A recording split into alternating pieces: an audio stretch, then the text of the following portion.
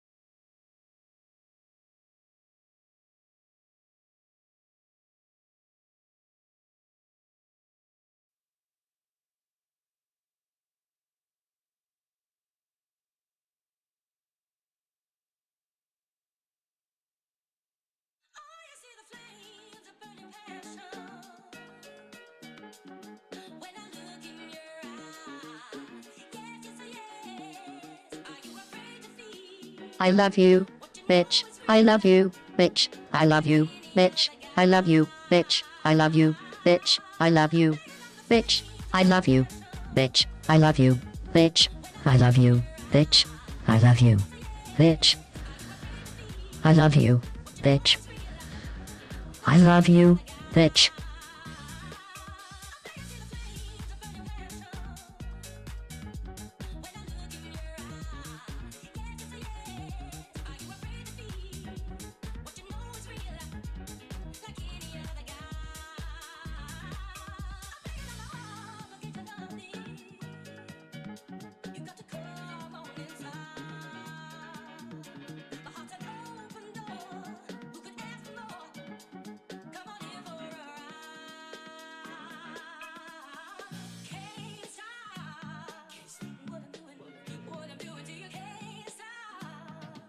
Daily reminder, it's been 10 years since the last composition challenge.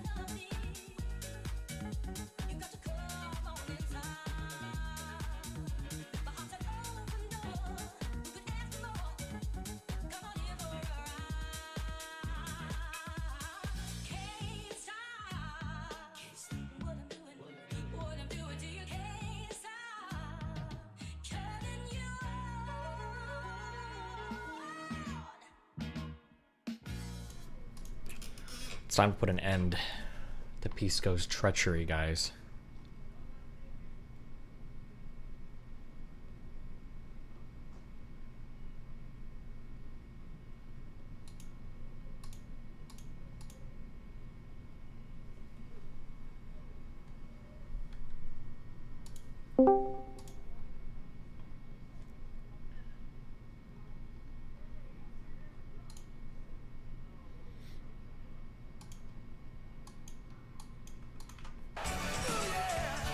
see this many places, except in the NBA. Kobe Bryant fade over a great contest by LeBron James. Look at the little Elijah one shake. That ball almost touched the ceiling. That's not fair. That's wrong on so many accounts, but so right for LA. When we come back, Lakers will shoot free throws up 6 with 2. Wow, cool.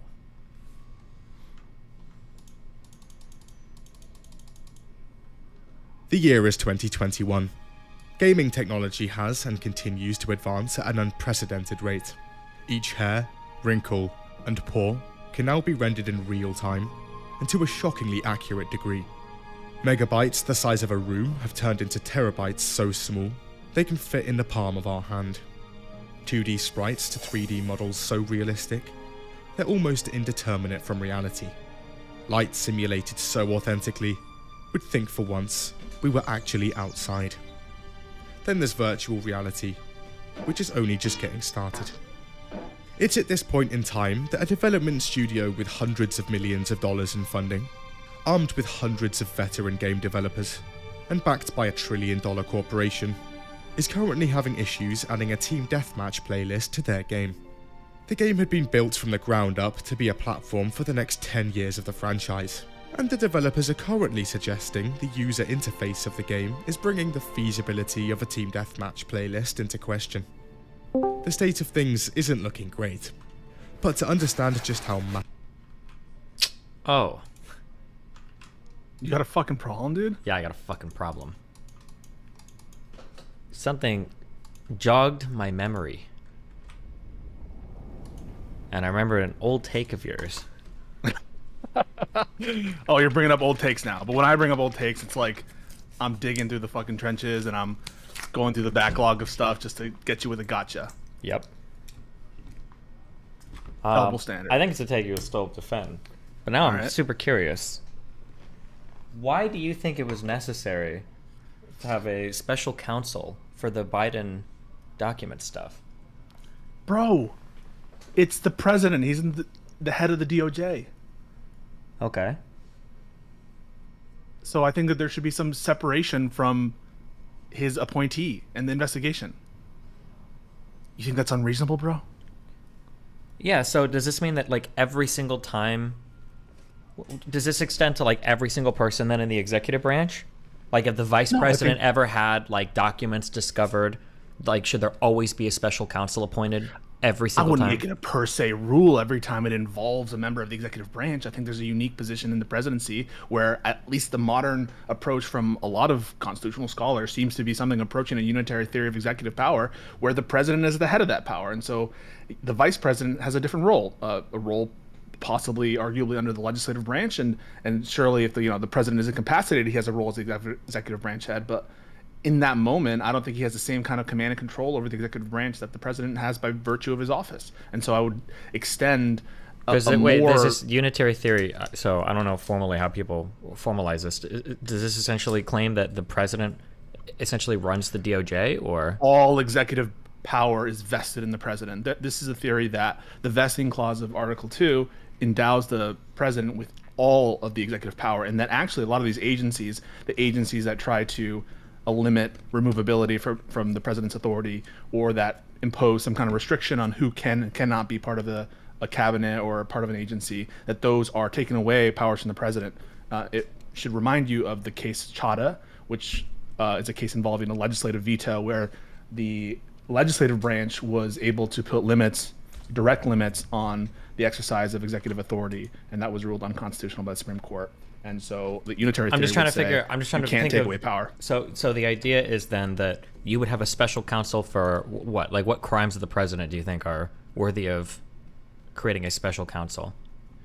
I think certainly any felony, and these would any investigation of a federal felony of the sitting president should probably be done with some kind of prosecutor that's immunized from the Attorney General's direct supervisory control. I don't think that is controversial. My understanding is it's relatively normal. I could be wrong, but I think it's relatively normal that when presidents leave office and they take a ton of shit with them, sometimes stuff gets like retroactively classified, or sometimes the archives, request stuff to put back. So should there be like a special counsel appointed at the end of every single presidency? Like, didn't this happen with Obama as well, where he had stuff? No, that he I don't ended think up so. turning back?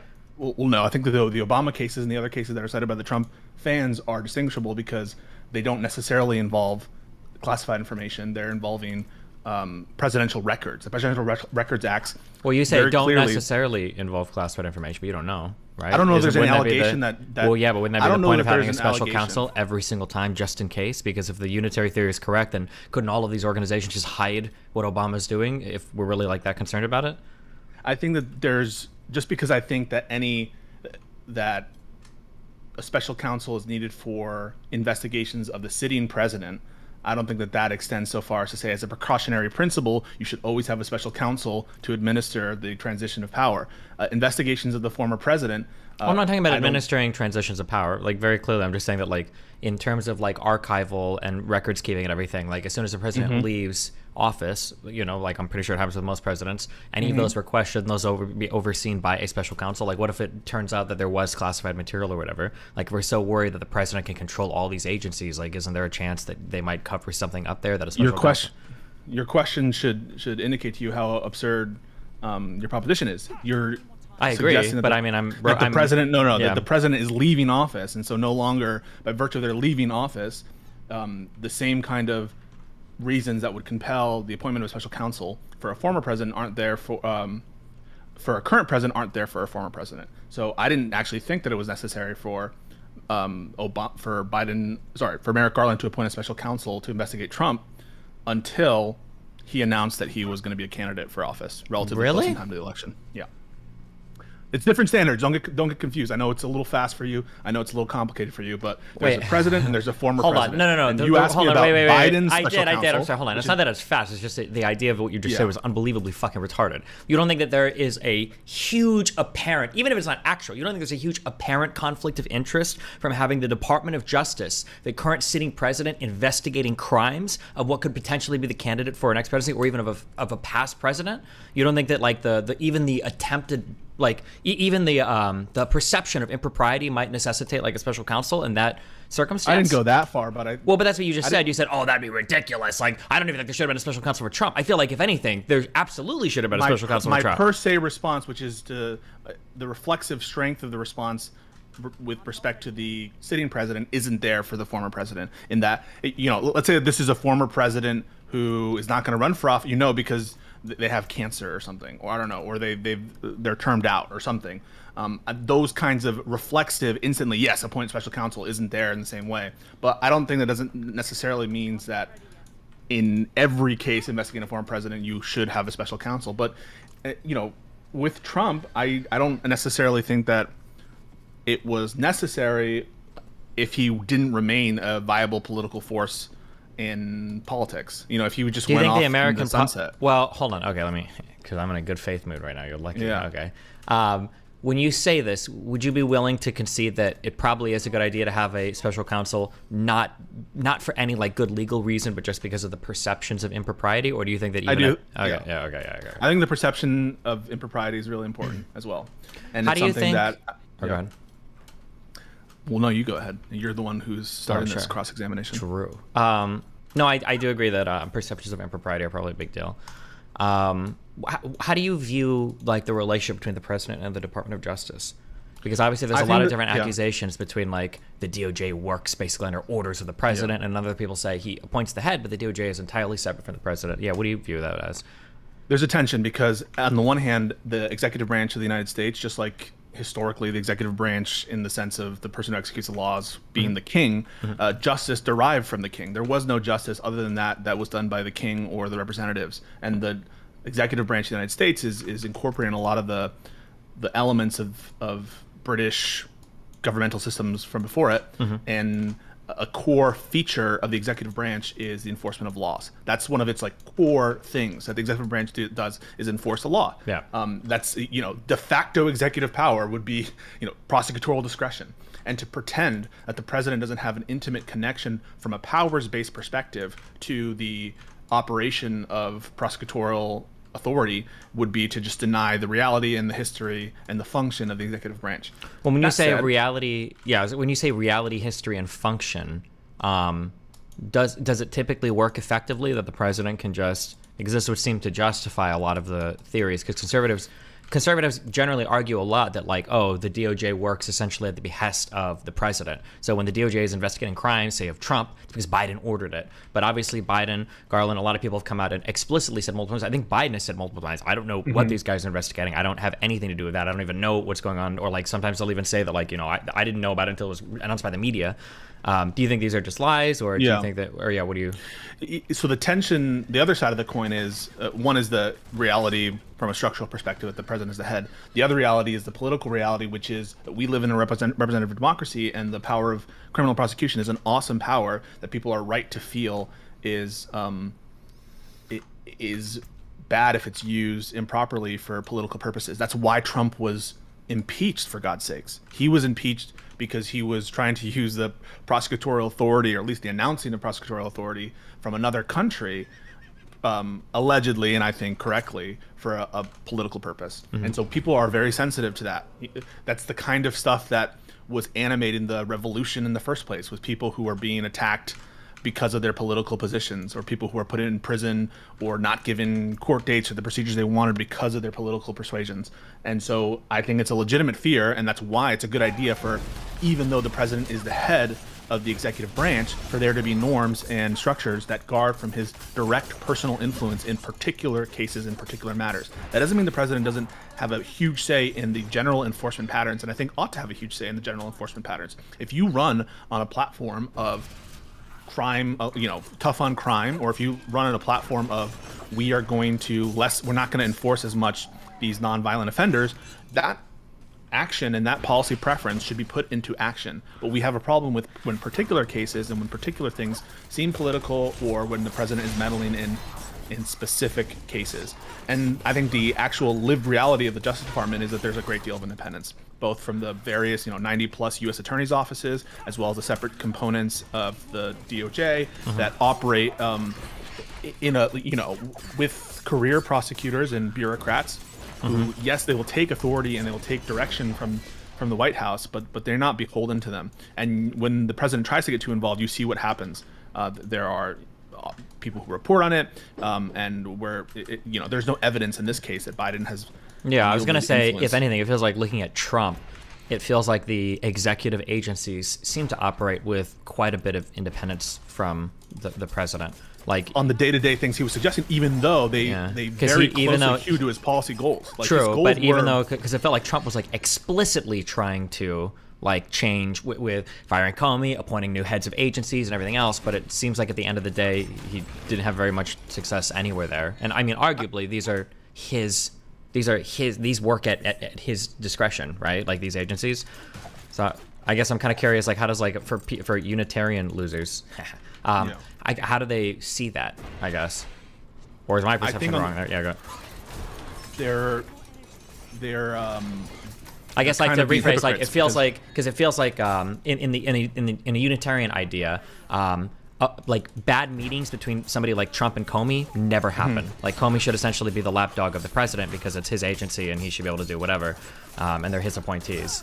Yeah. Okay. Yeah, that's where the hypocrisy, I think, comes in, where the Trump people are upset that the executive branches didn't and the agencies didn't work that way, in the sense that they were perfectly following the direction of the president, and that you had this, and oftentimes, and I think you would agree, in ways that were problematic even to us, where there were like reports that military people were purposely ignoring him or not telling him stuff that they would otherwise tell him, right? That stuff, I think there's a limit where we would be concerned, even with Trump, if it got really, really bad, maybe I can understand it, but if the agencies are specifically ignoring his directives to a point that you must be upset about that. But they would, under that theory, under that view of the executive branch and the agencies of the DOJ, Trump was the one who was prosecuting Manafort. Trump was the one that was prosecuting Flynn and everybody else, right? And everyone else. Yeah. And so the reality of it is, I don't really think that they view the executive branch that way. I think that it's purely political, in the sense that whatever the... Go ahead.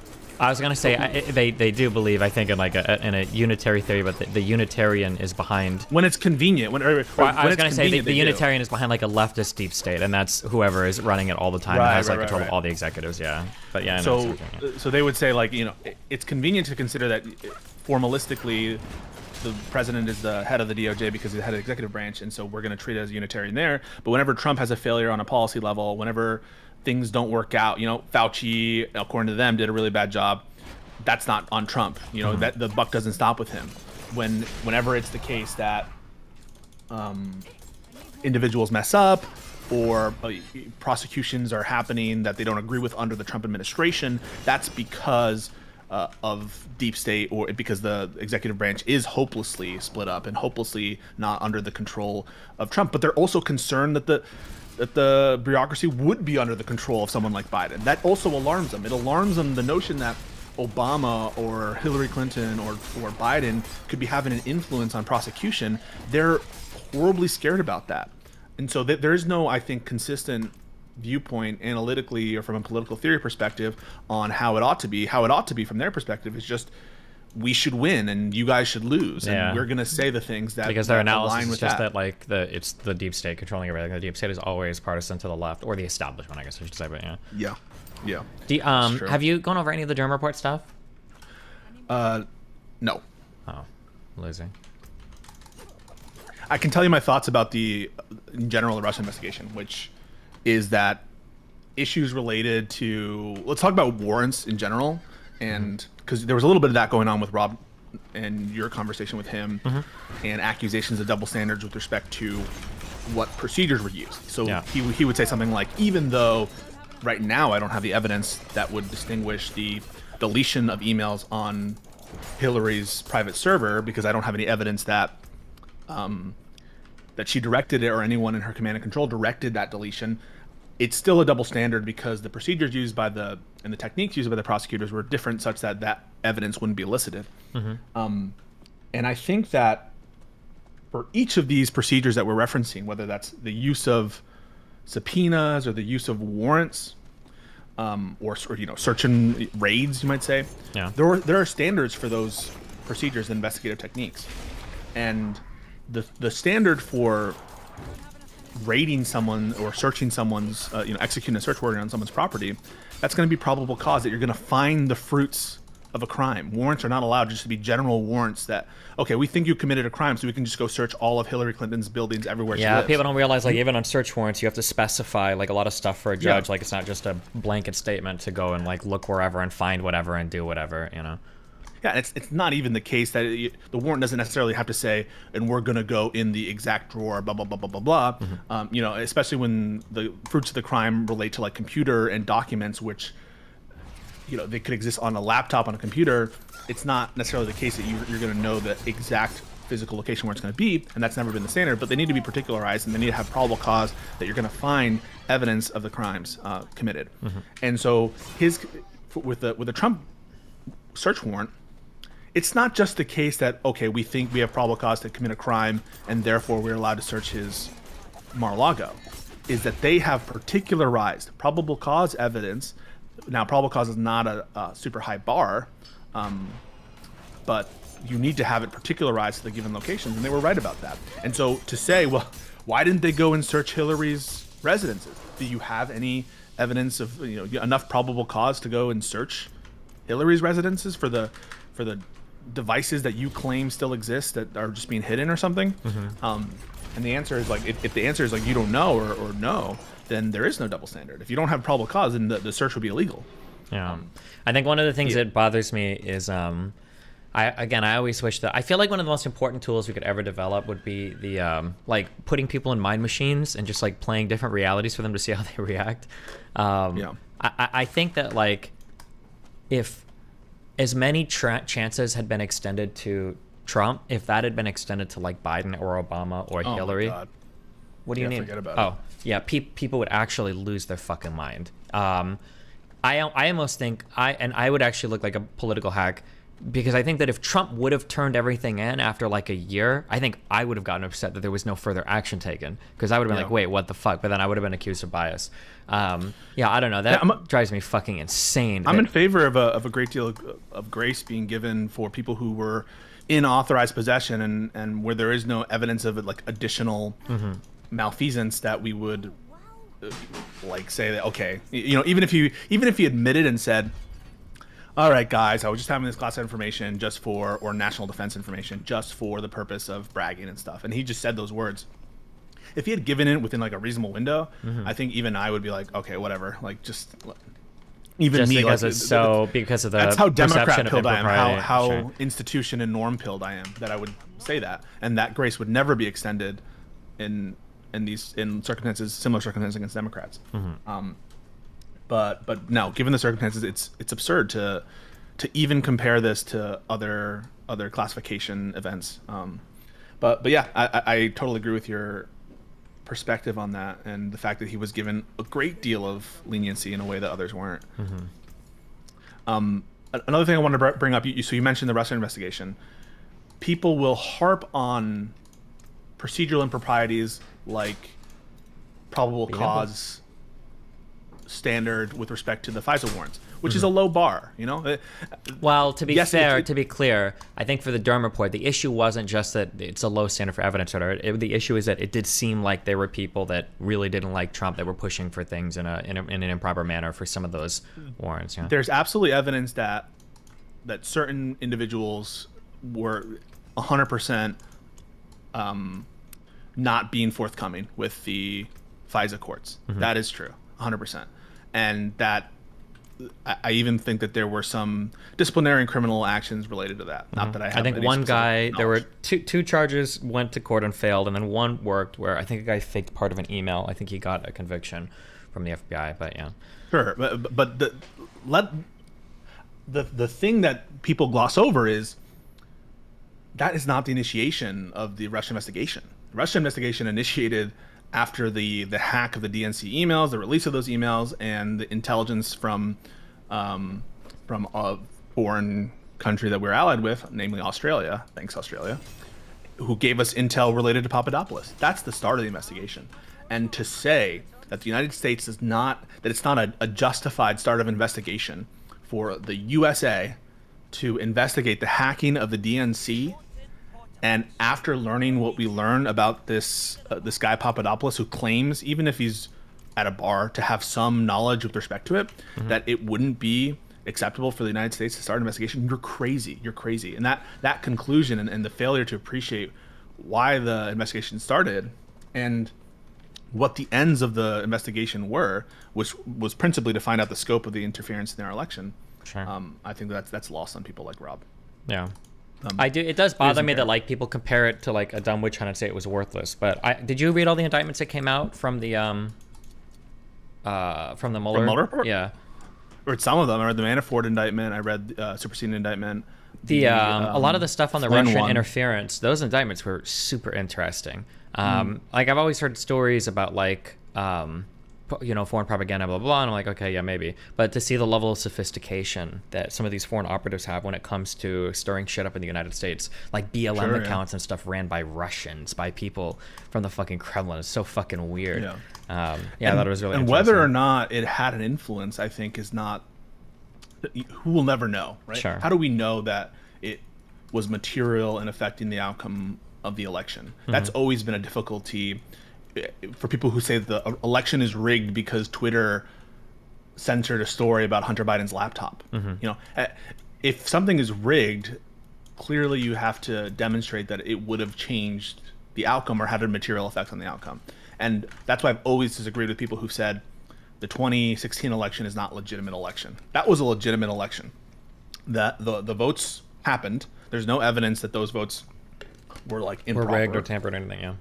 And to the extent that like people were influenced by little memes and stuff, that's free speech, bro. To the extent that like people are allowed to be influenced by stuff. Sure. Now, well, careful. obviously, foreigners, foreign, the kind of activities we're talking about here do not fall into the ambit of free speech. But you know, people, if it were domestic situations where there's misinformation oftentimes is legal. People misinform legally. I think that a lot of you probably know your favorite Twitch streamers or Twitch stars or political stars or news people who you consider to be misinforming, whether you're on the left or the right, be that Hasanabi or be that Tucker Carlson. I don't know. Everyone take their pick, right, of the people who most. Although I will say one thing that people need to be careful of. I got some drama. Oh, sure. I was going to say real quick, one thing people need to be careful of that I guess a lot of people didn't know is you cannot lie about polling or voting related stuff. So, like, for instance, if I say, hey, guys, if you want to vote for Trump, like, go tomorrow to this location. Oh, yeah, that's fraud. I mean, yeah. One thing is, just like you're not allowed to sell someone an onion with their knowledge or thought that it's like a diamond or something. You wouldn't be able to commit fraud. There are limits to speech-related adjacent things that sound in fraud, or that just because you're talking doesn't mean that you're immune from other kinds of crimes that require specific intents. So, yeah. God, what were you saying? You got some drama. Speaking of, not really drama, just my. Oh, cringe. I mauled in your DGG sometimes. Oh, that's good. It was the Just Pearly Things. Oh God. When she was talking to Ethan Klein of H3H3.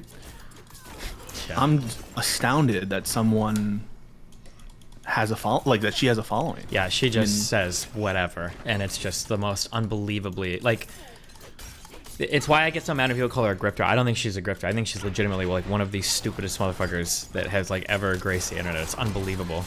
To pretend, first of all, that everything that's not a criminal procedure is not evidence-based. Yeah. It just means you don't know anything about family court proceedings. You don't know anything about civil court proceedings. Not even that you haven't even spent 1 second just to think. What if it was that way? Well, what would society look like if anybody could get charged with anything without any, just think for 1 second, how stupid that is. It should be defeated in your mind before even leaving your mouth, Yeah. Just because the standard of proof is lower in civil cases or even in family cases, family court or child custody proceedings, things like that, doesn't mean it's not evidence-based. They're just different standards of proof. Our standards of proof to take your kid away is less than beyond a reasonable doubt, because beyond a reasonable doubt is the most deferential, the most amount of protection that we offer, because the criminal sanction is the most serious. Yeah. But we're willing to give big money, billions of dollars, on the basis of preponderance of evidence. Those are significant cases that are based on facts. Even in the case of civil rape stuff, right, with Trump. Yeah, sure. Yeah, sure. So that's sort of off the bat. But even I think what's more offensive is the notion that we should take from the criminal process. That should be our denominator for the amount of physical abuse that happens in relationships. It's absurd. What percentage of domestic violence goes to a criminal court? Probably a fraction, a minuscule fraction. And of that amount, how many go to trial? That's a fraction of a fraction. And so to pretend that this is, one, an accurate denominator of the actual physical abuse that occurs in domestic situations is just stupid, because some part of your brain must realize that there's much more than is reported. And then number two, to pretend that you would want that to be the procedure, that what you want is in fact more criminal prosecutions. You want more men to be accused of abuse, and that's how you want the procedure to play out. You want to have more police enforcement against men of domestic abuse. Everyone knows that's not true. How many times have we see these people and these personalities go on their YouTube channels and talk about how horrible it is that people are accused of anything, and are being conserved without any evidence, or that it's absurd that they even have to go through the trial. Everyone knows that you're lying when you think that when you say that you want more criminal prosecutions, and that's how you want to determine these things. It seems like a total grift and not at all representative of what your true belief is, which I think, if I'm being real, is you hate women. Yeah. You don't trust women. I legitimately think for a lot of these people, that's literally just what it comes down to. It's I don't even think that's a straw man. I think it's just hatred. If you go look at her Twitter, even today, it's just all women should never be able to get divorced. Women always lie, even if there's abuse. And the immediate backdowns, Stephen. The immediate backdown, where it's all divorce should be illegal. Okay. What about and immediately backs out like you hadn't thought about Like, physical abuse? That's always the thing that I bring up, like the level 1 objections. Like someone will come into an argument and be like, all abortion should be illegal. And it's like, okay, what do you think about like case of rape? And it's like, oh my God, that's such a good point. Like I never even considered that before. It's like, well, let me think. It's like, wait, what do you mean? How do you have so much conviction, but you haven't even thought about like the most obvious, like, yeah, fuck me, dude. Oh my God, she's so stupid. But like I said, her following is way less than people think it is. Yeah. She exploded off the YouTube shorts, so people think she's like bigger than Fresh and Fit or whatever. She's not. I think that channel will fade away because she's so unbelievably stupid. It's just like anti-woman porn basically. Like you watch that show just because you like to see people shit on women, but yeah, it's absolutely fucking stupid. And especially, keep in mind too, and I'm sorry for people listening, because I always say that like I give a lot of deference to like people who, because I have opinions sometimes on things. It's like, oh, you know, I can be convinced of this, I don't know this, blah blah blah, and I grant the same leeway to other people. But remember, she's talked about this topic for like over a fucking year. So I would expect her to just know some shit offhand, number one. And number two, she keeps saying she's working on a documentary about it. That she's like talked to lawyers, she's talked to men, she's talked to so many people. It's like, okay, well, how do you not even know basic like criminal procedure then? Like, yeah. It makes you question everything else they do. Yep. Another similar thing that happened was with me with Rob, was on the Hillary Clinton emails. How many times did Rob go and talk about the Reddit post that Paul Gambetta made about masking emails and how that was proof positive that there was obstruction of the subpoena or whatever, and he didn't even know that the reason behind that attempt to mask those emails was because emails had been produced before where Hillary Clinton's email address had been leaked to the press, and they didn't want that to happen again, and that this was a different email than the one that had already been produced, and it was already changed from what it was before because her email address had changed. And he never brings the point up again. But it makes me question if you're bringing up, if you are so invested in a particular area, call that Hillary Clinton conspiracy, or call that the trends related to domestic violence and divorce and abortion, how would you not know the level 1 arguments or the timelines or the facts behind the things that you're presenting? And it makes you question anytime they say anything. You know, you're double guessing yourself. Yeah, I had a lot of people email me about the server stuff actually after the last Rob thing, and apparently like hammering hard drives and like bit bleaching and shit or whatever is like super standard practice for retention policies for like anybody that works on like data architecture or whatever. Like that's just like stuff that people say they're like whole training classes where you go through. Yeah, well, everyone has a deletion policy. Yeah, well, that even that like the like smashing drives with hammers, which sounds kind of weird. Fuck, I wish this guy, I think he even linked me like a .gov or something, in terms of like this is like super normal, like people do this, like this is like pretty standard like retention policies for a lot of companies on how you. I'll be surprised if you work at a decently run organization that you don't have a standard operating retention policy, whether that's a few years or 5 years or whatever amount of time it is, and sometimes I think it's even shorter than. It's in months. I saw you guys in the chat. You'll know more than me. I have particular retention requirements and that kind of thing. The question about criminal liability is: did they know about it? Did they delete it when they knew that they had a preservation obligation? And there's no evidence that it goes as far as extends beyond Paul Gambetta. And so the only thing that you're able to latch onto is the grant of immunity in the first place. And why was it that immunity was granted? Well, of course, you didn't have the confession that he was the one who deleted until you were gave him the immunity. You didn't give him full-on immunity. You just gave him use immunity. That means you can still charge him. You just can't use the stuff that you're talking about in that interview against him, which makes perfect sense, right? Like. So the only question, I guess, is the discretion to give that immunity in the first place. But if you think that, you have an equivocal case at best against this person for lying, that your entire goal is to go after anybody who might have ordered those emails, like this person doesn't have a particular, he's a contractor.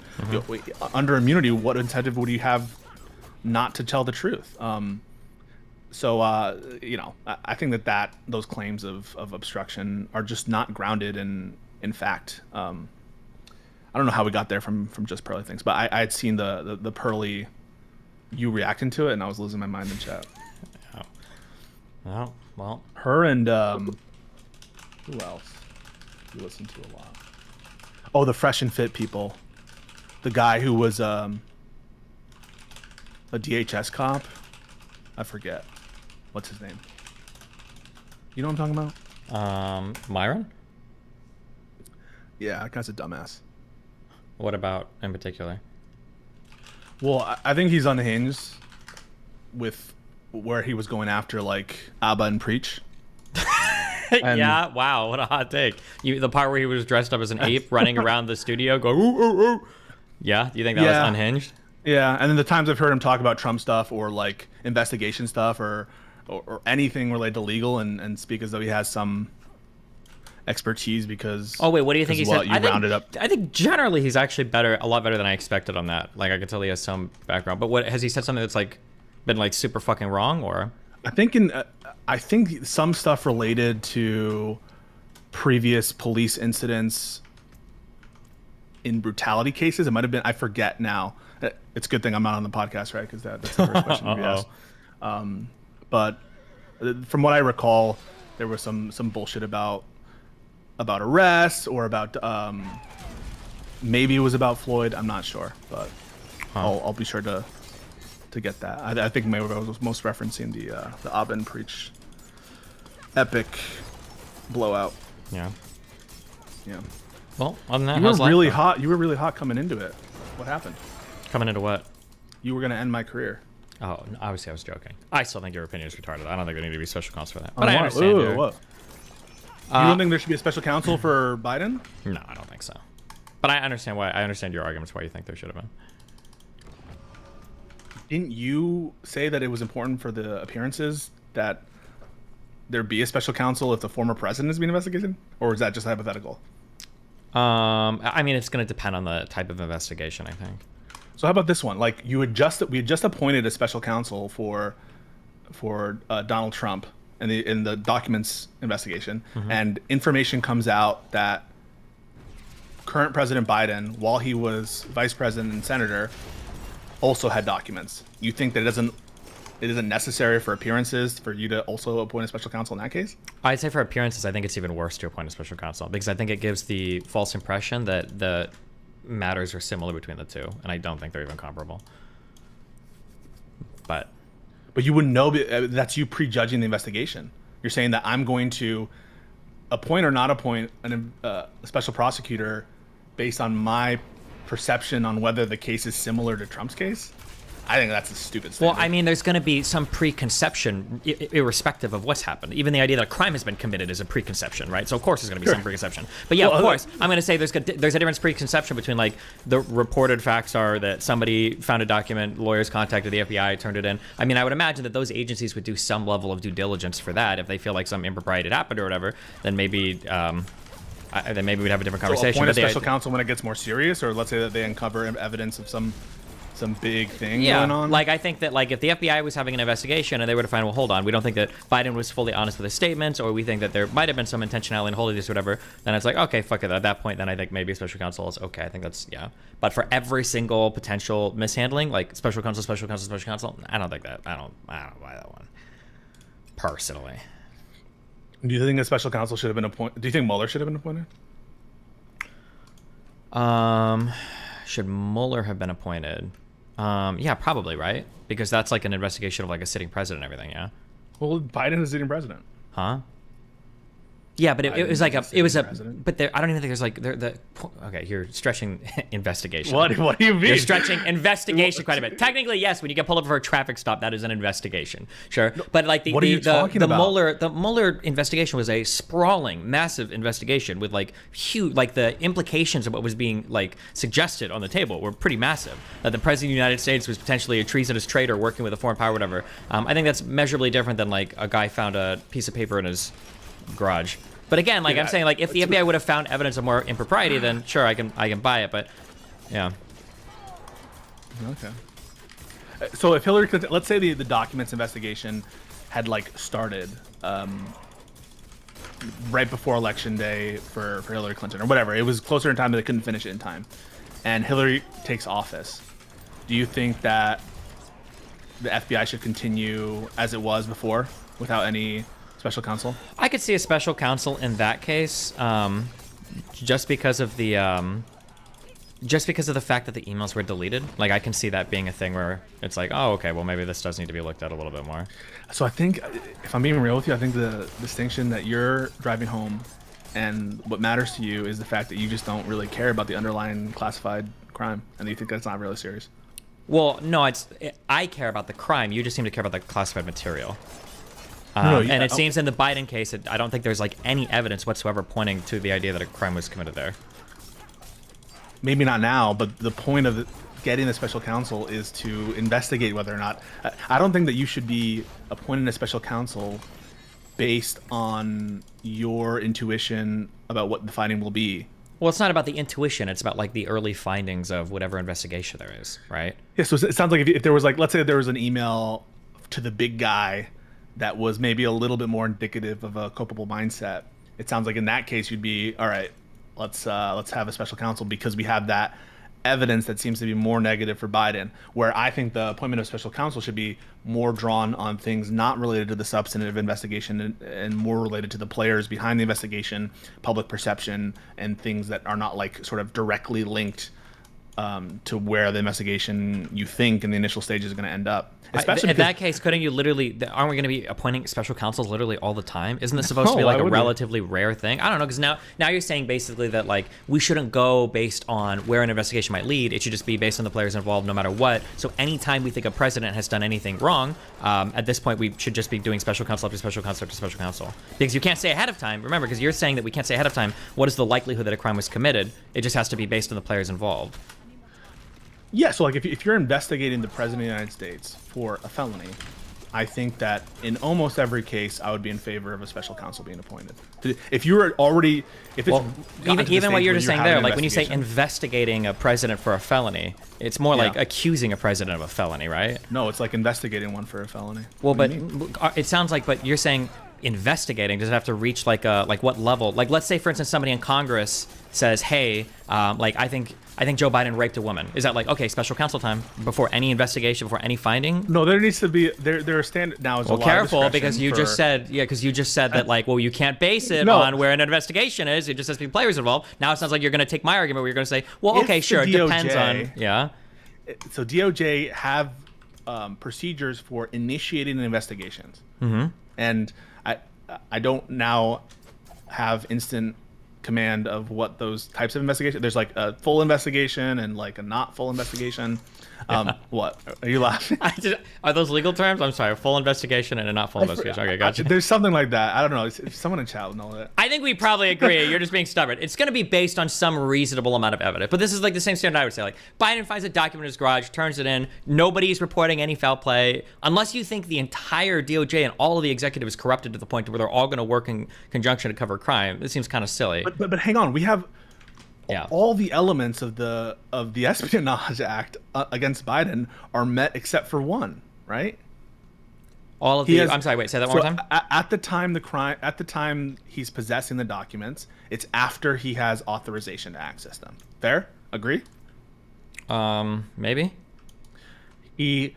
Those documents, by all accounts, are classified information at the least, and maybe national defense information. Okay.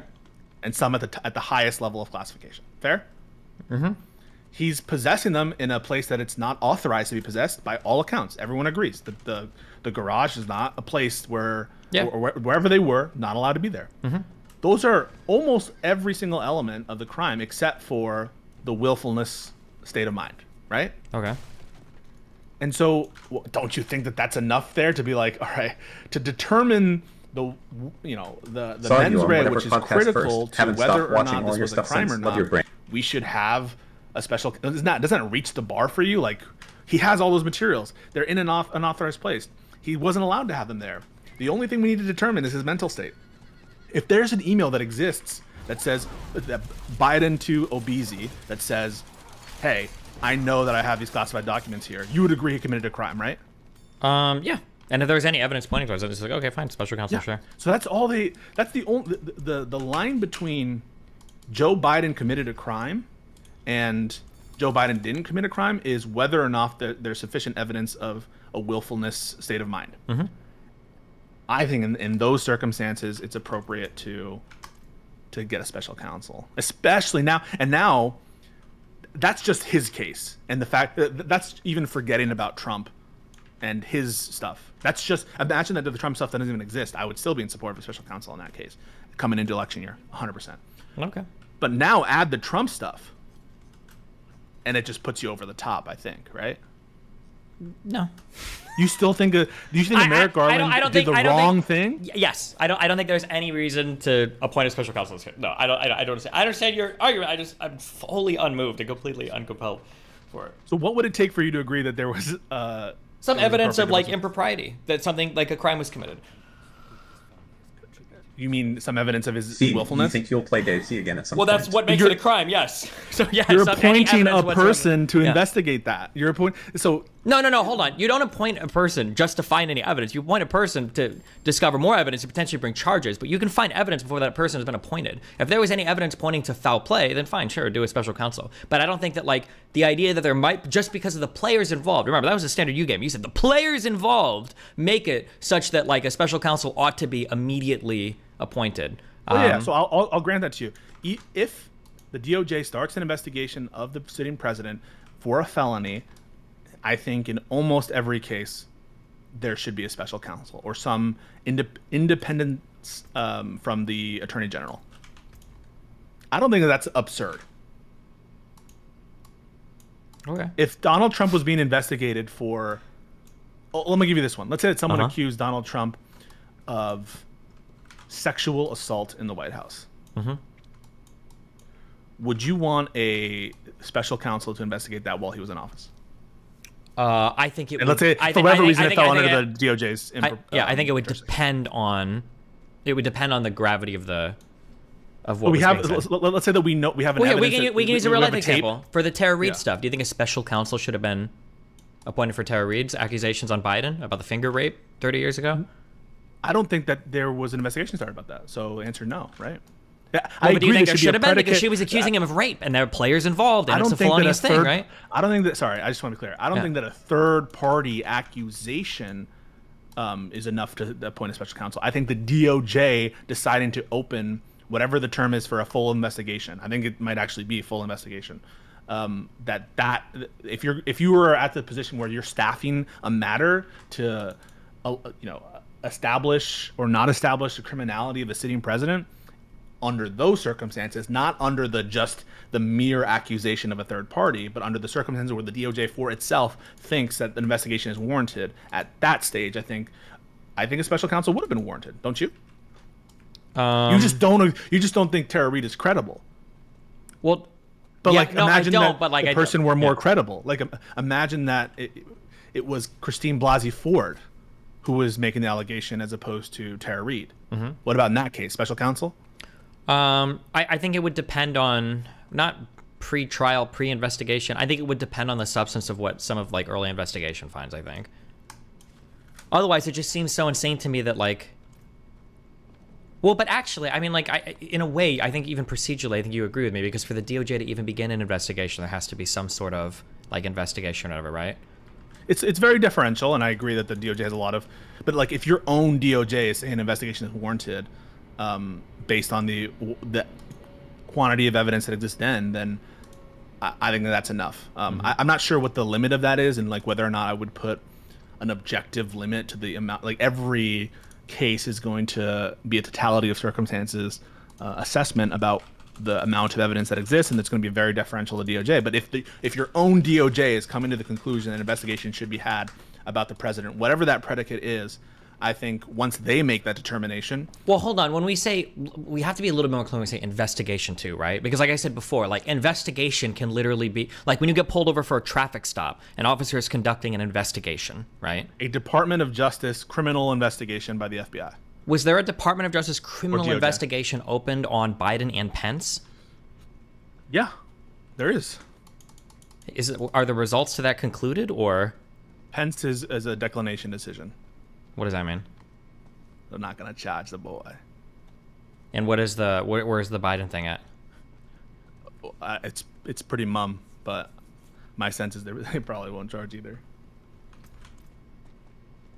Should there have been a special counsel for Pence? That's a good question. I feel like you're drumming up a lot of special counsels here.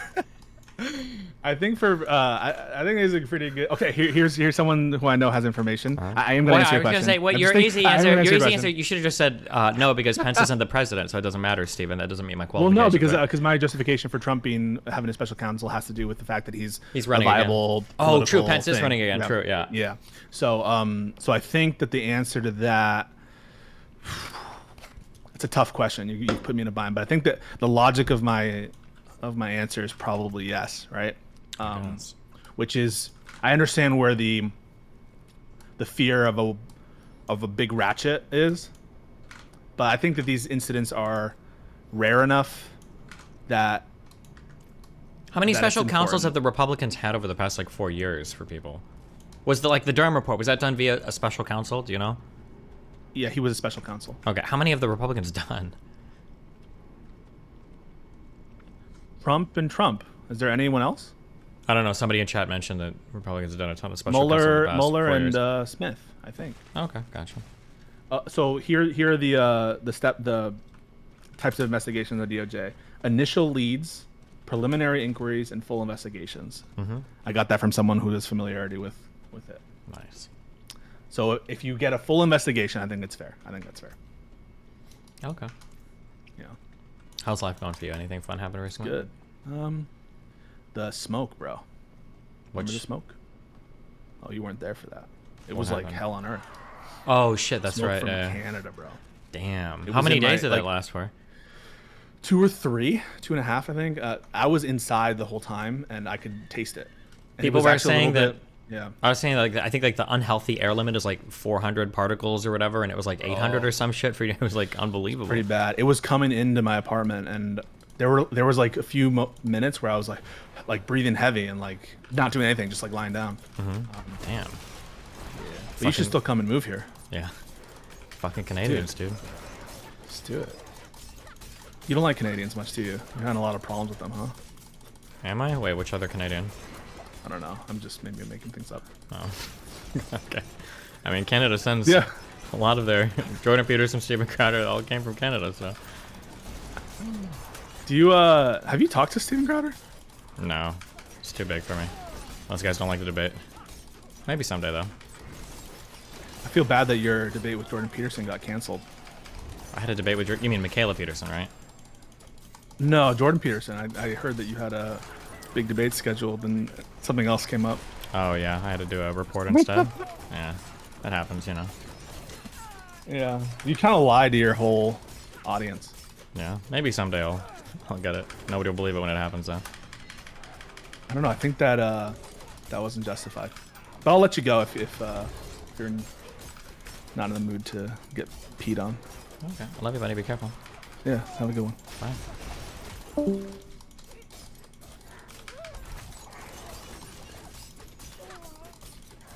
Fuck.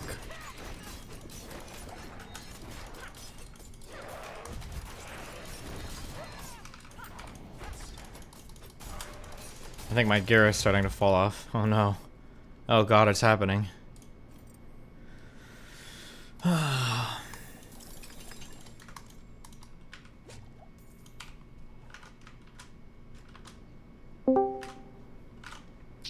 Hello?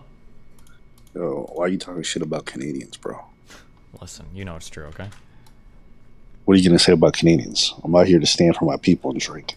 Just in general, you guys are actually not even... Actually, you're even worse, because you're in fucking Quebec, aren't you? You're like the worst flavor of Canadian, and you come in here to defend Canadians, really? Why are you mad at the multicultural, speaking multiple language type people, bro? Because honestly... Just because you're a unilingual peasant, okay? All right? You just can't communicate with anyone. Your brains are literally inferior to others. Yeah, you guys are just fucking fact. okay, even That's Canada doesn't want you guys, okay? That's how fucking unloved and unwanted Quebec is, alright? Because Canada just envies the fact that we speak French like that. It's yeah, okay. They gotta write two languages on all their shit just to keep you guys happy, okay? Yo, Quebec is based. You guys just mad because we got low rent, and you guys are paying 3-4 times what we pay for half of what we get. It's not my fault. You guys are fucking losers. Everyone's Quebec this, Quebec that. Bitch, you paying $3,000 for a shitty 1-bedroom in whatever shit town you're in. Meanwhile, we get 2-3 bedrooms for $1,000. Don't be salty. Every time you gotta pay hold rent, on. In just what remember. city? there's like 3 big Canadian cities. I'm pretty sure your guys' rents are more fucked than ours in those cities, no? I mean, maybe in like Toronto or Vancouver. Toronto, but Vancouver. Isn't Montreal pretty bad those too? cities are trash. No, Montreal's amazing. Really? In comparison to all those major cities, absolutely. That Montreal might be because nobody wants to live there. So, you know, that's it. Everybody wants to be there. This is where it's at, bro. All right, Mr. Creaky Floors bragging about his apartment over here. All right, cool. Bro, you know what's so crazy? You would love Montreal. There's a bunch of pixie-looking bitches out here, just your type. Yeah. Yeah, like there's like too, dainty, fragile-looking women who are just around you, like a little bit shorter than you. Like that's your type. Yeah. They don't dress too crazy, right? They don't have crazy fashion sense. They have low expectations. So for you, you're just gonna blow them out the water. Damn, I see why you live there now, huh? Those are your hunting grounds. Absolutely. When you're on a budget, yo, you need to be macking like a poor man. I'm a humble person. You know how good it felt to spend $30 on a date and the girl's impressed? I'm like, oh my god. How was your time last night? Did you have fun? I did. I just got really drunk on soju and then went out dancing, so that was a good time. Oh, cute. Yeah. You had some acid. How was your 12-hour trip? It was a lot of fun. Yeah, walked around outside, pretty intense. We tried to go to at some point I convinced myself it's like I'd probably be okay around normal people. I think I could fake it pretty well.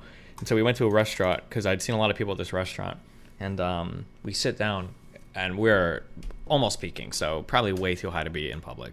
And then I go to look at the menu and I start to realize that it's all fish, and I fucking hate fish. So me and Melina are just sitting there eating like the peanuts they bring you or whatever, and then our server comes by and he starts like talking about the whole menu, and I'm like, I don't know what it is about LSD, but you're absorbing like every fucking sound around. I can hear this guy like rolling his baby back and forth. I hear this argument that 2 people are having in the background. I hear the cars and the bikes outside, and then I've got this guy speaking in like this broken English at like 90 miles an hour at me. And eventually we order 2 Cokes and say we have to go. I'm like, sorry. I feel kind of bad, but that was pretty intense. You know that guy's probably cursing you the whole night. Like, you're fucking weird. No, he was not. You had to be the guy with the blue eyes. Nah, I tipped him $100 because I felt bad for wasting his time, so he should be okay. You tipped him $100 for 2 Cokes? Yeah, because I felt really bad because we sat down. He laid the whole menu out for us. And I was like, Juan, I'm so sorry, but we have to go. We just got a call from him. And he looked so disappointed. Like, me and Melina, we were like almost crying because he was like, oh. He's like, okay, that's fine. So I just asked him I said I'd give him a big tip, and he brought me a check for $7, and I gave him $100. Hey, look at you ballers. Look at rich people. Just be like, did I inconvenience you? Here, go take care of your feelings with this money. True, and you just exactly. walk away. Yeah. Baller stuff. I don't think he's complaining, okay? No, he's not. I was going to say, the reason why you can hear everything crazy, I feel like psychedelics in general just affect your auditory senses. You know, like you have a barrier or filters in your ear almost, where noise, like white noise, gets filtered out. So like your fridge, your PC over time, like for whatever reason, I don't know how it actually functions in the ear, but you just don't hear them as much because like it's probably a brain function. Well, I noticed that when I'm on psychedelics specifically, that ear function doesn't work as well. So now I'm catching all the noises before that I used to filter out. So things that should be background noise that your brain processes that way are now in the foreground because it focuses on everything at the same time. That's why it's actually really cool to listen to like really complex music you're used to while on psychedelics, because now you just hear them entirely differently because all the background noises that are just supposed to be like complementing everything are now in the foreground. So like music that you used to hear sounds completely different. Yeah, for sure. Yeah. Cool stuff. True. So apparently I hate pride or something like that. Someone saying that. You hate what? I hate pride. Oh yeah, shit. We watched a video. I don't remember if I did. I feel like there was a video where you either misquoted the person or it was like not exactly. I don't remember. Oh, I think the teacher was saying something about how like if people I wish I could. I don't remember it. But, yeah, I think I kind of remember the gist of it. I had people like emailing me stuff about it. So the teacher like has these Muslim kids who don't attend the Pride thing, and then she starts lambasting them, saying like, we attend your Muslim stuff. Why don't you attend the Pride stuff? It's like, but Muslims don't really care whether you do that. I don't think I've ever heard Muslims say that. And then the second half, she goes on to say, well, in Uganda, they murder people just for being gay, which isn't true, but it doesn't matter. And she goes, they murder if you believe in that kind of stuff, you don't belong. And I'm like, where did the jump happen from I didn't attend Pride Parade to all of a sudden I'm somehow like complicit in some kind of law that wants to murder gay people? Like, I understand that maybe the teacher is trying to draw on the sentiment that a lot of people who don't support LGBTQ stuff, some of them believe in capital punishment but these Muslim kids, okay, they're kids, who have nothing to do with any of that are being just thrown that. I felt like she was almost misrepresenting what they were doing with their protest, or even bringing that up and trying to guilt trip them, which I thought was grossly inappropriate. But anybody wants to criticize me and say, "Oh, Abba, I feel like you misrepresent her," I'm like, that's fair. That's probably true. Wow. Yeah, so I think that's like the gist of the. A lot of people are linking. Apparently in Uganda they do kill gay people, but I don't know anything about that. Some guy in my chat's really mad about that. So. Yeah, he's probably linking old articles. I'm pretty sure that shit was already amended. I don't know. It was from May 30th, 2023. Uganda enacts harsh anti-LGBTQ law, including death penalty. That's a death penalty for aggravated homosexuality, whatever that means.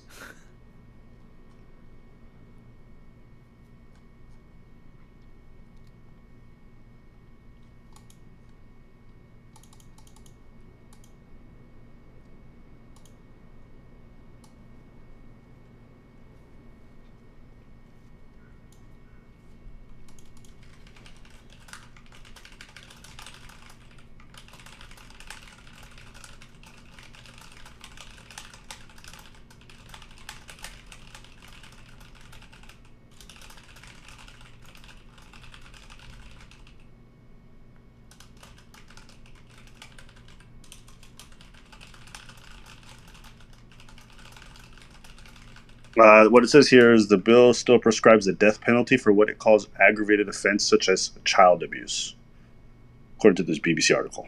But I don't think it says you're going to be killed for being gay. Okay, just for aggravated homosexuality then? Child abuse. Child abuse is what it said, which I think that's kind of based. I'm not gonna lie. But hey, the death penalty for child abuse, we can debate that. That's a different thing. But it doesn't matter. I don't want to argue that. Okay. I've seen this pride stuff really take over, especially here in Canada. It's gone to the point where people are protesting in the streets, and that's where you see videos of the flag being stomped.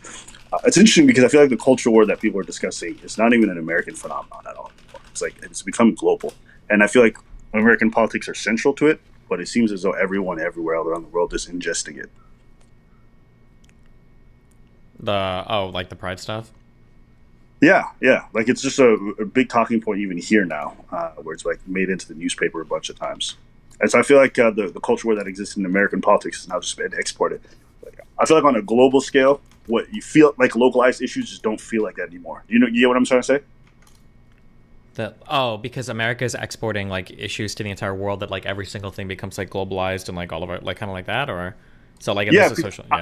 I think these disagreements already exist here, but I think what ends up happening is that American media just fans the flames to much more higher degrees, because they're seeing a trans woman in fucking Utah who does this, and then all of a sudden a bunch of Canadian people are protesting even stronger because they're sharing that video. So you're just seeing, like, it feels like there's a lot of cross-pollination. Sure. It reminds me of actually one of the weirdest things. I feel like I must be missing something, but like, didn't Trudeau basically try to ban pistols or purchasing new pistols in Canada because of the Uvalde, Texas shootings? Yeah, absolutely. Right after that happened, that's when he pushed forth that legislation. So it's like, one, that was done with, I'm not pretty sure, I know. That was done with a rifle, number one. And two, that was the United States. That was just so weird and bizarre to me that like line of reasoning was, but yeah, I don't know. I just thought it was funny. I think it's evidence of the fact that we're no longer really just sequestered by borders. I think the way media functions is that everything overlaps to some degree, and so everything is part of every discussion. So for like when the thing happened in New Zealand, Canada was also talking about gun control stuff, right? And so all of these issues, I think, affect each other at this point. It's interesting because people constantly say, "Oh, mind your business," or "You're in the different country," whatever. But it feels as though it's impossible to do that, because if I'm having a discussion with somebody here about LGBTQ issues, they're going to reference laws being passed in Texas, or they'll be referencing like videos they saw in some part of like France, and it all feels like everyone's accepting the fact that these are part of the conversation. Nobody wants to segment things to one, and I don't think that's necessarily wrong, because even when I see LGBTQ rhetoric spreading, it's not spreading based off like a Canadian grassroots level. It's spreading based off things we're seeing in American counterparts, and all these movements feel more global than they are like isolated to one country, if that makes sense. Sure. Yeah. So, I mean, I don't disagree. It's frustrating, yeah. But hey, we're a globalized society. What are we gonna do? Yeah. Did you ever think it would get to this point where people are now like fighting? Remember, do you see the video of the people in Glendale fighting in the streets and protesting over the pride stuff in school? I mean, if you keep pushing and pushing and pushing and pushing and pushing, then yeah, I mean, it'll get to that point. I didn't think people would push this hard, but I mean, here we are. Yeah, it's fucking stupid, but what are you gonna do? Wait, what do you mean pushing and pushing? I'm actually curious. I actually don't know where you stand. Somebody sent me a paper that somebody had written about how like one of the important parts of establishing and cementing kind of like new political processes is you have to allow you have to have grace in winning, and you have to allow for like when you win on certain political issues, you take that win, you let the other side kind of like mull over it and stew over a little bit. You don't like rub it in their face, and you kind of like move on from there.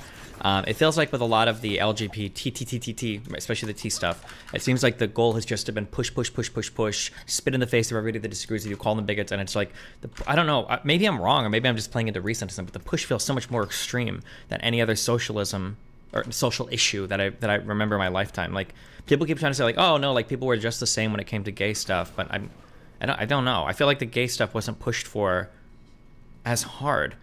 Like, I don't remember in like the 90s hearing about how important it would be for like gay education for kids in school. But I mean, like teaching people like gay authors and stuff was, but I don't know. It might just be like all recentism. I'm not sure. I feel like the only misstep is really the children's stuff, because I suspect that people are just irrationally protective of their kids. And so when you prod that, even if what you're thinking is logical, I think people and their kids are just crazy. And sure, I would say too, I wouldn't call that irrational, because like I said, like I think if you were to ask me about stuff going with my kid in school, I would come off as a crazy conservative. Like I said, like if I found out, for instance, that my kid was using different pronouns at school or some shit, and that was going on for like a year, and then I found out from like one of his friends, and nobody at that school even told me, I would pull my kid out of school 1,000,000%. He would never be sent there again. Like, I would lose my mind.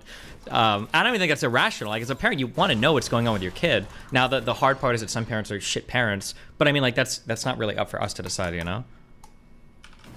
Yeah, no, I definitely agree. On the side of the left, though, I think in their mind, they've kind of had their way with the culture war for the last, I think, 40, 50 years. So maybe it's just a matter of wanting to continue down that trend because they've been very successful. If you think about all social issues, I feel like the left has won on pretty much everything, which I think is also great, too.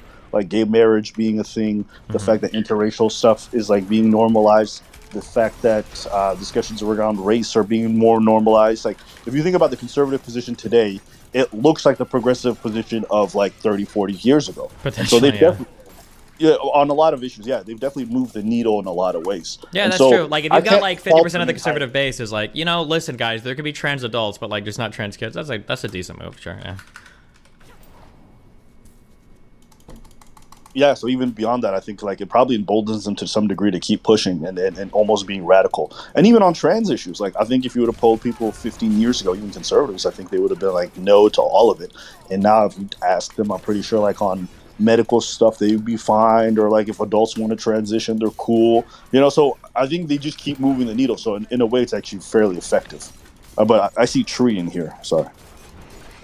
Hi, I didn't want to interrupt anything because I wanted to get, Abba, I told you so I wanted to catch you coming in here so that I can ask a question of you and Steven. So. Yeah, you can ask me and my black brother Steven anything. What's up?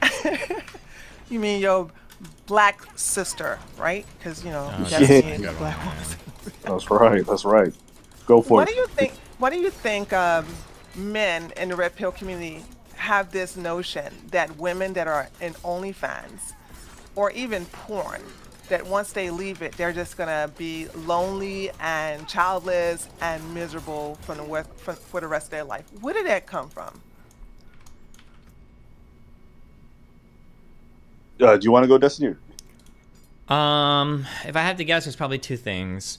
One is there's at least one or two porn women that have talked about it, and then two, for a lot of the red pill stuff, they start and stop with the theory. So they'll create a theory to explain something, and then they'll explain it, and they don't actually look for it ever in real life, but they just keep repeating it enough until some people believe it's true. So some predictions they make are kind of accurate. like maybe women might reach 35 and be miserable in their careers if they're lonely. Like that might be accurate to some extent. But then other predictions they'll make, like women enjoy juggling a high value man, that have no basis in reality and will never have basis in reality. So just for red pill people, it stops and starts with the theory. They don't ever look to the real world for things. But that would be my guess, is where that comes from, those two things. Yeah, I think also they probably just internalize their own disgust at the situation, and they share in a community that also repeats that ad nauseum. And so they're convinced the world is like that because they're surrounded by other men who think that's like, all men must think this way because all of us here are thinking this way. So there's probably a lot of like confirmation bias there. I'm interviewing because I keep seeing this, and I know so many women that were in the porn industry and now in OnlyFans or just in the sex industry. We're talking about hardcore sex industry. We're not talking about softcore. That they get out and they live normal lives. Now, the only thing I don't know what they do is how do they like hide. I don't think you can never hide that if you was in that industry. Depending on how big you were, they don't have any problems finding husbands, and they definitely don't have any problems starting a family and going on with their lives. And I'm gonna be, because I'm like, I know these women, you know what I'm saying? And so I'm like, if so one or two women say that they were in the porn industry or they were in the sex industry, let's just say sex industry. They were in the sex industry and they got out and now they're miserable. Maybe this is anecdotal for me because of the women I have been around in the past and even know of today. Like, do they not? Never mind. Because I'm about to say, do they not look at the statistics or even look at it? But it's there always is no just, statistics. that's why they like hardcore hype on or harp on like celebrity examples and shit when they're talking about their stuff. Sometimes they'll cite data if it like supports the argument. Look at our porn star. Yeah, but it doesn't Jenna matter. Jameson, I think that's her name. 3 times. She got her husband 3 times. Makifa. Okay, Mia Khalifa. I don't think that's her real name, but there yeah. you go. Her. Yeah, her. So it's like a long list of women who were in that, and they got married. Well, go debate him and bring him up.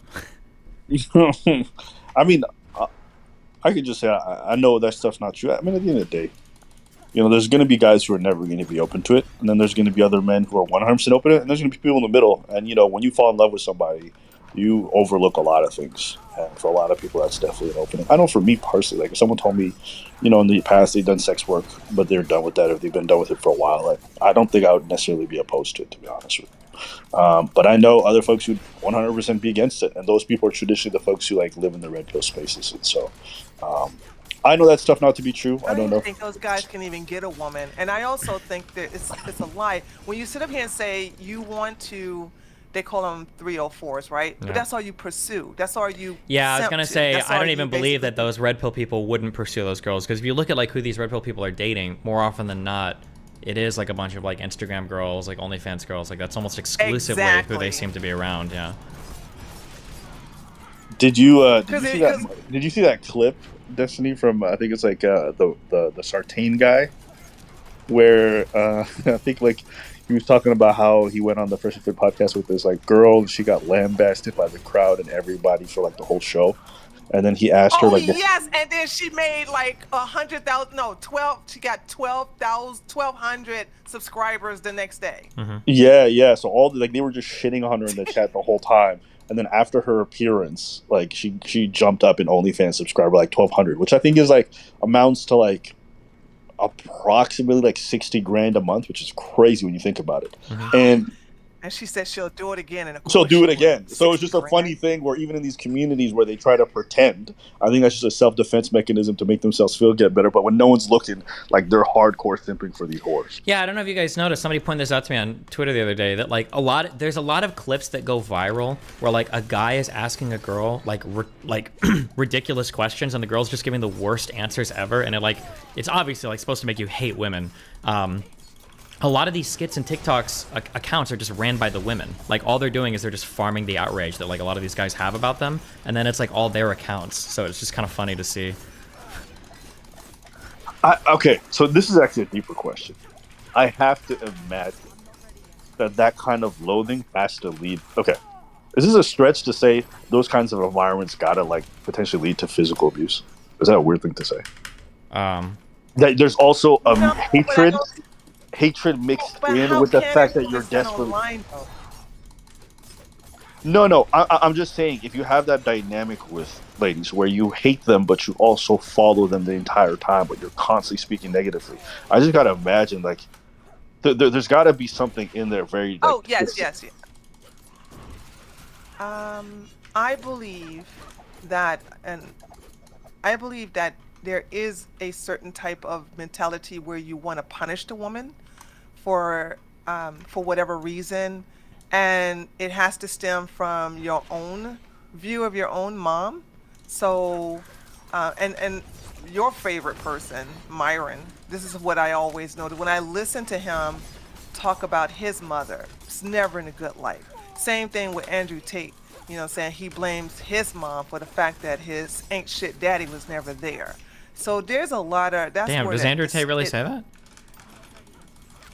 Well, he never said he hates his mom. He says, I'll repeat it. Because I have the video. He said, I remember when Dad was gone for months on end, and he came in, and my mom just started bickering with him, and he said, "Sorry, son, can't come here. Bitch won't shut." He actually said he called his mom a bitch. Bitch won't shut up. See you. Let's try it next time. And he left. And he said that, you know, my mom didn't see my dad. My dad haven't been home for several weeks or months, and only first thing she comes in and she starts bitching at him. And it's basically her fault that he had to leave because he didn't want to hear that noise. I was like, because your father ain't shit. What the fuck is this going around disappear, not helping financially? It's the reason why you guys had to go to London, because he wasn't doing anything but living out of his car, going to chess games, and then using that prize to basically get to the next tournament. He wasn't even taking care of you guys financially, hence why she had to go on welfare for the whatever the kind of welfare you call it, government assistance, when she went over there. So it's like he blames his mom for his father not being in her life. Damn. Bree's been doing her research. She was looking at family relationships. Well, yeah, because you know, when I do a research on a lot of these men, because I find them potentially dangerous to women, and when I see other women, not men, when I see other women say, well, you know, they're not so bad. I mean, I don't agree with everything, but he has a good message. And I'm like, what the fuck good message he has? So it's like, if Jeffrey Dahmer starts saying Black Lives Matter, are you gonna just like, you know, just discredit the fact that he ate niggas? I'm like, what the hell are you talking about? Like, you got it. It's amazing that people say, well, this very, very, very bad person said something based or something I agree with, but I'm just gonna cherry pick and just forget what type of character that person has. Trey, I'm gonna ask you a different question. Have you? Okay, this is personal. Actually, I don't know. Sure.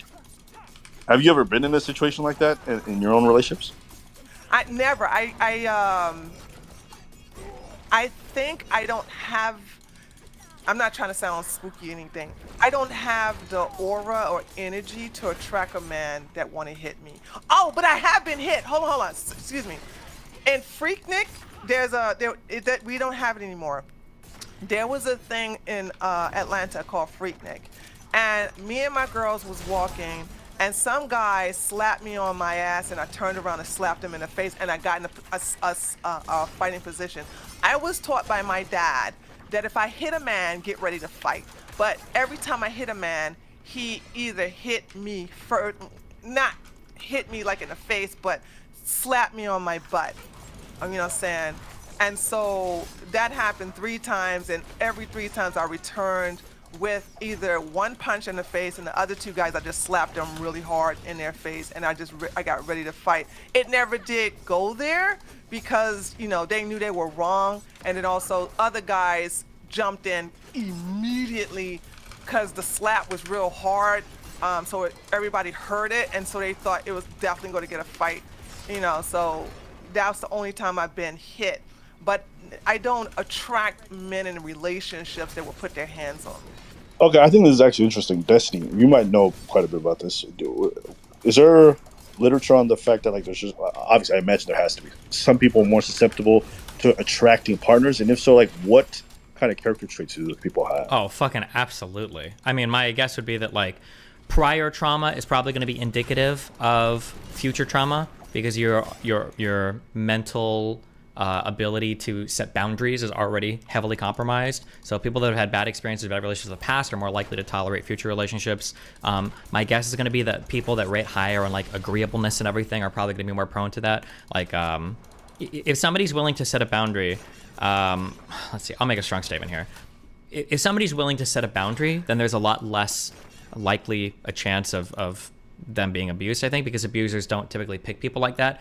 This is why, in my opinion, red pill people always advocate for being like passport bros and finding like younger women with quote unquote less trauma. Is because they're looking explicitly, they're looking explicitly for women that they can pull stupid shit with. Well, I mean, I think that was even one of the things that you guys discussed on the podcast with Fresh. I think you said something about like a man must always have the leverage or must always have the authority or more leverage over the other person. That's constant like talking point I've heard throughout like the red pill discourse I've seen people speak about. Yeah. Where it's like have more money, try to encourage her to stay at home while you take care of most of the bills.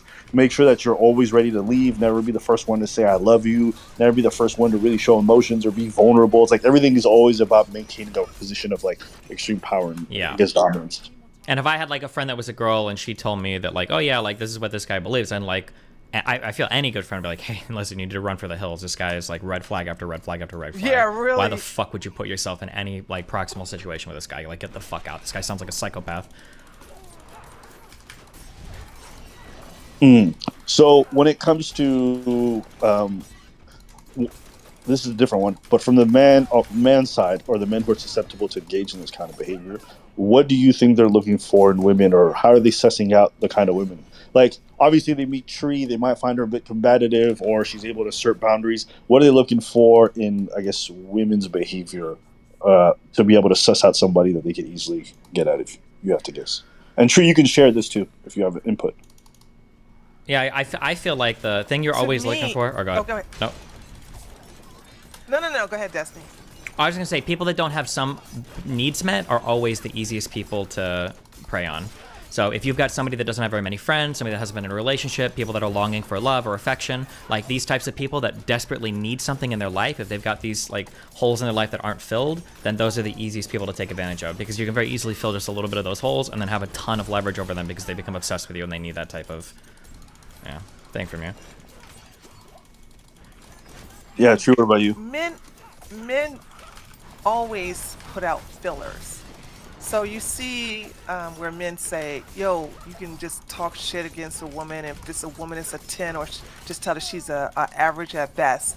And I think they try that, and some women may go, oh, they may. And that works with some women, and some women like, fuck you. I'm like, I look good. That's why you up in my face. But I think it's a numbers game. They will run that on some women, and they will find the women and go, for real? And they'll just... that woman will try to please them or try to get their favor and try to see that she's beautiful or that she's worthy of their attention, blah, blah, blah. I've seen it happen, actually. This is why they always say, like, they don't want masculine women, right? I don't want a woman that's going to fight with me all the time, right? Right. Yeah. And because they don't want a woman to basically have her boundaries and stick to it.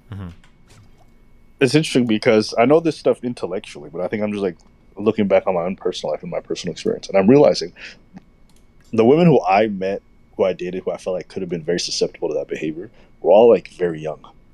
I don't know what it's about like the younger women, especially as an older person if you're dating them, but they just want to bend over backwards to please. I don't know what it is that they're feeling, or maybe there's like a prototype there where the reason why they go for older men is to fill in some kind of void. But I notice that, especially with younger women, I feel like they're even more susceptible because their aim to please at their own expense seems even heightened. Wouldn't that be a daddy issue thing, though? No, I think that's a woman issue. I think that in society in general, I think women are generally conditioned to just be a little bit more of like a pleaser kind of. And when you're young, it's really easy for other people to hijack that kind of social programming. So it probably will take a woman one or two shitty relationships to realize like, oh, hold on, people are going to misuse and abuse this kind of like temperament that I've been trained with if I'm not careful, I think.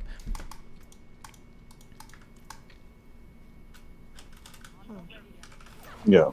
I will say though, that kind of power dynamic. I can't relate to that at all.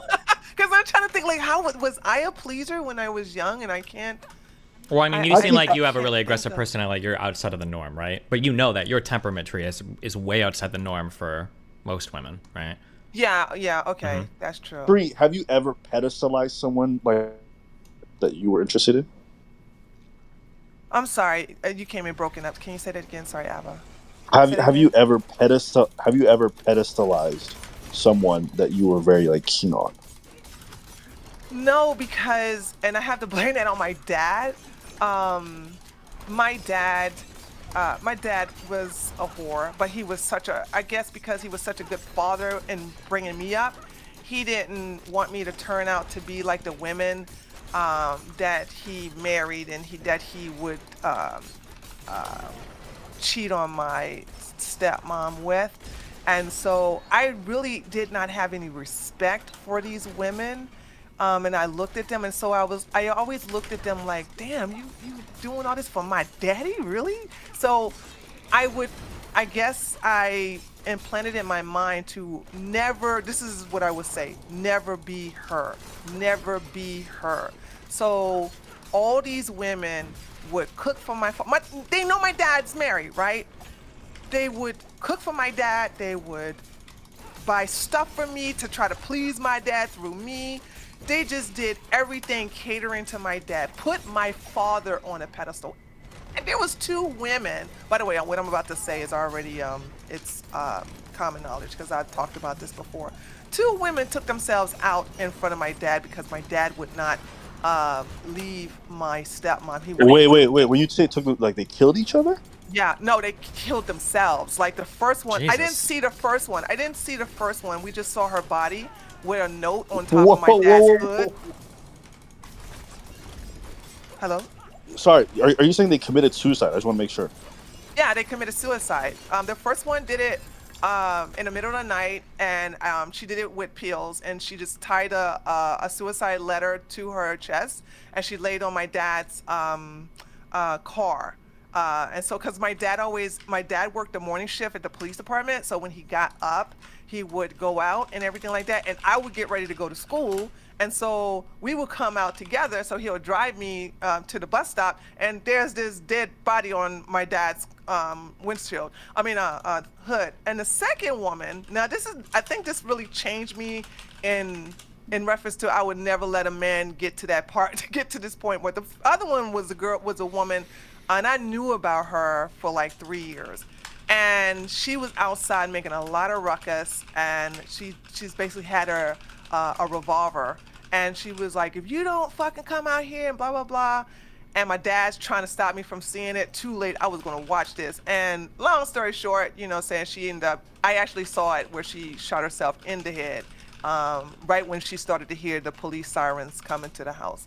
So, and they both killed themselves over my father. So I never ever said it just ingrained in me that I will never worship a man and put a man on a pedestal to the point where I love him more than I love myself. So that would never happen. Yo, Tree, I think I've been on Destiny's stream for a long time. I think that might be some of the craziest shit No way.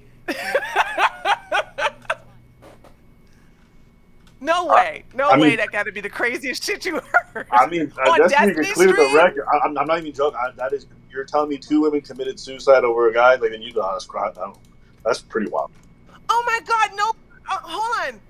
Am I the only one that know about women who actually killed? Hold on. I need Steven for this one. Steven, do you not know anyone who committed suicide over a woman or a man? I mean, I think I've made a lot of women suicidal, but none of them actually killed themselves, so no, that's pretty rare. Yeah, the women that Steven involves themselves with are too soft and pixie-like. They wouldn't pull the trigger. But obviously your dad he's fucking with much more unstable and serious women. Women who understand how to be committed to an action. Jesus. Yeah, he's right about committed to an action, because isn't it true that, women have the highest attempts in suicide, but men actually have the success rate? Yeah, something like that, yeah. Yep. Yeah, women attempt suicide way more often, but men succeed at it. That is a crazy story. That is so wild. I was gonna say this I before, don't but I think guess it it's is. I no, don't no, think no, it no. is. I'm sorry for interrupting you. I It's don't pretty think crazy. it is because Also, wait, hold on. I'll be I right back. Hold on. You guys can keep going. I'll be back in a second. okay. I don't think it is because I've heard other women and even some men do this successfully over a partner or a husband or whatever leaving them and or refuse to do this. This is not something that I'm not saying it's common, but I'm not saying it's very very rare either. I know, so I guess I'm just, you guys don't are not familiar with that. Then again, it could be rare for you all to know of someone who's done that. I mean, I think But suicide is common enough that I think most people. look at Tina Turner. Hold on. See? Hold on. I just remembered it. Look at what happened with Tina Turner when she was when Ike and her was fooling around. The woman he was living with shot herself, but she survived though. So Yeah, I mean, I think most of us know somebody who's committed suicide, but necessarily committed suicide over someone leaving them, I think, is a bit more rare. I honestly don't know anybody who's done that. I know these things do happen. I just and you have to imagine what's really crazy about this story is not that it happened once but twice, and that you watched it happen. That is insane. well, I I didn't don't. watch the second one. I She guarantee her you, corpse was already everybody wet. knows maybe somebody who's committed suicide, and there's probably even fewer people who know somebody who's committed suicide over a lover. But I guarantee you, there's nobody who knows one man who drove two women to suicide.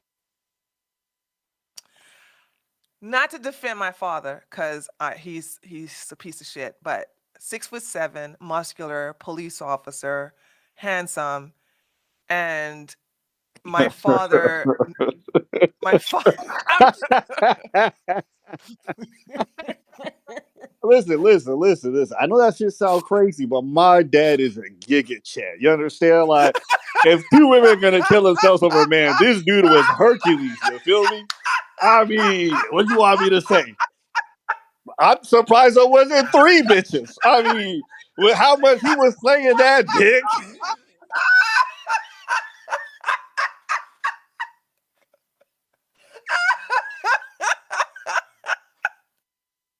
This is fucked up because we're talking about real people who died, but that shit was funny.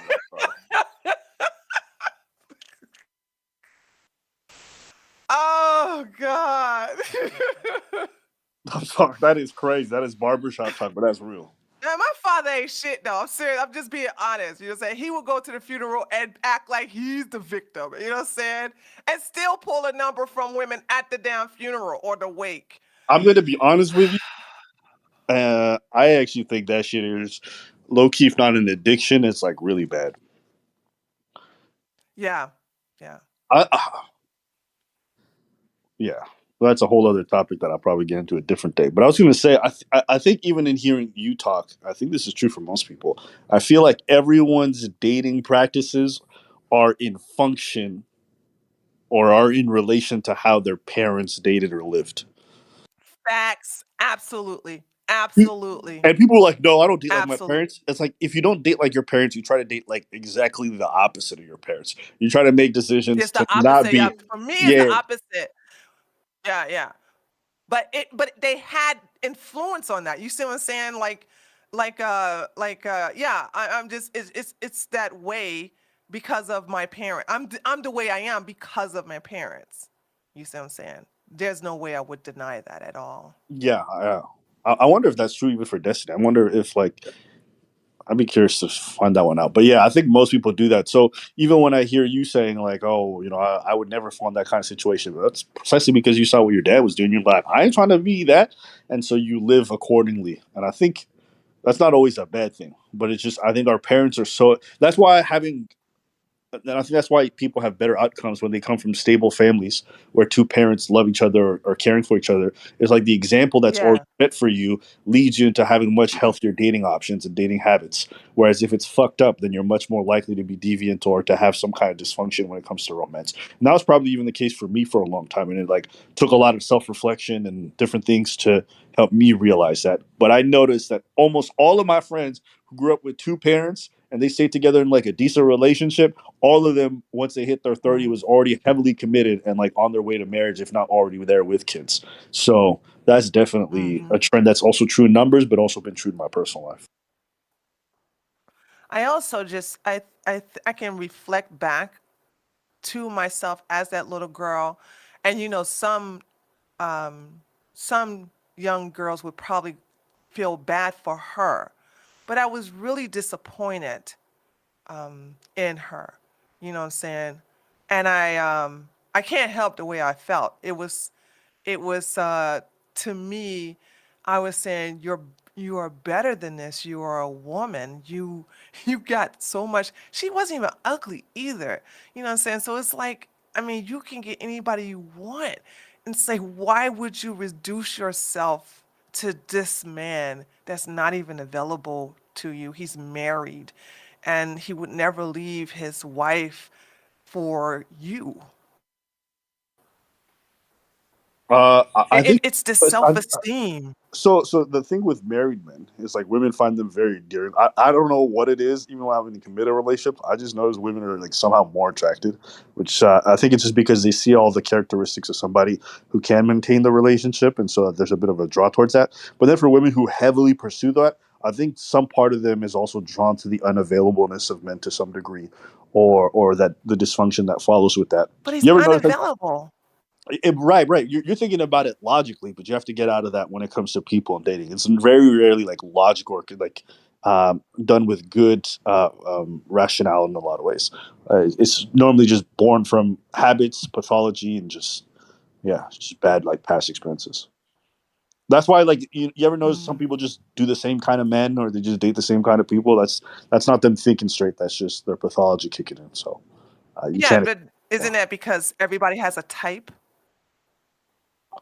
Uh, what do you mean by type? Like they all have like a kind of guy they're gonna look for, or a good woman, whatever. or girl? Like it could be. It's just you know that everyone has this particular type.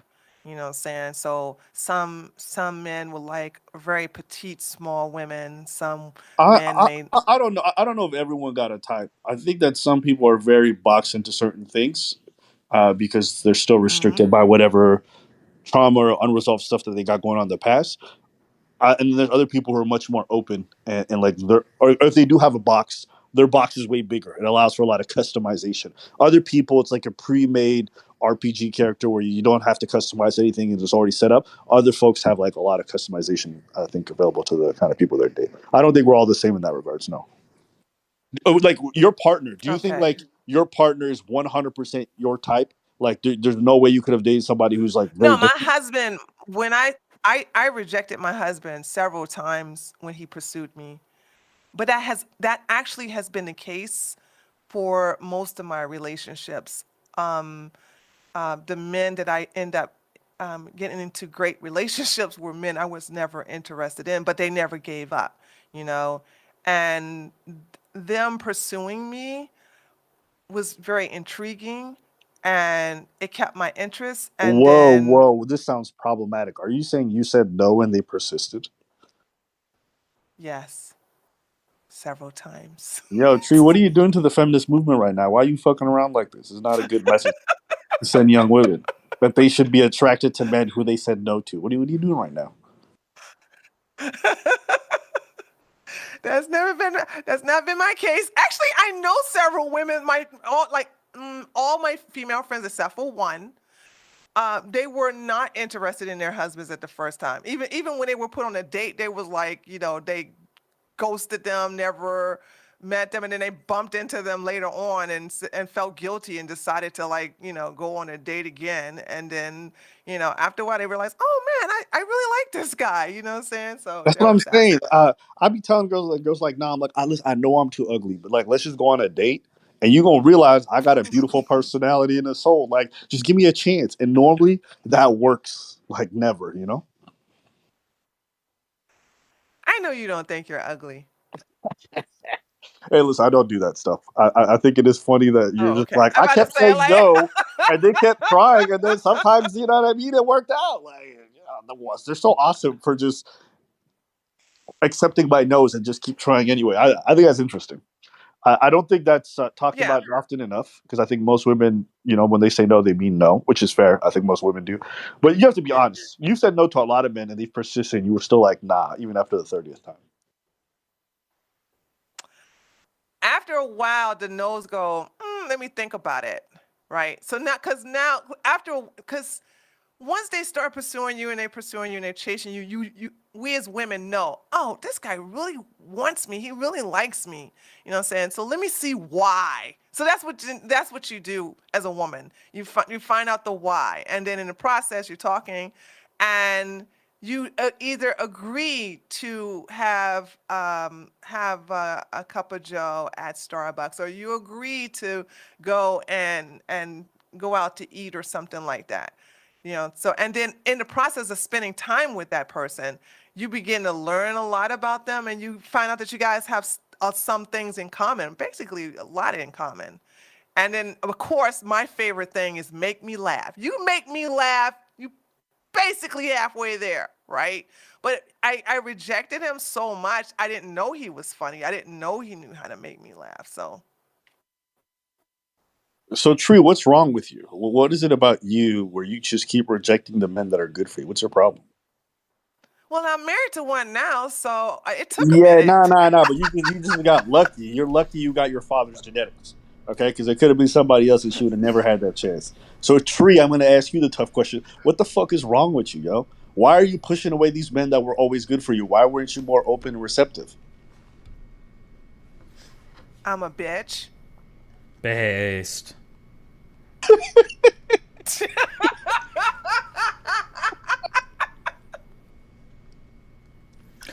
It sucks because, like, if you're a guy that likes more aggressive women, it's good for you to find aggressive women. But for the aggressive women, I think it's still the case where the majority of guys don't like aggressive women. So it's No. That is not true. Yeah. That is not true. I think that is true. I think that is true. That is not every woman that I've talked to that has like a really aggressive demeanor or personality says that most guys feel kind of intimidated or get turned off by it. You can find some that are into it, but okay. Let's roll back. When you say aggressive, what do you mean?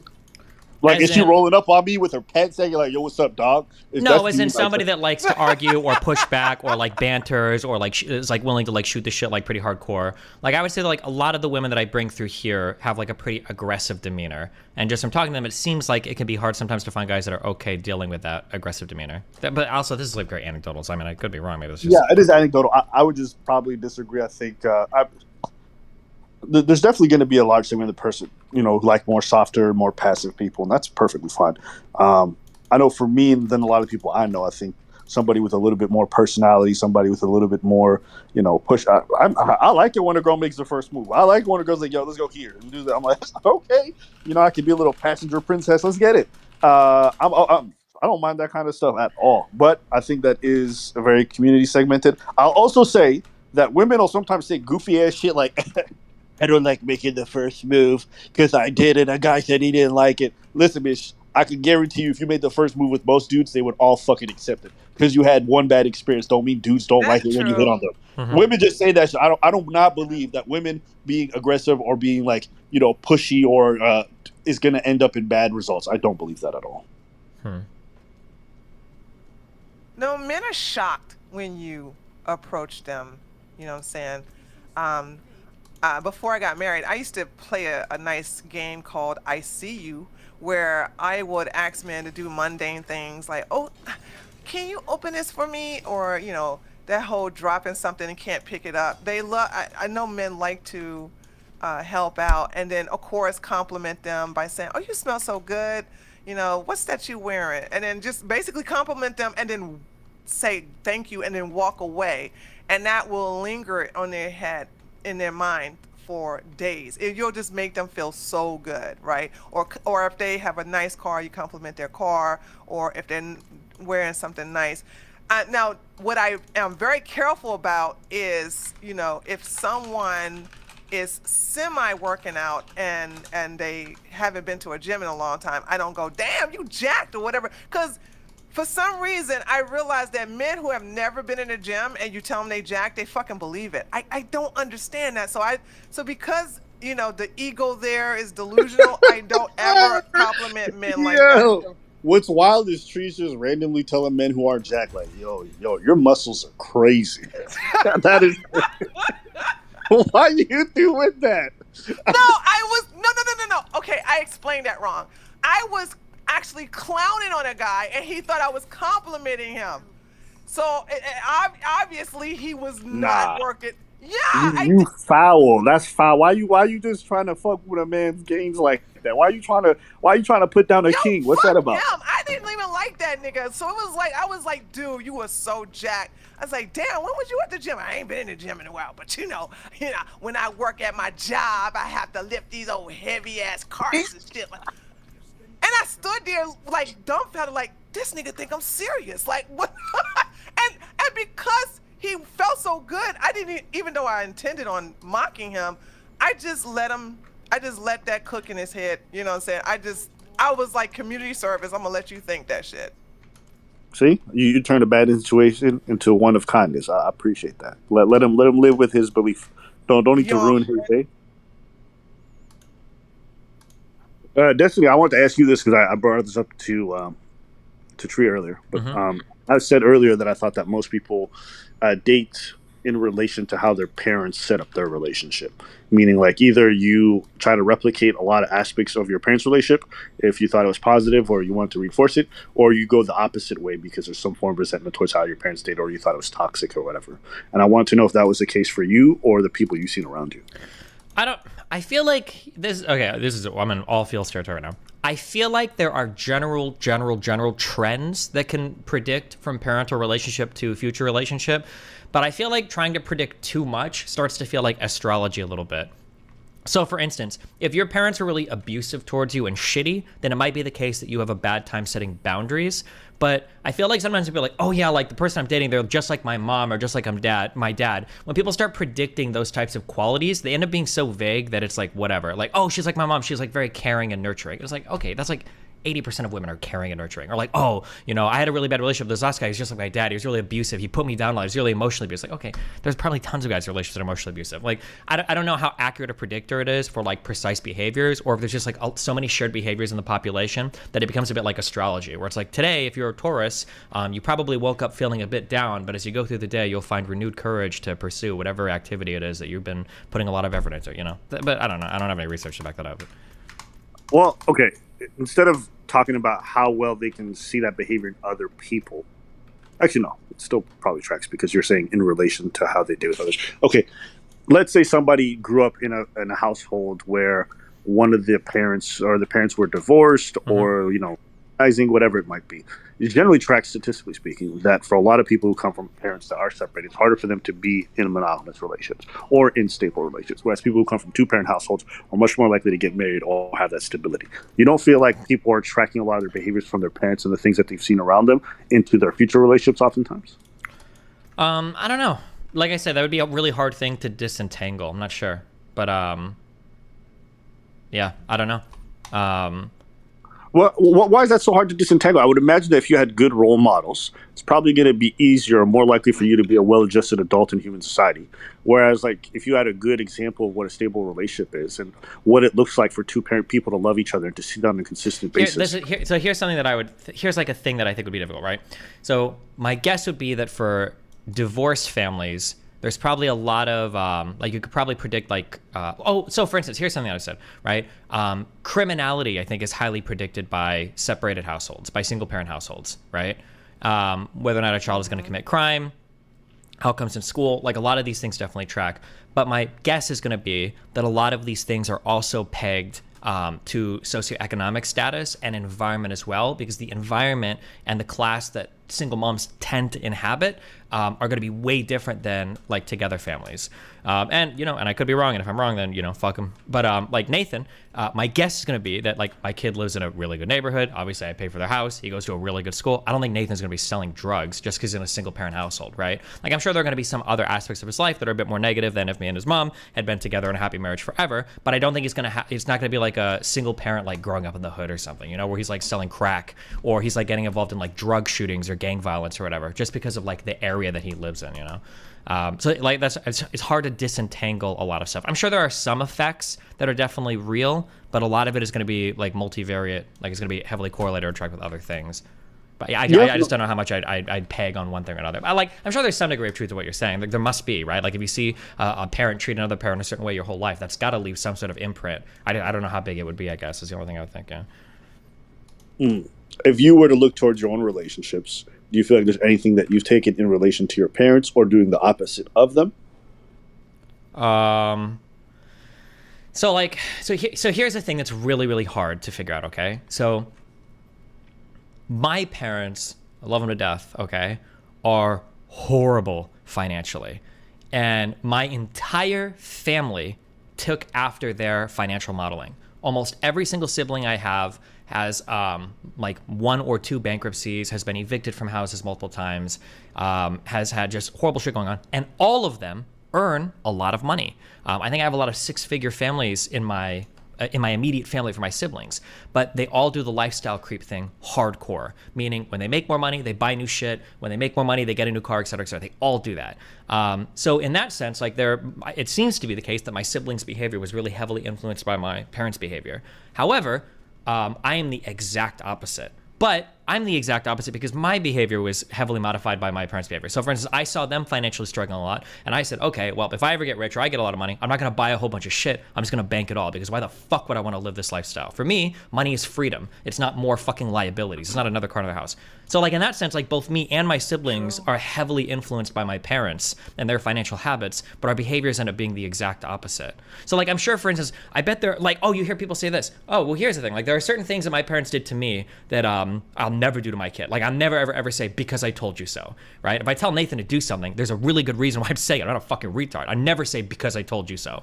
But I know a lot of people will hear their parents do a certain thing and they'll either say that like, oh, my dad did that to me, I'm going to do it to my kid, fuck it, you know? And other people will be like, my parents did that to me, I'm never going to do that to my kid. I don't know why people do one thing or why people do the other thing. I have no idea. Yeah, I think that question is probably a different one. But it seems as though a lot of our life's decisions in regards to relationships or even finances are in relation to our parents, be it doing the exact opposite because we don't want to end up like them, or doing the exact same thing because somehow we're consciously or subconsciously replicating their behavior. Yeah. I know for me, like if I meet a woman and she nags me, I just get PTSD immediately because I think of my mom. I'm like, I ain't trying to listen to that. Right? I just can't. Like for me, I just get hives everywhere and I'm like, stop. Yeah, so the question for that though is like, is that because it was your mom, or is that just because of the past relationship you had, that relationship being with your mom? Because there are certain things that women will do that I'm immediately turned off by.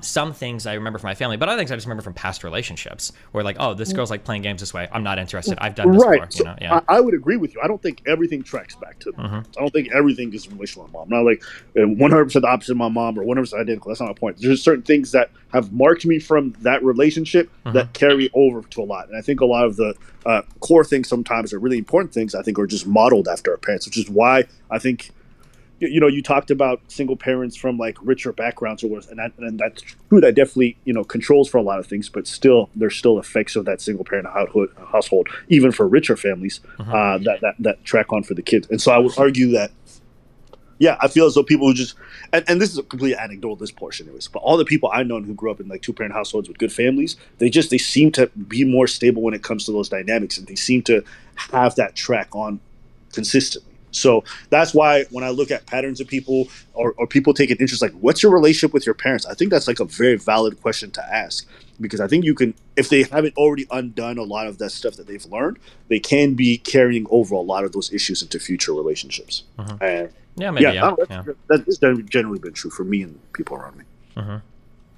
I mean, what do you think about those who actually went to counseling though, and because they recognize that and they want that gone? I think that's a great step. I think it's a great step. Yeah. I think the important thing about counseling isn't even necessarily the counseling. It's that you just have to be taking like intentional steps to change something. And therapy or counseling is a good way to show that you're taking intention. Yeah, these problems don't fix themselves on their own. So yeah. Yes. Yeah, I think especially now that I'm like getting closer to my mid-30s. And I know, Destiny, last time you talked about like communication, that's something that you've gotten better at.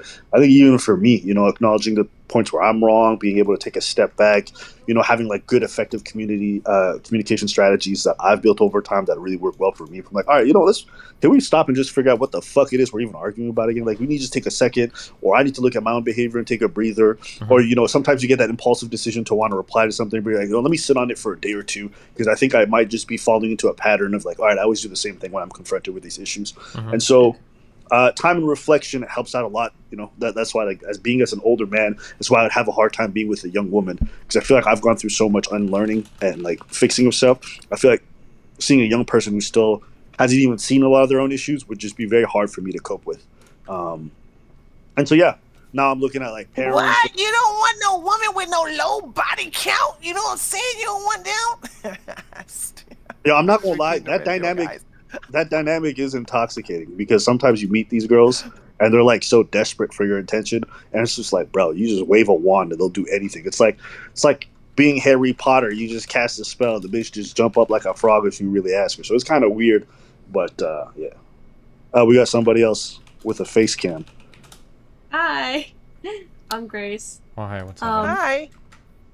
I just want to say thanks for having me on again, Destiny. I've enjoyed all the clout that I've gotten from you so far, so thank you. But I have to ask you a very important question. Wait, hold on. Are you contributing to this conversation, or are you coming just to cut this conversation off?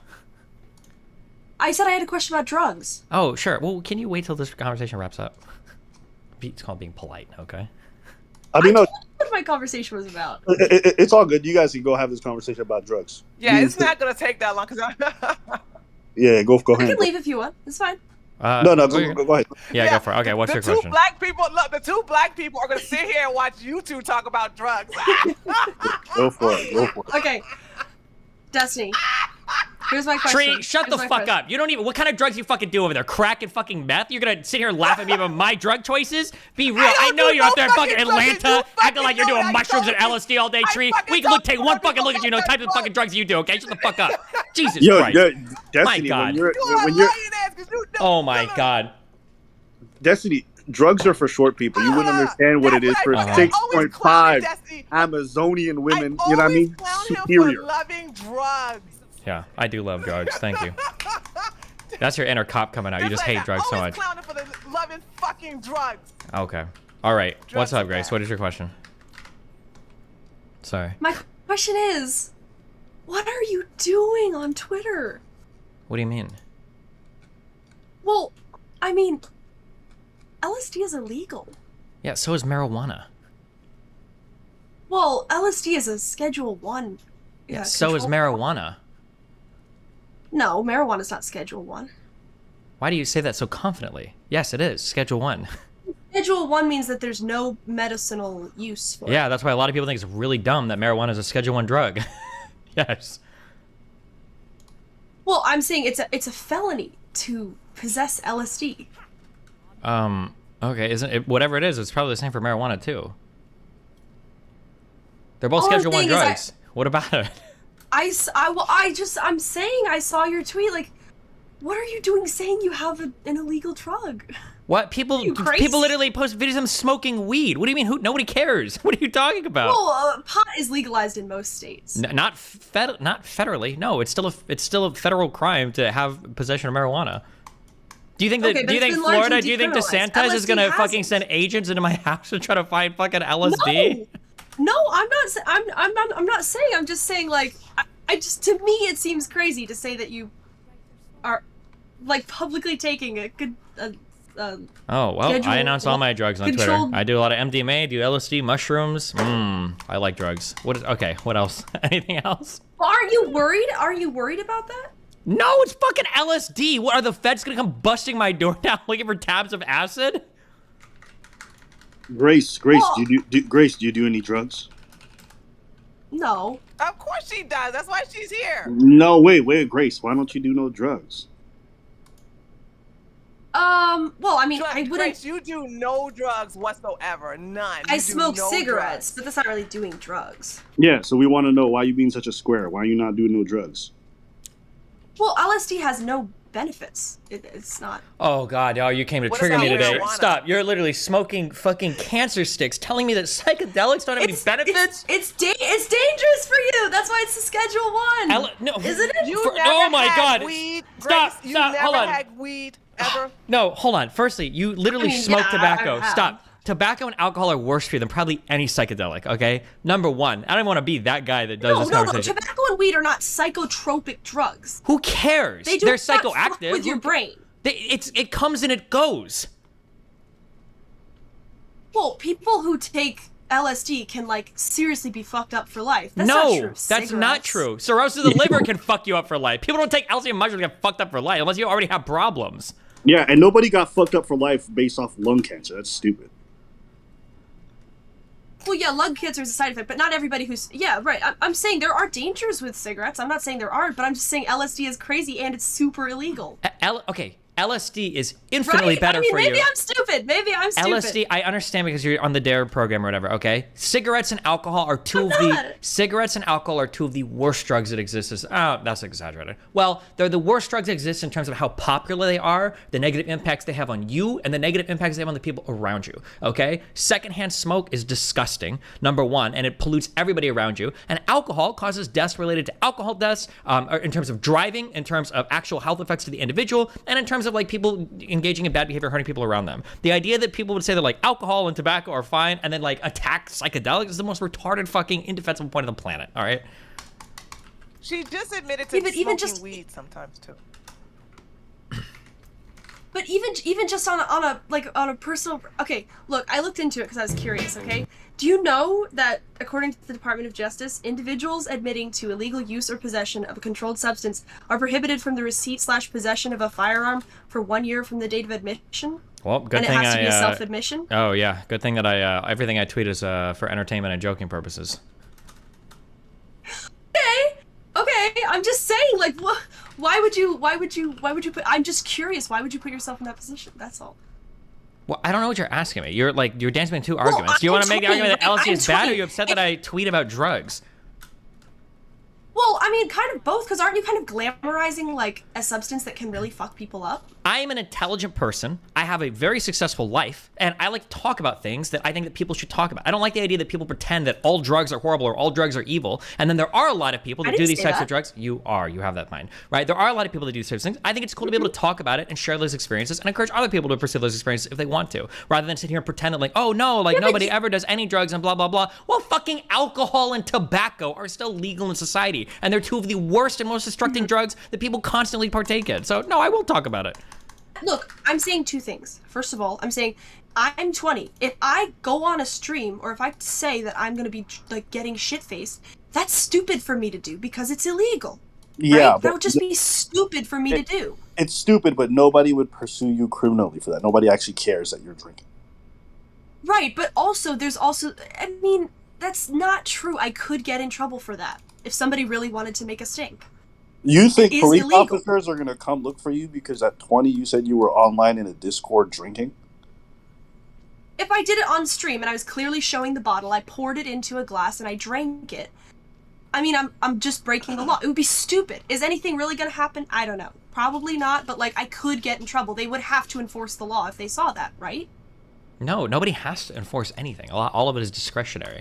But No, that's not true. You know what I That's think? not true. Can I tell you what I think? It's not discretionary. The police are absolutely required to enforce the law. no, you're never required to enforce the law as a police officer. That is the funniest thing that anybody could ever think. Everything is discretionary, of course. Bro, there are cops that's not true. That's there not are- true. My brother filed a hold on, wait, stop, Tree. Wait, wait, I stop, literally know stop. this. Stop. You're No, stop, Tree. You were a cop for 20 years, or am I making that up? Not 20 years, for 5 years. Okay, 5 years. Can you tell this girl the truth? Go.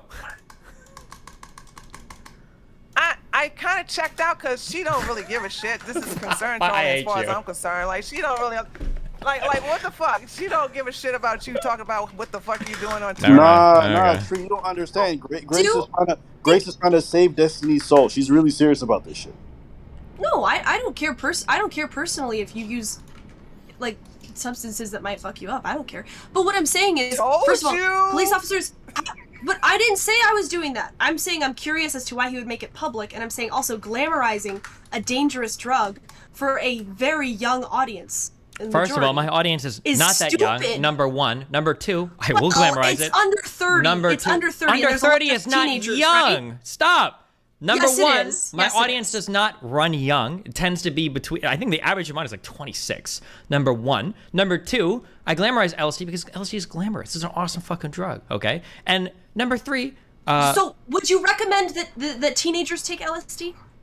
teenagers probably not, but if you're 20s, yeah, try it one time. Be in a good environment with So good you'd friends. recommend that people try an illegal substance that has LSD, no medicinal mushrooms, value? DMT, absolutely. Hell yes. And also, that's actually not true that it doesn't have any medicinal value. There's actually plenty of studies actually right now where they're using. that's No, not no, no, stop, let me finish. Show me one study. Let me finish. They're actually using it in plenty of studies right now to treat people with depression, people with PTSD. So they're using stuff like LSD as well as other psychedelics to treat them, and they're doing so successfully. So it's just not true that there's no medicinal value. But carry on. Well, it's a Schedule 1 narcotic, which means that there's no currently accepted medicinal use in the United States. Show me a study that proves that there's medicinal use. That's why it's Schedule 1. That's what it means. Hold on. That's Wait, not- no, you can literally Google. Potential for abuse? You can literally Google right now trials, MDMA, trials, LSD, trials, psilocybin mushrooms, trials, marijuana. This stuff is used all the time right now in research. There's not like an Has it accepted. been proven to be medically effective? I mean, no. Yes. It's well, no. It's right now. It's No. in trials. But I mean, marijuana. Okay, so I'm pretty sure has been. Right now, you should Yeah. not suggest that 20-year-olds take this drug that has no medicinal value and has a Grace, huge you don't possibility Grace, for abuse. It doesn't. That's one, why it's Schedule Grace, 1. Grace, holy shit. One, it doesn't have a huge possibility for abuse. That number one. That's not true. Number two, you don't Yes, it suggest. does. No, it doesn't. Number two, you don't suggest. Yes, it does. No, nobody abuses LSD or mushrooms. Nobody gets addicted to these substances. That's not true. Okay. Why am I having this Possibly not conversation? addiction. Okay. It's not a highly addictive substance, but taking too much of it, you don't think that has consequences? I love you, You buddy. can abuse LSD I don't know. quite easily. I don't know why. Why did I? Okay, I'm not having this conversation with you. I love you, buddy. said- Okay, but you have no. You're you not gonna you have have no this idea. conversation You have with no me? idea what you're talking about. You've never done any of these drugs. You don't know anything about any of these drugs. And the fact that you keep saying it's Schedule 1 means you don't know anything about drugs. So I don't know why you're talking to me about drugs.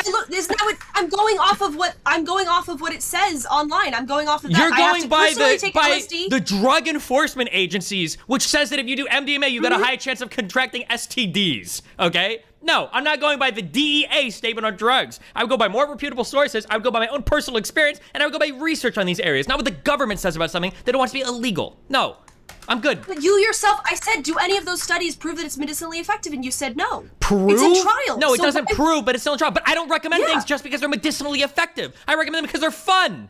Sex is not medicinally effective, but it's still a fun thing to do. I recommend people fuck each other. Facts. Consensually. Well, but I mean, a sex is different than a drug that can easily be abused and fuck people's literal brain chemistry up. That's Yeah, different. so can sex. It cannot even You're result also in kids. crazy. You're also crazy Yeah. about sex. Yeah, You're also sex- crazy about sex, but this is way crazier. So no, sex can No get you doctor pregnant. can prescribe this. No, doctor sex- can prescribe this. Even to the craziest person, Sex- they cannot prescribe this. Sex can absolutely fuck up your life and get you pregnant, can give you all kinds of STDs that can ruin your life, even kill you. That's true. Also That's true. true. Yeah, You so wait, shouldn't so wait, recommend- wait, so knowing that, would you be fine with Destiny recommending people to have sex? Or you think No, I think he's crazy. do you think he's The way crazy he for thinks recommending about- that people have sex? the way he thinks about sex is crazy. The way he thinks about sex is crazy. Okay, Wait, Destiny. wait, Do I hold on, recommend- Grace. do I Hold on, recommend Grace. hookups or premarital you got a sex? No. problem. You got a problem with Destiny's drug use. You got a problem with his sex habits. But why are you here then?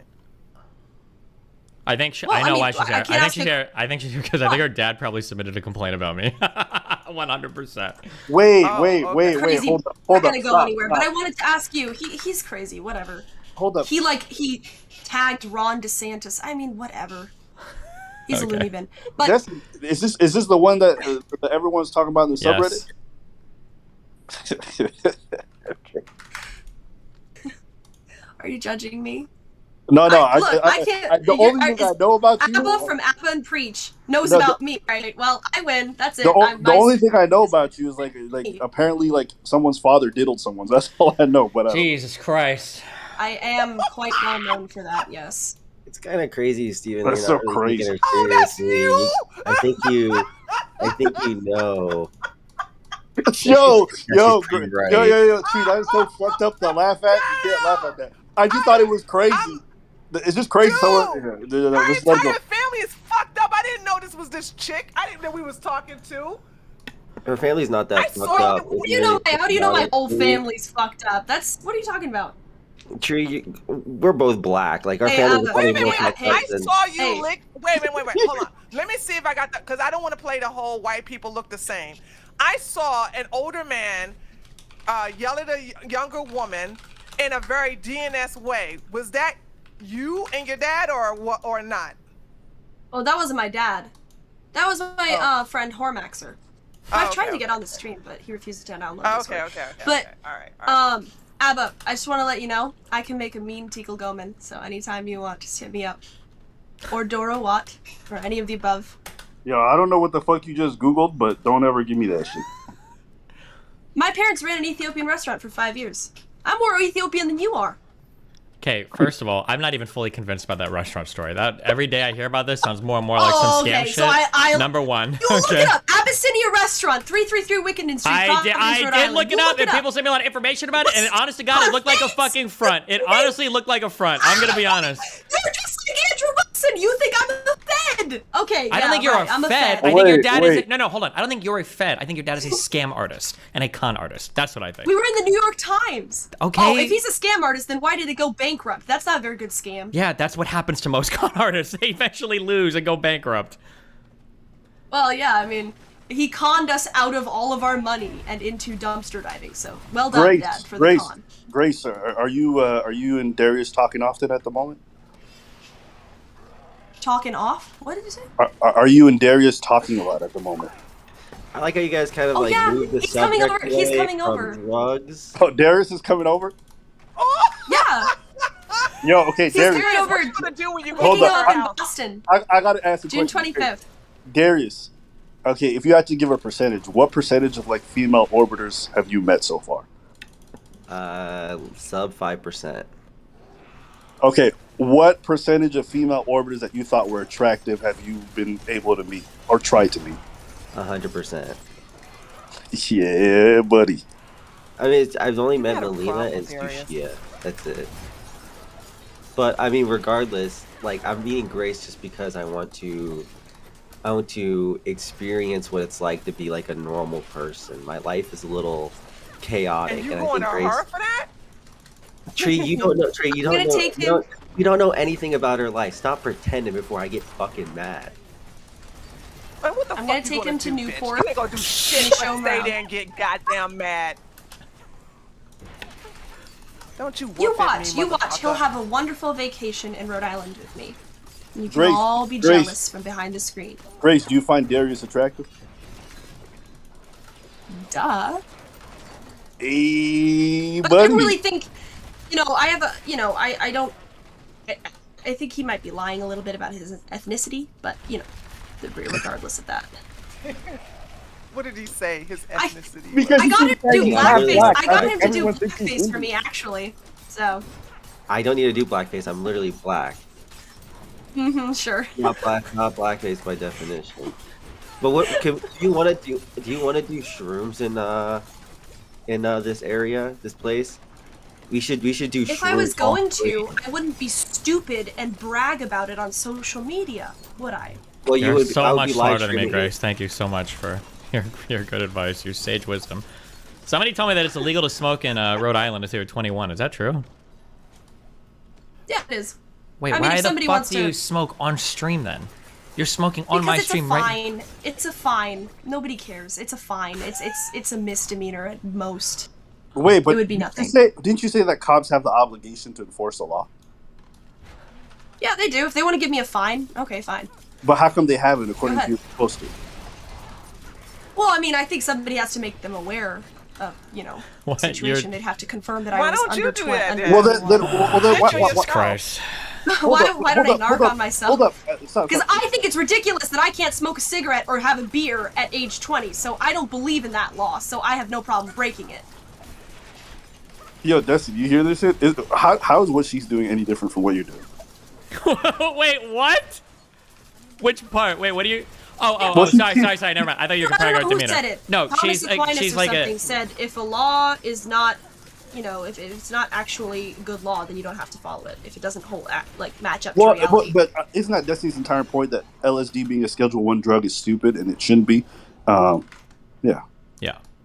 Yeah, but what's his argument for how it's like beneficial? He's just saying it's fun. Okay, it's fun to it might be fun to jump off a cliff, but there's jumping off a cliff is killing yourself. Right? Grace, what is your argument for cigarettes? You can overdose Grace, you can't overdose. What is your argument for alcohol and tobacco? It's fun. No, tobacco has nicotine is a stimulant. Kill yourself. Never mind. All right. It's I'm good. it's no, beneficial. stop. No. Okay. It is. I'm good. Ooh, look it up. Oh, so you can't handle it. Okay, so I win, you lose. That's the second debate you've lost against me. Okay, great. So then can we do meth, since that's a stimulant? Is that okay? It's a mild stimulant. Meth is not mild. Oh, so what? A stimulant is bad based on how not mild it is? Yeah, a mild brain stimulant can be beneficial. Why am I getting baited into this argument? I'm good.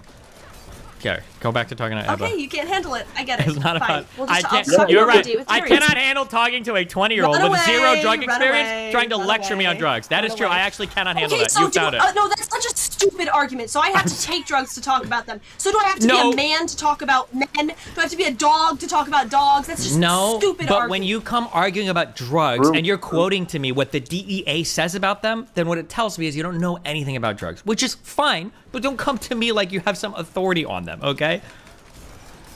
So I told you there's no medicinal properties. You said you keep saying true. there's no medicinal properties just because study. there's no medicinal qualities to Keebler Elf M&M chocolate chip cookies. But I recommend people eat those too, and sugar's harmful for you. Just because something doesn't have medicinal qualities doesn't mean you should never take it or never recommend it. An extremely potent psychotropic drug should be taken to help people, not just for fun, because there's lots and lots of risks. There's not lots and lots of risks. That's where you're wrong, but it's because you don't understand anything about the drug, which is fine, but don't come here to lecture me on something you don't understand anything about. Hi! Whatever, Destiny. Hold on. Carantos, I have to share something with you. I know we haven't met before. My name is Tree. Somebody came into my chat and said, "Hey, did you know about Carantos? He can take over Zerka, blah blah blah." And basically I said, "Yeah, I've not met him yet." He said, "He's so funny. He went into a black only Discord and said, how are my fellow 75%ers doing?" Right? Okay. And I laughed my ass off. I used that on Twitter, and now I'm in Twitter jail for that shit right now because I called a black person a 75%er. So Hold on, wait. What the fuck does 75%er mean? Can somebody catch me up? It's probably a crime thing. Is it? A crime thing? No, single mother household. Listen. Close. Okay. First of all, Tree, nice to meet you. Grace, please. Next time we're in public, relax, okay? You're making me look bad. I don't associate with snowbunny demons. I didn't mean to put any Okay, hello. I'm sorry. Hello. Stop smoking, by the way. I could smell it through the camera. It's terrible. I love black people, okay? African like sand and sweat and camels. You should have said the N-word, but Fuck, why are we on YouTube? No, Steve. I can't believe a fucking cigarette smoker is critiquing me on drug use. It's actually the most 20-year-old cigarette smoker. Grace, do you understand you have one Grace, I just want you to know. Grace, you have literally one of the most disgusting drug habits of all time. Mouthing. I think I would probably rather date a crackhead than a fucking cigarette smoker at this stage of my life. Lil Steve. Oh my god. Fucking tobacco is so gross. Oh, pearl clutchers about cigarettes. Cigarettes aren't that big of a deal. Some people get lung cancer. Yes, that's true. It's not about the majority. No. It's not about the lung cancer. Cigarettes are not even the worst. No one cares about your great-grandfather. I hope he killed himself. Listen, nobody cares about the lung cancer from tobacco. Okay. It is the disgusting fucking smell that you can never get out of anything for the rest of your entire fucking life. It is so horrible. Oh my god. I like the smell. Some people don't like the smell. You want to get all in a tizzy about it. Oh my god. Because it's gross. It is the most disgusting thing in the world. Okay. Wait, Lil Steve, stop fucking derailing. I came in here to fucking bring something up to you. I was in a conversation with a great man. He said not to state his name, so I'll just say great man. and he brought up Hunter Avalon. You know who he Stop. is, right? When I got that I saw that dude. Fucking his whole life got leaked. That guy that leaked everything is fucking wild. But also, that's like a lot of Hunter's personal shit. I don't want to like fucking. Okay, like, let's air see. all of his shit Please, out. no. Yeah. We're not gonna go super into it, but fuck me, dude. First of all, I just let it be known real quick. I reached out to the man. I reached out to him. I told him I'd love to have you on Kick or Keep. This is big for me. I told him I need you. I almost got on my knees. You know what I mean? Listen. Do it. Are you sure that's real, though? Are you sure that's real? I mean, I asked 1,000 times. It's unbelievable. They're gonna basically make videos as we speak. They're gonna come for him.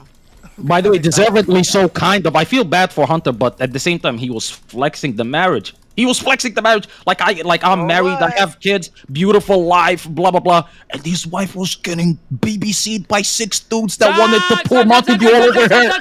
Stop! Seriously, hold on. I don't want to fucking dig on his fucking life. Stop. I'm Chill. not. You literally are. Stop. I don't think it's real. I don't think it's real. I don't think it's real. I have no problem with him, by the way. I have no problem with Hunter. I swear to God, I'm not trying to like dig on him or anything. But this is unbelievable. Like when I went into the this streamer's chat that I was just talking to, like when I asked like what happened, like what's the story, he said 6 dudes wanted to piss on his wife. Okay, you're about to get banned from my Discord. What is there something you want to? Okay, wait, relax. Okay, apparently. Wait, stop. Wait. Think. I'm gonna be in contract negotiations with Kick. Okay, in like 2 days. So think very carefully about what you're about to say. Go. Okay, I don't like how you sounding like a massa right now to me. You speak to Abba that way, not to me. Okay, don't do that. Number 1. Number 2. Apparently, okay, so we're not gonna talk about Hunter, so I'm gonna talk about Lawrence Southern. Okay. No, we're not. I'm not bringing same. Up, no. Oh my God! Come on, you're cooking my content right now. Drama. No, it's not content. You're not making content out of his personal life or my purported personal life. No, we're not doing it. Oh my God! But you're here though. You can defend yourself. What the fuck? Come on. There's no way I can defend myself against rumors on the internet. There's literally nothing I can say or do. You understand that, right? Okay, not really. No. But fuck no.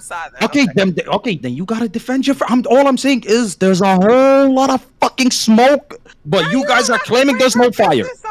There's literally no smoke. There are posts on the internet and then people reporting the same post over and over again and they're repeating the information. I have never talked to that fucking Cassandra person in my entire life. I don't even think I've ever talked to Hunter person in my entire life. I don't know how she purports to have all sorts of crazy fucking personal information on me. There's a reason why every time this is passed around, it's always with no receipts, it's always with no proof, and it's just the same story over and over and over again.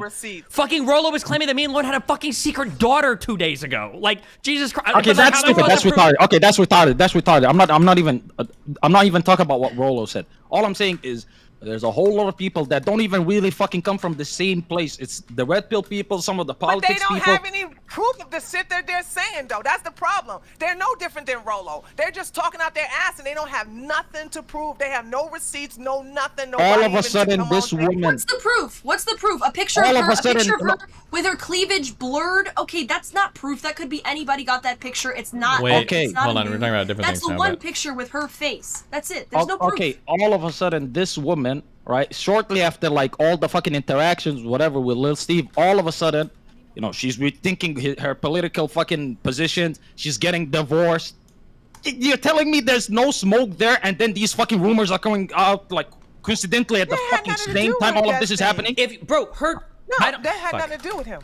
Yeah, I don't even know. I haven't actually watched her whole video on it. Obviously, we're friends, so we've talked about this a lot. I did. Okay, I watched you did. The entire when did she thing. say she started her that whole thing started? Ooh, me, I didn't say. I'm asking Tree. Okay, yeah, because I don't know how much she's made public on that. Okay, that process started before I even fucking knew her. Okay, so the idea that like I caused her fucking divorce is wild. Unless you think me and her were like in secret talks like 3 fucking years ago or whatever. None of that is true. But how am I even supposed to prove that like I wasn't having like a close friendship with her and tell her to leave her husband like fucking years ago? There's literally no way I can prove that. Okay, hold on now. Okay. Could you at least, bare minimum, acknowledge that shit looks crazy on your end? Could you acknowledge that, at least that much? I'm not saying you did anything. I can't prove or disprove anything. I can't. And you guys also argued that you couldn't. But at the same time, Tree, what do you mean it doesn't? Like every single fucking place I go, everybody, even if they don't agree with each other or like each other, Every fucking single place say you're going is are repeating the same fucking stories and rumors. It's literally the exact same rumor repeated over and over again. There's not a single shred of proof for anything. Well, I don't even know what I'm supposed to say. Like, no, it didn't happen. You go, well, doesn't it look bad? I guess if you want it to look bad, but there's literally nothing I can do to prove anything otherwise. That's how I felt about me and my dad, Toronto's. but you chose otherwise. Hear me out. You literally did the exact same thing to me. Hey, Grace, I'm fucking talking. Hey, Carantos, listen. When Destiny was around Lauren, she was also around that bitch ass pedo Mr. Girl. I noticed that nobody's making a rumor about them two hooking up. Also, that Cassandra woman was a huge fan. That Cassandra woman is a huge Mr. Girl simp. She also 100% supported the 150,000 word article that he wrote against me too. So I mean, like, yeah, of course she fucking hates me. Does anybody really believe that Destiny broke up a marriage? I mean, come on. Okay. So, at the time okay, that hold on. Are you implying I couldn't break up a marriage if I wanted to? Okay, let's calm down, all right? I really wanted to break up marriages. It's not like I wouldn't be able to do it. Hold on, little Steve. I wanted my character impugned like this. Okay, let me put this forth to you, and you tell me what you think about this. So you're telling me at the time that you were talking with... Wait. Hold on, wait. No, we're not doing this. Okay, it's not going to be like, well, let me spin like what I think is the most... Like, it's not crazy. What's crazy is you would come on and be like, oh, I'm going to spin like the wildest rumor I can think of that sounds convincing. I know you can't possibly disprove, and then let's talk about it. Why would I even give more airtime to it? That's like saying, like, let's come back and let's review your entire relationship with, like, Lav and Anna and Mr. Girl and say, but maybe there was abuse. Like, why would I air the conversation? Why would you do it? You're trying to spin a narrative. Don't do that. I'm not trying to do any of that. Okay. All I'm saying is clear up a bit of the smoke. This is looking fucking crazy. No. Hold on. Don't say I'm trying to spin a narrative, okay? You tell me, what reason would I even give air to these rumors on my platform? Why do we even do that? Give me one good reason why I would even do it. Okay, I'll tell you a good fucking reason. Because people are walking around the fucking place saying Destiny broke up a fucking happy fucking marriage. That's what they're fucking saying. Oh, Destiny had a fucking girl come into his stream. I understand, sure. Hold on. No, don't hold on. No, stop. I understand what you're saying, Carantos, okay? And even though you're being exceptionally retarded, I'll give you a little leeway because you're newer to the internet than I am, okay? But the idea that somebody has a massive rumor, or somebody, not even a massive one anymore, because this rumor's been around for like fucking years, or I think like 6 months or a year or whatever, right? Because somebody has a massive rumor, you need to go on stream and talk about it in detail? That's the most retarded fucking point of view ever. Okay, not all rumors are created equal, first and foremost. You don't have to talk about every single... No. Okay, by the way, great point from Grace, number one. Number two, you don't have to go on stream and talk about every single fucking rumor that every fucking Joe Schmo says about you, number one. I've never said that. But the amount of people that are pushing the same fucking message that come from all fucking different spheres on the internet. At this point, if I fucking didn't know better, I would fucking... Yeah. Oh, come on.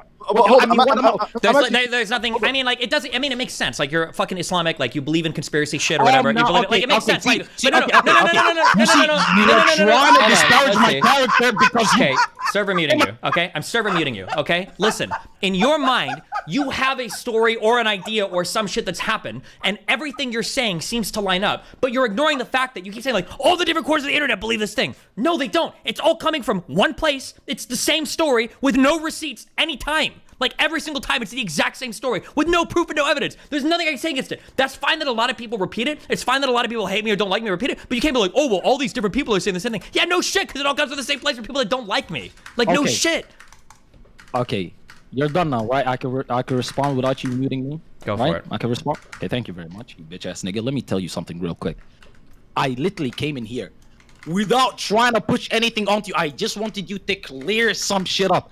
You know what I usually like? That I like to come on here and fucking put you in a corner and then you fucking crawl out of it. I didn't even fucking do that because I heard about this shit and I was like, okay, I keep hearing this name, Lauren Southern, Destiny, marriage, divorce, fucking spoke to Destiny when the fucking was having some issues with her family, and then all of a sudden she gets divorced. I was like, this looks fucking crazy. And if according to you it's something that is so stupid, if according to you it's something that is so like retarded, it's like stupid shit that is like unfounded, you could easily disprove it, but you're like, I can't disprove it, I can't do anything, I can't fucking argue against it.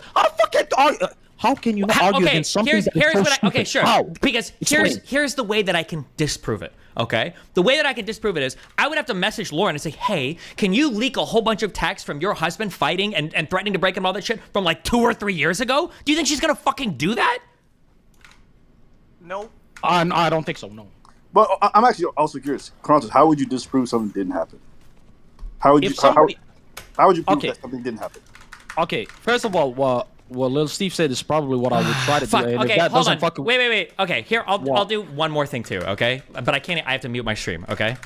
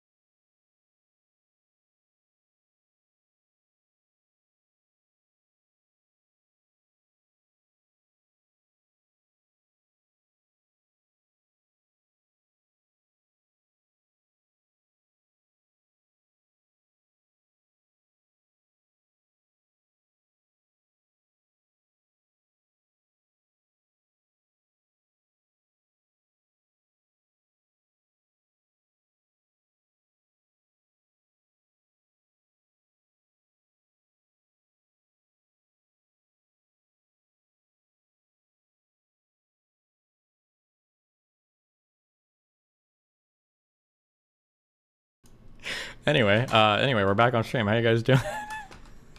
Guys, Yeah, chat's about to losing their get paid mind. $100,000 a month, boys. Okay, like let me just say, hey, Shut hey, the boys, fuck up. $1,000 if you wanna know everything that was said here. By the way, non-refundable. So if I lied to you, I lied to you. Abba, I think you would make a great mediator. By the way, August, I can thank see you for that. being good at your job, you piece of fucking shit. He uploaded the Kick or Keep episode. That shit fucking looks sick. And by the way, I appreciate you waiting like a week and then uploading, okay? Because I got like my 50K views easy. Thank you. I don't think he even did it for that reason. I just think that he was fucking spending a lot of time editing 4 hours. But shout out to August, man. If you want to work for me, free work maybe. Hello, I don't got money. Wait, you pay him 50% on the main channel, Lil Steve? Yo, over Destiny, you know what's 40%, also yeah. interesting? What? Destiny, you notice like it's always the male-female dynamic. Like even though you're bisexual, they would never come up with these kinds of rumors if like one of your homies got divorced. Even though they know you get involved with men, they would never say that you're at the root of the reason why. True, So but when- I'm also like, I'm barely bisexual, you know, so I understand it. I'm Oh, really, okay. I still I'm really don't just believe bi you're for bisexual clout. at I'm really all, by just the bi way. for clout, yeah, true. Yeah, it's just to fucking save your skin when once the fucking LGTV people come to you, you'll be like, oh, I'm an ally, I'm the B in LG fucking whatever. I genuinely believe it because I've never seen you fucking be involved with any nigga online. Have you seen Or me be any dude, involved with a excuse me. girl online? Have you seen me fuck Yes. somebody? Is there a tape? No, there's a lot of fucking girls that you slept with that are online. Yes or no? Yes, You right? don't- how many- Come well, on, you- like no dudes though. No dudes. You Maybe have, they're you bartenders have or something. no idea. Okay. I mean, hey, listen, Pisco never came out, so you kind of coming out for him is kind of fucked up. Nice. Please don't do that. Okay. Please. Okay, guys, can we pick up the atmosphere here a little bit? It's Yeah. kind of gloomy. I'm Okay, not hold gonna on, lie. like- because I'm running in circles so much. Oh, Where what? do I get the things to make these gems? Because I have no gems to put aspects on my fucking weapons, and I don't know why. I don't have any of this shit. Okay, sorry, go ahead. Guys, Tabor, unmute yourself. Well, I would like to say, if any woman would like to have a nice date with Destiny, please contact me, Shut the and I fuck will up. send you my PayPal link. Oh yeah, true. If any of you like ever want to fucking speak with Lil Steve, pay me. I promise you. Like something. I'll try. I can't promise like guarantee results, but I'll try. Also, thank you, Sing. Sing as in SINGH for the $100 when we're doing Kick or Keep. I appreciate that, buddy. At least hey, somebody's paying up. Hello. Oh, negotiations in 2 days, Lil Steve, huh? Actually excited. You know what I mean? 6 figures minimum. Yeah. Monthly, maybe weekly. I don't know. Uh-huh. I don't know. We'll I'm see. feeling monthly though. We'll see what 100K a happens. month. That's not too much. I mean, if fucking annoying TV got 3 mil, I mean, if they don't pay you, then they must really fucking hate you. I'm not gonna lie. Yeah. Because that, I mean, I don't know if the numbers are real though, so I'm confused. Also, guys, Can stop I saying say I for live a in lot a of fucking people, mansion. for a lot of people, and I know this firsthand, be very cautious when people say shit like, "Oh, I've got like a $50 million contract." More often than not, what's actually happening there is they've got a contract where if they hit all incentives and they follow everything, their max earnings are usually capped at a certain amount. The idea that these guys are just getting paid like a flat fee or whatever, like Leafy exaggerates the fuck, or not Leafy. Wait, it is Leafy, right? Yeah. Like we're saying, like, oh, I got like a $3 million Rumble deal, blah, blah, blah, blah, blah. These are with incentives. That's if you hit every single thing. And sometimes the streaming hours on that are set really, really, really high. So these guys that are saying they're getting paid like $2 million, $3 million a year, and they stream like 5 hours a week, they're lying at their ass. But Because you're telling me like 90% of the contract is incentives? I'm not saying that. I'm just saying that unless people are posting their whole contract, I wouldn't believe shit about any of the numbers. That's just what I would say. Also, Tabor, stop being a fucking chatter, dude. It's like, oh my god, it was so boring, guys. It sucks. I told you unmute yourself and you're fucking chatting. This is like degenerate behavior. What the fuck? Oh my goodness. Also, Rumble. Wait, don't you have like a show planned for Rumble or something? Maybe I want to. I need to plan it, but yeah, Rumble kind of getting dick down on the whole, Kick is kind of your favorite, correct? I never said that. I'm not gonna say who's my favorite though, but you know. I mean, you have a show on Kick, but not on Rumble, so you're kind of playing favorites. Like the parent that says you're all my favorite child, but the middle child kind of. Actually, the middle child's never the favorite. It's the youngest child. But yeah, you get what I'm trying to say though. Nope. Kick or Crumble? Hey, no, Rumble or Crumble. Nice name. Darius is gonna be hosting that one. Let's see how that works out for him. Okay. Okay, I have to leave. I just wanted to say that I enjoyed the conversation. I hope to continue the conversation that Abba and that Stephen and I was having earlier in reference to relationships, because I think it's important to know what the other gender is talking and thinking about when it comes to interacting with each other. So there's that. So it was nice meeting everybody here. We'll do it again. Me, you, Nice meeting you. Stephen, and then we'll bring in Annalicia as well. Okay. Have fun. Be careful. Also, sorry for the ban. You know what I mean? Excuse me, hold on. By the way, Stephen, I heard Annalicia is supposed to be coming down there to visit you. You know when that's gonna happen? Yeah, she's about to keeps make a saying surprise it, visit. but I have no idea. I don't know when she's going to, but we'll see. Tree, Like, you gonna go down to this Miami summer, and visit? this fall. Are you Hey, gonna I'm go in down? Georgia. Like, listen, Stephen is only 11 hours from me, dude. I can fly there and get there like in an hour. Hey, listen, if you guys do an in-person debate, I'll finance the flights. Oh, sugar daddy alert. Hello. All right, guys, I need y'all one of take those. care. Bye. Be careful. Love Take you. care. Wait, why can't by I the way- salvage this fucking amulet? Is there a reason why? Oh, sorry. Go ahead. Not trying to smoke on anybody's pack, but low-key, I'm hitting that Jonathan pack. Did you see his bitch ass get jumped? Unfortunately, No. actually, Was what do that you real? think? Wait, was that real? I don't don't think it's real. Yeah, I don't believe anything on Unfortunately. his Twitter. There's no. Yeah, I way. didn't catch him lacking, guys. It was not me, I promise. Oh, it's No, from he posted class. on his Twitter. He posted on his Yeah, Twitter. but I feel like if it was real, you'd see some video of people like jumping him or something. Like someone would have filmed it, right? So somebody, No way. is it true that he has leukemia as well? No, that was No. a lie too. Don't believe anything he He, posted. on he Twitter. lied to me. Yeah. He lied to all of us. Yeah. Okay, so I don't think he got jumped because he and Mike said like 20 minutes before he uploaded that video, he was like completely fine. There was nothing on his face or anything. I think he's pulling what Sneeko did like a while ago where he acted as though he got jumped. And then he was like, oh, this was just a social experiment to prove that people online just want to see me get hurt and blah, blah, blah. I think he's trying to do the same thing because, you know, he went mini viral for his takes on like Fresh and Fit and shit. Unfortunate, you know what I mean? It would have been dope seeing a video of the fucking 6'5" bartender. Fucking, I fucking fought 1,000 times, like knock out a couple of people before, you know what I mean? The gang got to him. But guys, you know where you'll be able to see that? DGG Boxing, okay? $10,000 already put in by Lil Steve, me and Jonathan. Yeah. Put your bets in. I don't know why people don't believe in me. You know what I mean? Like, I'm fucking big. Like, I'm 98 fucking kilos. You know what I mean? And 6'1". That's not nothing. That's like wide. Like, I'm built like a fucking. It's not a monster truck. It's like maybe 4 smart cars put side to side, back to back. You know what I mean? Yeah. That's pretty good. But I also got stamina. You know what I mean? I swear to God, I was like, I was in the flight yesterday. Cause yes, guys, I'm in Malaysia. I made it back. I'm alive. I made it back. Oh, you did it. Wait, does that mean you're gonna be working for the next fucking Kick or Keep? Okay, first of all, yeah, let's address your fucking retarded Reddit. You fucking inbred fucks. I did the first 3 shows all on my back, set everything up. Lil Steve does one single show. All of a sudden, Lil Steve is carrying the entire show. He works every single day. What does Q do? You've never worked on any of the fucking shows. Are you stupid? Just one fucking show. I was like, let me fucking not do anything because you're the one who wanted to take it on because you fucking failed hosting the 3rd one. I swear to God, goldfish fucking memory, retardation alert. But yes, I'm back. And first of all, I already have Harley from Epic Meal Times. I got him coming on.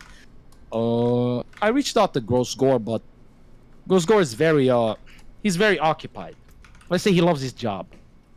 His job being, you know, taking care of his wife. Wait, where are you going? Let's put it that way. Okay, we can probably eat tonight if you want. Who Yeah, I think so. Yeah. It'll probably be like 10. I don't know if we'll gym today. We'll see. Ooh. I don't know. Do we gym after LSD?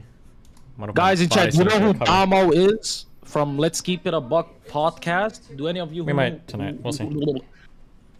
Oh, Adriana Chechuk is also coming on. Yeah, but I can't. Like, I don't think I can count that as like my get. You know. Wait, wasn't it Krieger? He's your mod on Kick, right? Krieger. I think that's how you say his name. Yeah. Like, he's the one who reached out to her, so it's him. So that doesn't. You still need to find 4 other people. You know what I mean? Okay. We'll figure it Wait, out. did you like already start, or will you just bring on Darius for the 15,000th time? We'll see what happens, you know, see what I'm feeling. Okay, okay. Okay, interesting. That was good. I'm not gonna lie. That was a great topic.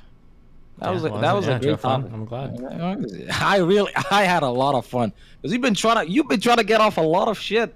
When I was in Somalia, you know what I mean? I'm visiting my parents, my family, and you're talking shit because you knew I was debuffed naturally, you know what I mean? Because I'm in home base. But then now that I'm back, but I'm using the DGG fucking shit fancy mic. If I just went back to my old one, I will. True. Okay, if I'm trying to deconstruct legendary, should I just be buying the cheapest shit to try to roll the most legendaries, do you think? Or ask Q if he got his money from the bank. Did that happen? Nope. Guys, they're fucking me sideways. This is unbelievable. All of a sudden, you do an international transfer. They're like, we don't know where this money is going to. We gotta do a fucking 1,000 checks. I don't even know where the money's held up. Whether it's Stripe, Kick, my bank. Nobody's fucking telling me. At this point, guys, minus 4K in chat. Honestly, just minus 4K. I'm fucked. And I mean, Beavis. Yo, Destiny, you want to deconstruct all your legendaries if you don't need the aspects. Yeah, no, that's the reason why is they roll give you more rare aspects. crafting materials. Yeah. You want to sell your blue and your gray items, and then the yellow and the orange you want to deconstruct. Well, I've got like infinite money, so I'm just deconstructing everything right now. But yeah, I know what you mean. Ah, fuck. I don't know what to buy. Fucking. Is this the furthest that you've gotten so far on D4 hardcore? Yep, so far. Wait. Do you play hardcore, Abba, or are you softcore? Ooh. Softcore for sure. Gotcha.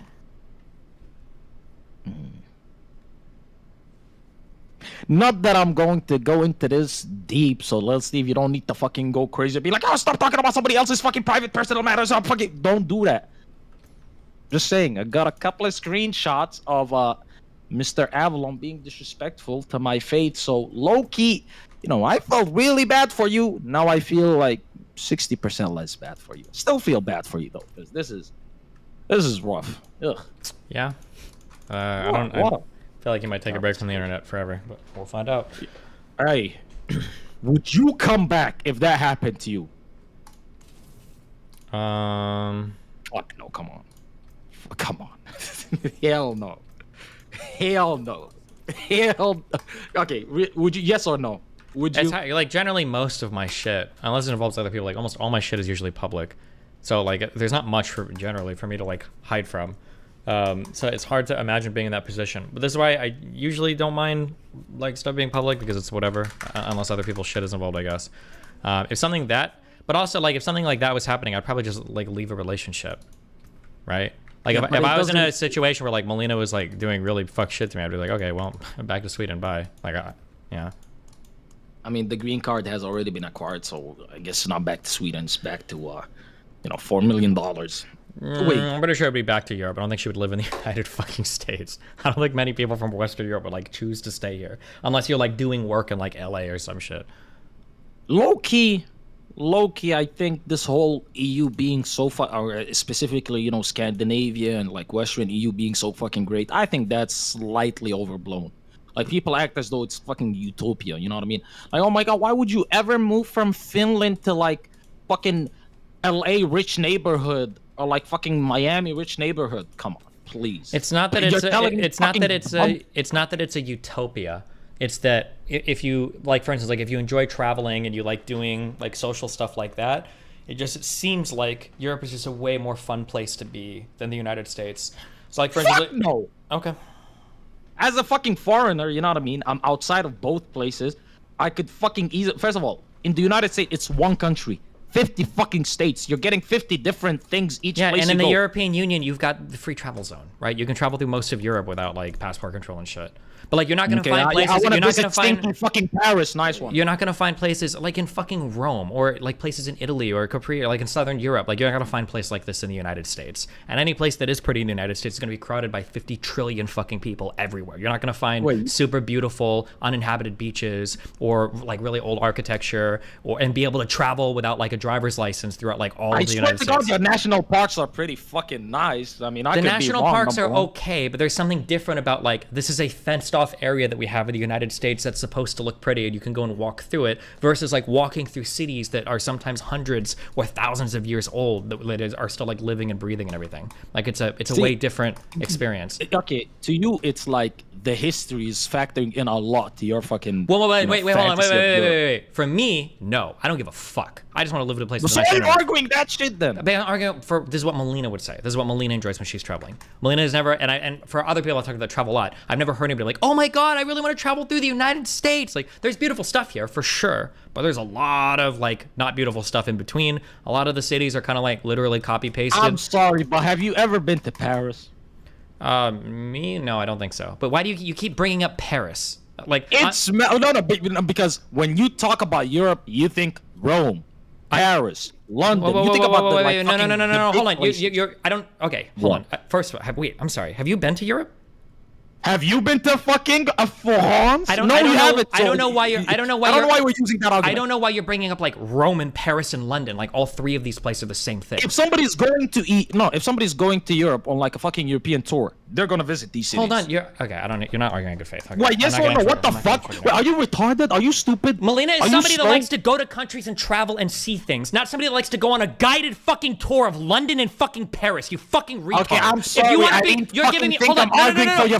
This is why I'm asking if you've been to Europe, because all the answers you're giving me, you sound like a basic bitch American 19-year-old white girl. Says the fucking guy that said, "Oh my god, I want the history. I want to fucking go to France and see the Are you incapable of listening to what I'm saying? You're telling me when you talk about I'm gonna travel through Europe and then you bring up London and Paris, you sound like a 19-year-old American white girl. That's what you sound like. No, I sound like literally 99.9% of people that will ever fucking go through Europe on a tour. Yeah, if you're talking about Europeans going through fucking Europe, obviously they're gonna go to the fucking smaller cities and just have fun. But I'm talking about Melina is a European. Melina is from Europe. She's a European. She's not American. You fucking bitch! I do know we're just talking about your wife's perspective. You should have cleared that up an hour ago, you idiot. We were talking about my wife and why she would go back to Europe and probably wouldn't stay in the United States. No shit, we're talking about my wife. What do you mean?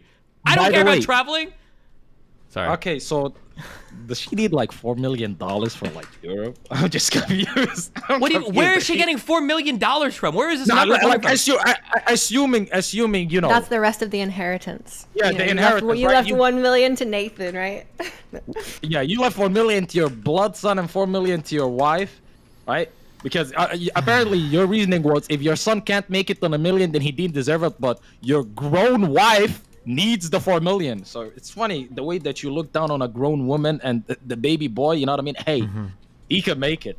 Kind of based. I'm not gonna lie. Your reasoning is based because that was your reasoning. I assume at least. Anyways, I think a lot of people, your wife included, and everybody that tries to fucking claim that Europe is like some fucking beautiful untouched landscape, and that's a bit retarded. I think there's a lot of fucking amazing places that people could visit in the United States itself.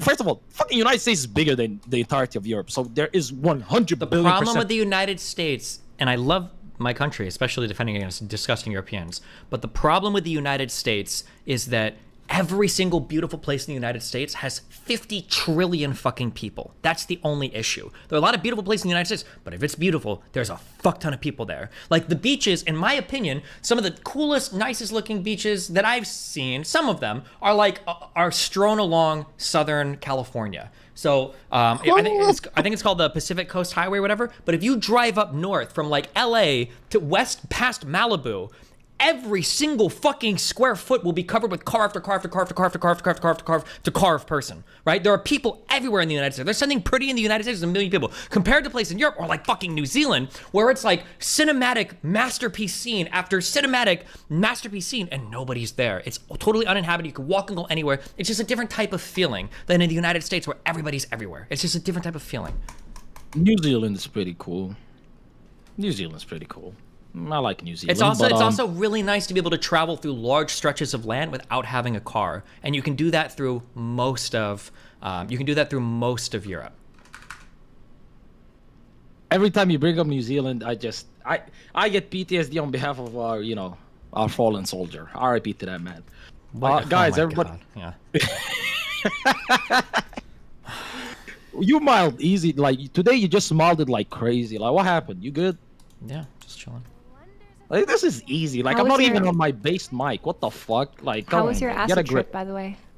It was fun. I just realized that Did you talk about it on stream? I don't want to ask you if you already. Like, no, not much. I have no idea how much acid is like anything at this point. I realized that I don't have a good like metric for what I've tripped on before. So I took what I thought in a cabin in Sweden. In Sweden? No, it was up in Big Bear actually in California. I thought I dropped 125 milligrams or micrograms of LSD, and it was an insane trip. Like when on my peaking, my like reality is melting and shit. I'm like, damn, like LSD is some serious shit. Are you sure it was like pure LSD? Did you test it or anything like that? Yes, because the guy that I buy from now, I make him send me tests for everything because I got fucking Perfect. scammaged before. But this time I got little gel tablets that are supposed to be more heavily loaded. And the guy that I had told me that these are like 250 each. So I'm like, okay, well I'm gonna cut one of these up. And then I'm gonna give the smaller half to Mel. I'll take one. I'll do like a 175 trip. We'll see how crazy this is. So we both took our halves of that. And after about like 3-ish hours, it was like, this is like kind of fun. And if I stare at her painting like really hardcore kind of moves, but nothing was happening. It's 3 hours. We've done crazy mushroom trips before. I'm like, fuck it. You know what? Let's just take another fucking tab of however much this is and let's see what happens. So we did that. And then like 4 or 5 hours in, it was a really insane experience. Also, that's what's up. Yeah, for the first time in my life, I've never gone like outdoors before because nature's gay. And I don't care about like being outside or anything like that. Nature. But oh my God, being outside and walking around while you're peaking off of 100 to 300 micrograms of LSD. I don't know how much I actually did, but it was an insane experience. Holy shit, like trees and nature and bugs and flowers and all that shit. It's like you're walking to a Disney movie. What do you prefer, acid or shrooms? If you could only do one or the other. It's just like so different. They're so different. The LSD, in my opinion, is like if you just want to have like a really fun, non-challenging, like super chill time, and you want to have fun all day, like that's what LSD is for. Mushrooms can be fun. Mushrooms is way more challenging, in my opinion. Do you feel like you have more control when you're on acid compared to mushrooms? Because I feel like when I take mushrooms, I'm on like a roller coaster, and I'm just like about to go through a journey. Whereas like on acid, it feels like I'm able to really like process and like almost control what I'm sort of experiencing. LSD is way more easy, way easier to control, way easier to avoid dark and unscary thoughts. Like even peaking, like because we went outside peaking, and we tried to go to a restaurant and shit. But like even at that, I could like handle myself like pretty well. I mean, I probably seemed high as fuck to the people I was talking to, but I wasn't like wanting to like run in traffic or like melt down or whatever. But yeah, even peaking on LSD, so I would like walk around and chill and shit. So yeah, I think LSD is way easier to handle than mushrooms. Although mushrooms are more fun if you want like a challenging experience. Yeah. That's awesome. Glad you had a great experience. I'm gonna hop off here. Take care, everyone. Nice to see you, Abba, Krontos. Everyone, take care. Bye. Be careful. Take care. Bye. I had the opposite. I feel like what the fuck? I honestly thought that LSD just felt like mushrooms, but for 12 hours. I really hated it. Damn. I felt like it was just too long. I went to bed and I was still tripping. I was like, right. Yeah. I mean, you are high for 12 hours. It's not an exaggeration. It's not like you'll be high for like 4 hours and then like, you're high for 12 hours. You're high for 12 hours. Yeah. Yeah. Wait, why did that dono say you had herpes? Is that true? Yeah, I do. I have all 3 types of herpes. Dude, when I found out you did meth, I was like, whoa, that's crazy. So like, I generally don't know. Also, like 6% of Americans have herpes. So I think it's super important just because herpes is incredibly like common. And exactly. That's why I asked. And like, I know I've joked about it so many times in the past, but I kind of start to feel bad about it. I don't know if you know this, Kratos, but you know where the herpes is actually the most common? Where? Surprisingly in Africa. I was really surprised. Really surprising? It is yes, to me. I was unaware. You want to know why? Is it Western Africa though? Like we could get into it. You know what I mean? I'm not a supremacist, but we talk about it. But I think it's really important. The reason why it's surprising, Destiny, is because me having lived there for so long, sex is never discussed. Okay, other than like use a condom, maybe if you're lucky. It is never discussed. So the concept of STDs being rampant, aside from like HIV, is never really properly talked about with people. And so the idea of herpes being rampant over there was something I was completely unaware of until I looked at recent studies. And sometimes we like joke about how disgusting it is or whatever it is. But the thing is, 1, it's probably the STD with the least amount of physical side effects. But 2, it's the most common one. And irrespective of whether we like it or not, when we're on these streams, we're talking to a lot of people who probably do have it. So just something to think about. There's no shot. You are paid by Big Herpa to fucking make that fucking sell. Now I want to get herpes. What the fuck? Okay, wait, hold on. You need to specify.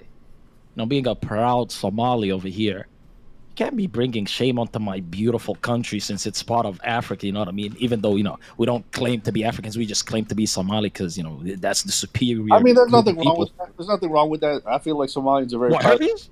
Djiboutians are the same thing. I appreciate the fact that they're very prideful. Okay, first of all, Djibouti, you know what I mean? Somaliland, Somalia, they're all one, They have their quarrels, they have their problems, but we're all one people. I hope we come together soon. Greater Somalia, a vision that will be achieved in my lifetime, inshallah. But also the Ogaden region in Ethiopia, and we're going to get that back soon. Is it West Africa, or is it like all of Africa? That study that you just I spoke think about. Sub-Saharan Africa was the one that I saw, if I remember correctly. It was a crazy percentage, like 70%. If I remember, I might be bugging. I'll go look it up again. But it was above 50, which shocked the shit out of me. In the United States, apparently, and I remember the number exactly, it was 66% of people have like some fucking form of herpes, because there's like different fucking forms. There's OP herpes, and then there's meh herpes. Apparently, I don't fucking know.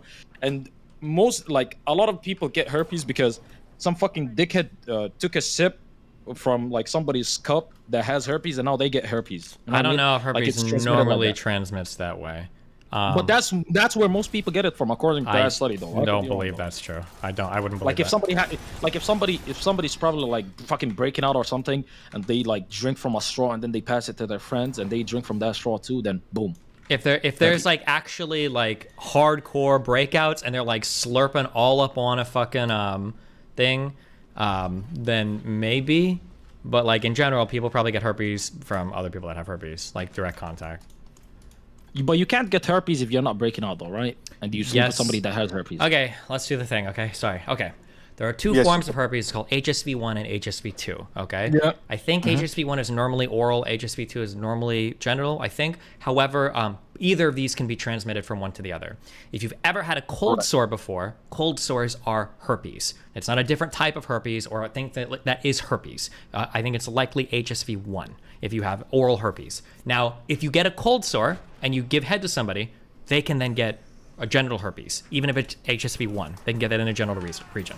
Okay, so oh my god, that's one like okay. I'm about to drop the craziest numbers. So this is how crazy. Sub-Saharan Africa, 82% of women, 53% of men.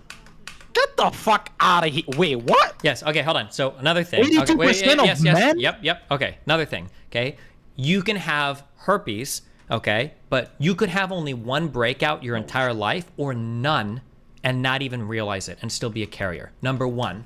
Number two. Is it genital and oral, or is it just genital like... for genital and To oral? be clear, the numbers I gave you were for HSV2, which is genital. Sure, generally. But HSV1 can be transmitted genitally, and HSV2 could be transmitted orally. It happens.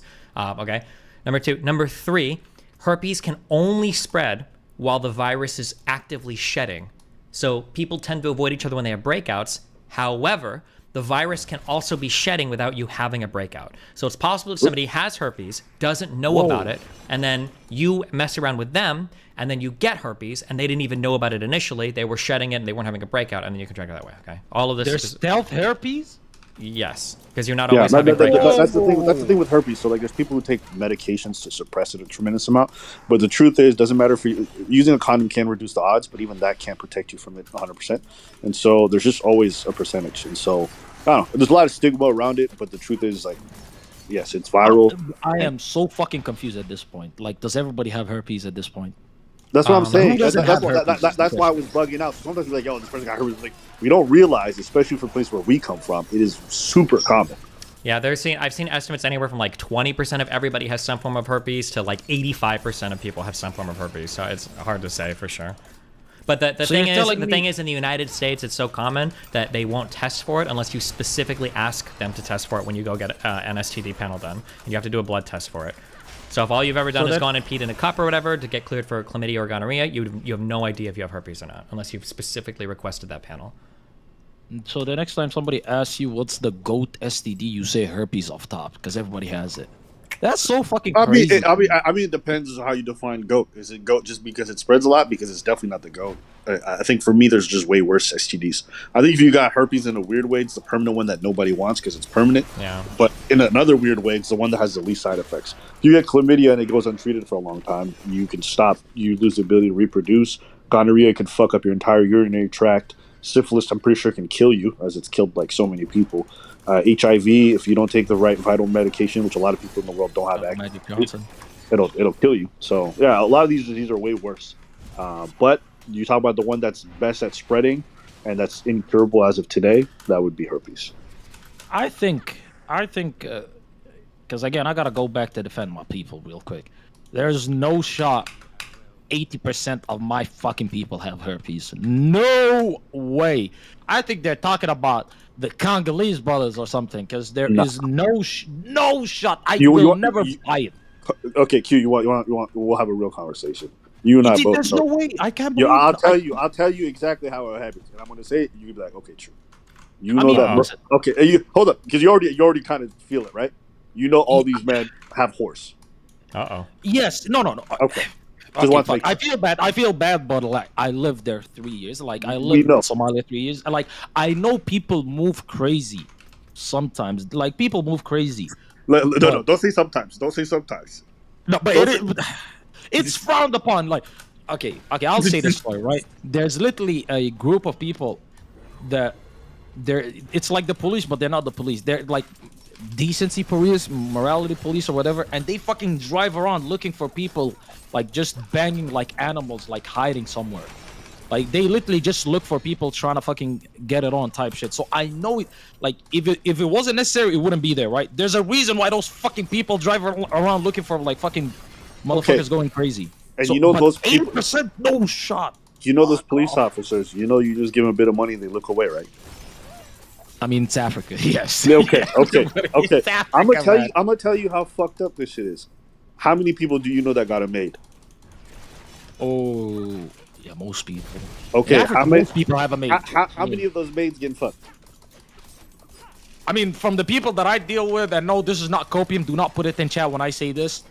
From the people that I know, none, because we don't do that. But I could see it happening in Nigeria. In Nigeria, not in Somalia. Hold up. Q. How old are you? 23.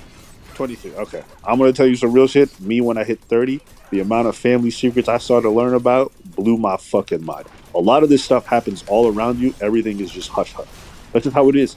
Everybody keeps quiet about it. Even though they say it's frowned upon, it's societally understood. For example, I know uncles cheated on their wife with whores, got HIV, brought it back home, ended up killing the wives. I know uncles who... What? Hold up. How many times have you seen maids be cycled in and out of homes? Oh my god, dude, don't ask me that question because... Okay. No, stop. No, I have to answer. It looks bad. I have to clear my name. They get cycled because they're trash. I know I sound like I'm coping. God, this is bad. I'm telling you, bro. The fucking stream. I'm playing my Lauren card right now. Don't do this. I want you to just understand the reason why these STDs pass is, one, nobody using condoms. Two, even if they are, they just fucking like crazy and they fucking everybody. Listen, they go out. I'm sure it's illegal in Somalia. What? God? Yeah. No. Okay. Listen, there's a lot of sitting that's going around all over the place. The truth of the matter is, it's just societally understood. Those maids being cycled in and out, some of them maybe not very good at the job, but some of them, they get different kinds of trials at the bank. I'm being honest with you. Okay, and think about it too. I want you to just think about it. What a maid is. It's a young woman from a poor background who's coming to work in your home and is supposed to do everything you say. And as a man of the house in a very patriarchal society, motherfuckers are gonna do stuff. Man. Okay. First of all, everything that you said, I see. I'm not gonna say that it's crazy because I don't think it is. In certain societies. Now, in pockets of Somali society, does that shit happen? Sure.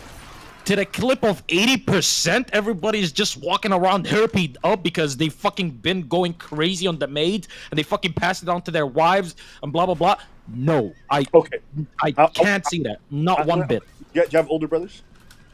Yes. Okay, I want you to have a good conversation about them. Don't bring up herpes or anything like that. Just ask them like real conversation.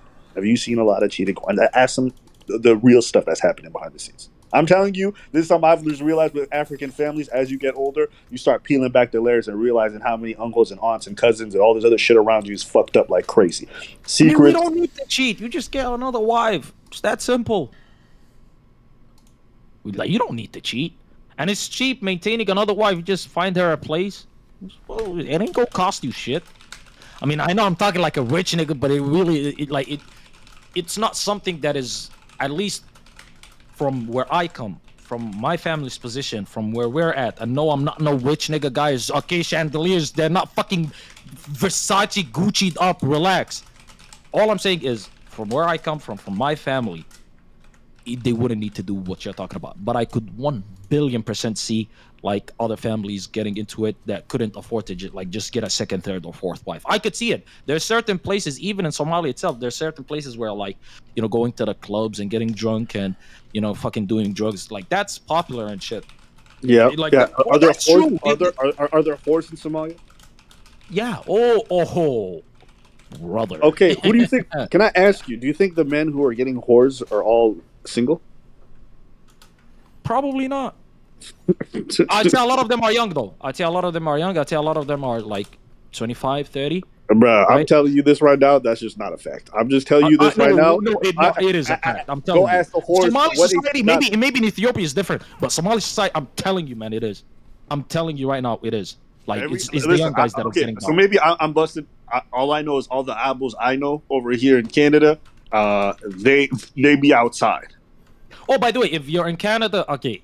Now I'm not dogging my Somali people out in Canada. I got family in Canada, you know what I mean? I'm Somali, I got family everywhere. But what I'm trying to say is, when you go to the West, your Islam gets debuffed by like 90%.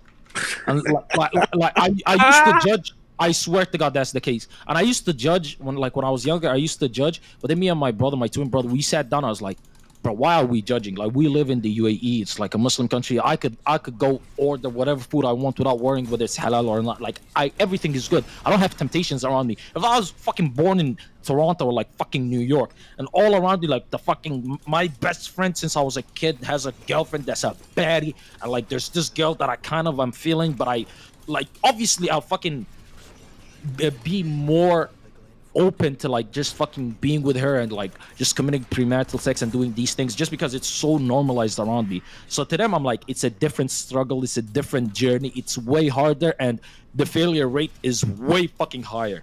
So I try to not be like too fucking judgmental, but I'm telling you the difference, because when I go back home, I got family out in fucking Kansas, man. I'm telling you, like when they come back from fucking Kansas, or when they come back from like Canada or the fucking UK, and when they come from the Middle East, night and day. I'm gonna be honest with you, bro. My experience living in between both countries, and this is I'm speaking as an Ethiopian, so it doesn't count for everybody.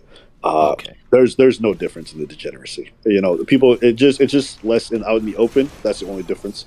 And then in Canada, it involves more white women, but that's the only difference. And my experience, a lot of these guys got multiple families back in Djibouti or back in Canada, and they just be traveling between both.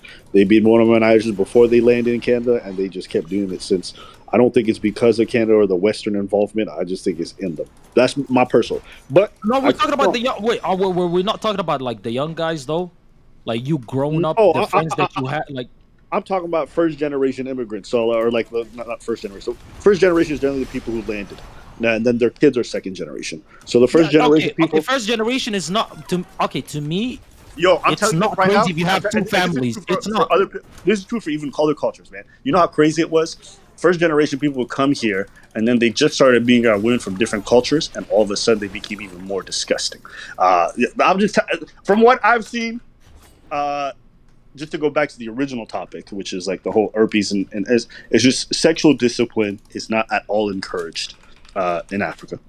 Actually, I went to school for like my final 2 years in Somalia, and they taught us about like fucking STDs, and they didn't do it like the cool way. Like they showed us like fucking blue waffled up punani, and I was looking at this shit. I remember I was looking at it for like a solid like 2 minutes. Like me and my brother, I was like, what is this? I couldn't even tell. I was like, what is this? What is this? What is this? And then the teacher says, oh, here you see like female genital. Oh, well, I fucking chucked this book, and I fucking like I went to the back of the class type shit. It was fucking disgusting. It was the most rancid, because I didn't know what the fuck I was looking at. I was like, what is this thing? It's unrecognizable type shit. Fucking disfigured, like fucking third degree, like some blue. It was, honestly, the memory is so destroyed that I can't even recall what it was. I just remember like nastiness. So they teach you about that shit. They teach you about that shit. What do they teach you? I'm actually curious. What did your sexual education look like? What did it look like in Somalia? Honestly, what they said is, because they knew, because a lot of, we have this thing called the Qan'alis. The Qan'alis is basically, hey, you're moving crazy out in fucking Canada, right? Okay, your parents are gonna tell you you're gonna fly back home on like a vacation type. You're visiting your aunt. And then they send you back for a couple of. They send you for a long time. They send you for a long time. I had a classmate that was there for 10 years.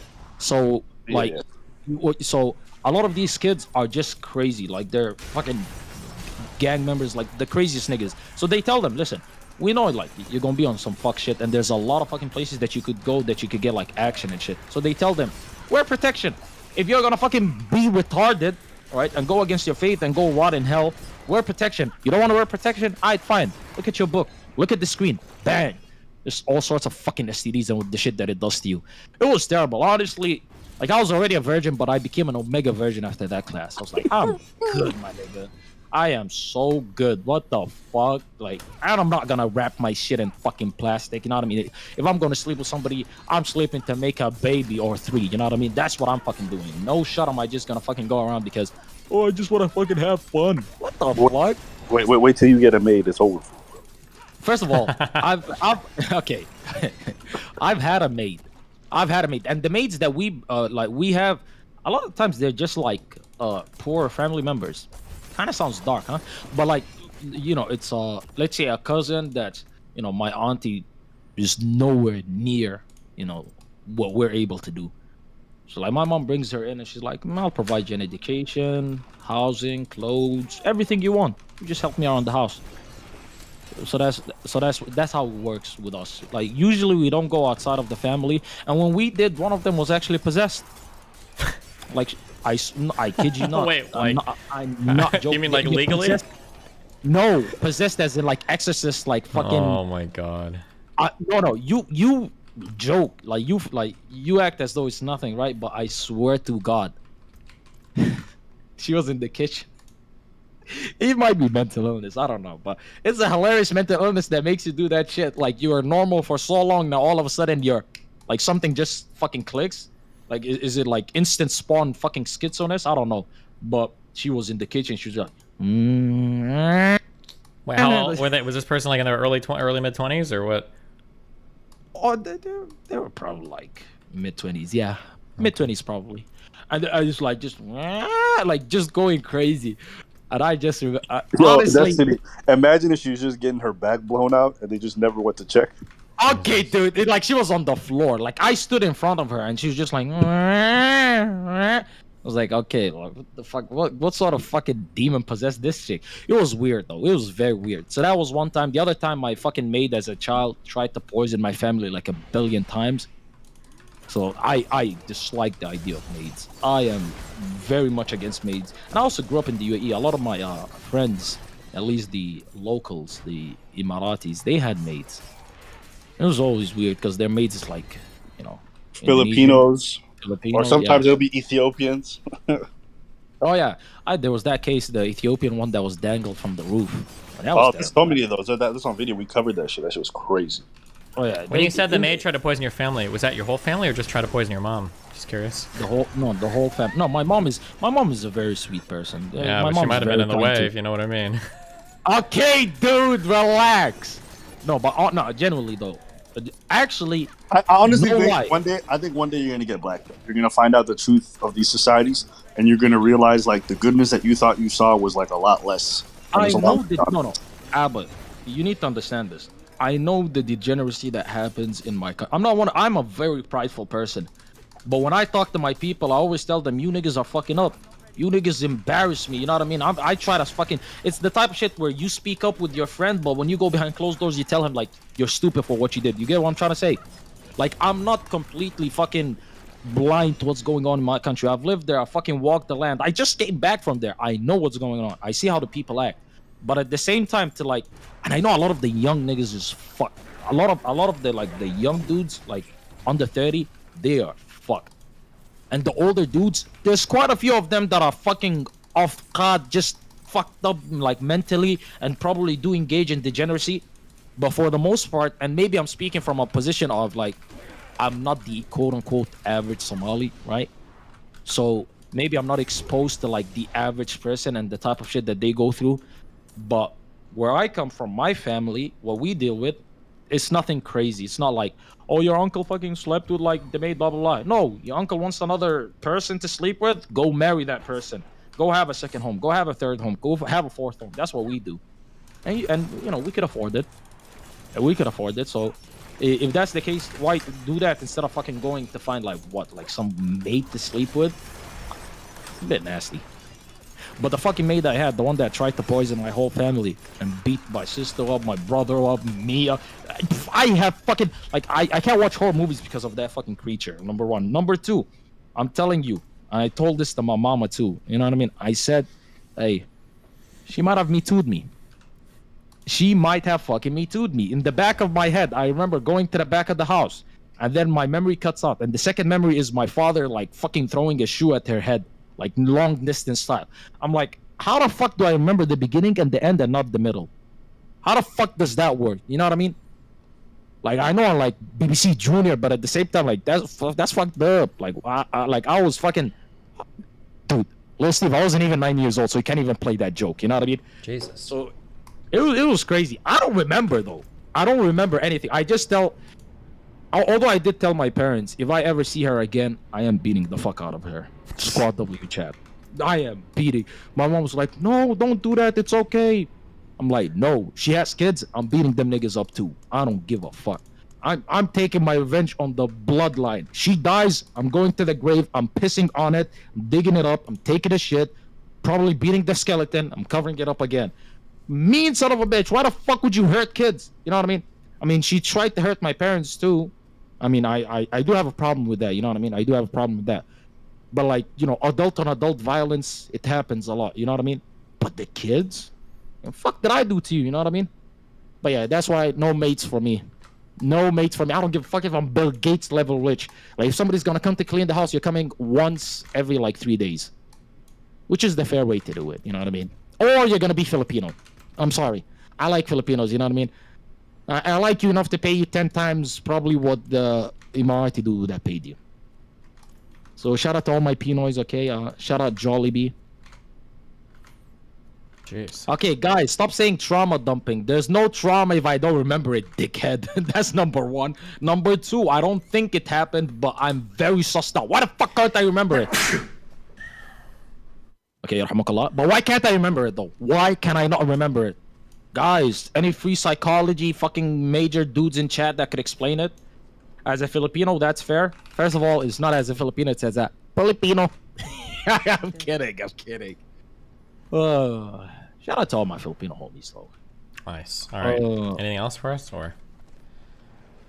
Wait, what the fuck? Okay, you opened up XQC. You want to watch XQC? Is that what's happening? XQC is live. Okay, we gotta tune into XQC today. All right. You're like an XQC React channel, like a lot of the times. Like, what does he say that's so interesting? I don't know. Maybe maybe today will be a crazy day. Who knows? We'll see what happens. Or is it another Minecraft speed run? Maybe. Okay, guys. I'ma just mute myself. I'm not gonna fucking leave if you niggas are fucking celebrating me leaving already. Don't, you fucking dickheads. Don't do that shit. What the fuck? Have fun. Anyways, guys, episode 4 Kick or Keep on YouTube. Episode 4 Kick or Keep. Don't watch it on Lil Steve's channel, even though August went crazy with the edit. Also, I thought there was like a silent agreement between us, by the way, that I get to upload the videos. You know what I mean? Oh, you can upload all you want. But you're just gonna fucking undermine me and upload them too? What the fuck? Oh, I'm not allowed to? I mean, I thought there was a silent agreement that if I'm not gonna fucking get paid, at least I get the fucking easy YouTube clicks. We're working on it, okay? We'll see what happens, alright? Okay, listen. Contract in 2 days, you better fucking go hard. That's all I'm gonna say. Okay. Guys, Bible fucking angel thumbs, whatever in chat. Alright, take care, my guy. Be careful. Bye-bye. And she's just blocking, so I can't fucking lap, I can't go past her. And then I try to do a big maneuver around her, okay? And she breaks in the middle of me going long. You know when you do like a long way out? When you go all the way out, right? She fucking breaks in the middle of the race, right there, which is a good angle. So I break and I spin out. And Poke is coming from the back, and Poke goes full speed. bang, and bro, he full speed rams me to the side, bro. Bro, Poke legit fucking full on T-bones me, dude. Is this a video game or And real it life? fucked my shit up, dude. And we almost get kicked out. Cause the guy thought like, bro, you're not supposed to get out of the middle of the race. I'm like, bro, I thought my leg was broken. Brother, Go-karts. it doesn't look that big. Okay, bro.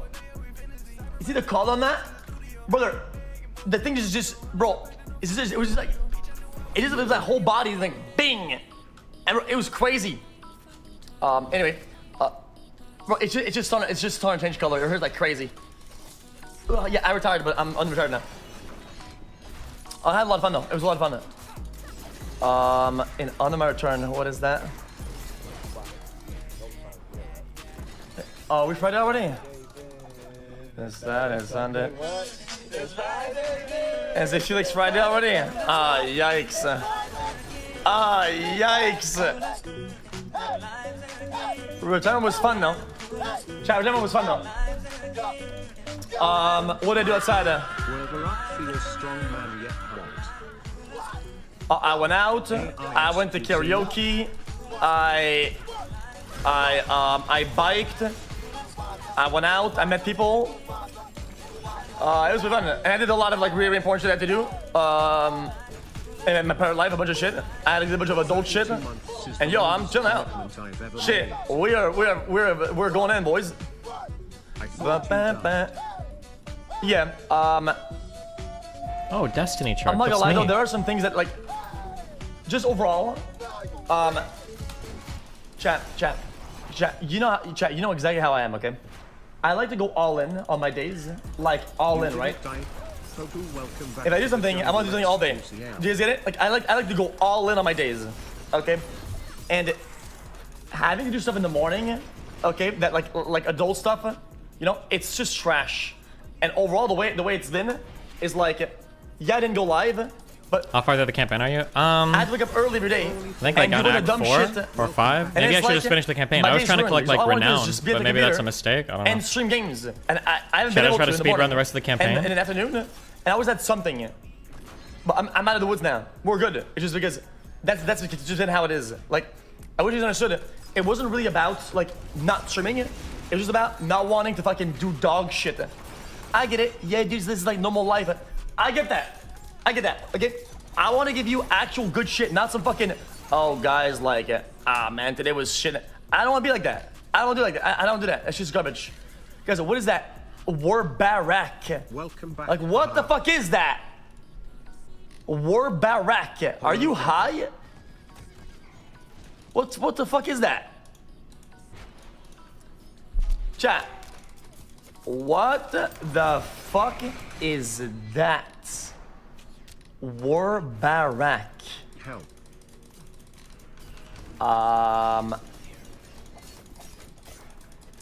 went to the hospital because I woke up with some fluid in my throat. And like whenever you breathe, and then I cleared my airways or whatever, and since I pushed it out. Okay. Whew. Okay, guys.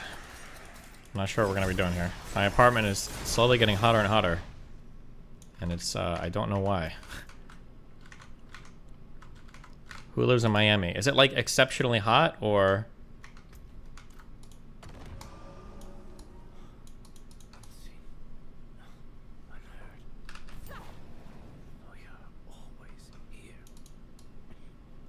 Do you have AC? Yeah. We got an email from the office telling us that apparently it's a record heat in Miami. I don't know if that's true or not.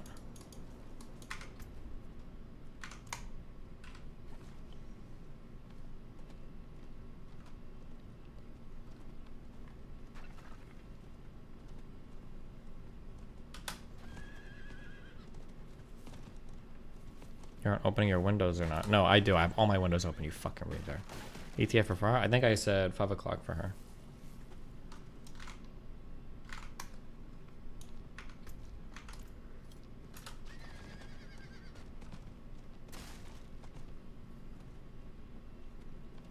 I'm in Homestead. It was a record heat day. Oh.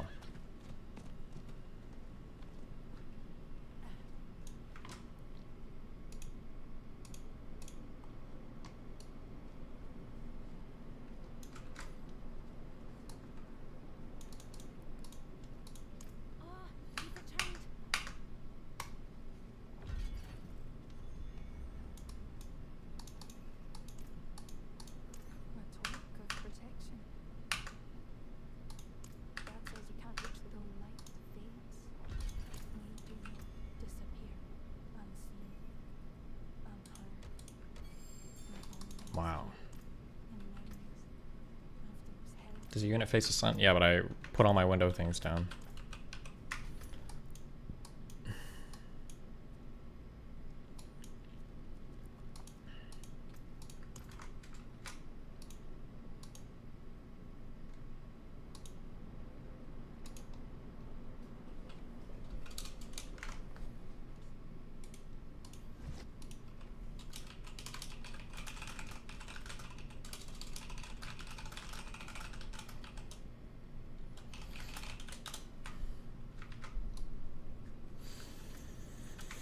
What are we doing today? Do you have insulation to cover your windows? Nope.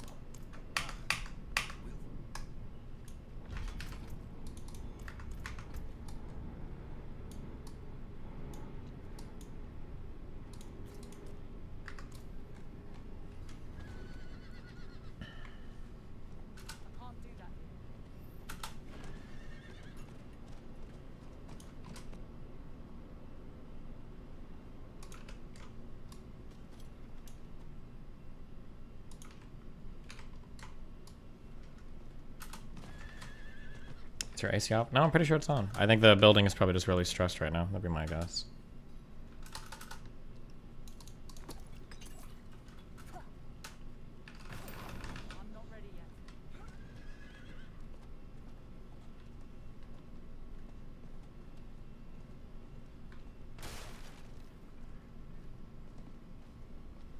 Bro, it gets way hotter in Miami. Easily reaches 40 Celsius or 104 Fahrenheit. Is that true?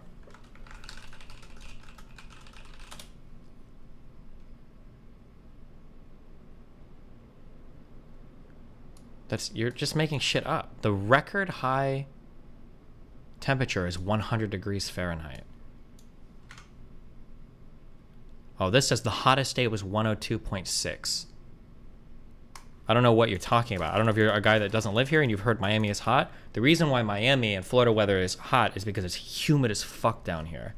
That's the issue, is that it's fucking humid. My guess would be that it gets way hotter in places like Arizona and stuff. But it's drier down there, so you can deal with it easier. 102 is nothing, I guess, right? It just depends on, well, it just depends on what you're talking about. Like 80 degrees with a fuck ton of humid outside, in my opinion, is worse than 100 degrees with very low humidity, or at least in my experience, dry heat in like Utah and Arizona, I can deal with really easily. But I imagine most people can. But you can also, I mean, you can stay on and get fucked too, but I don't know. I hate the humid heat is way worse to deal with.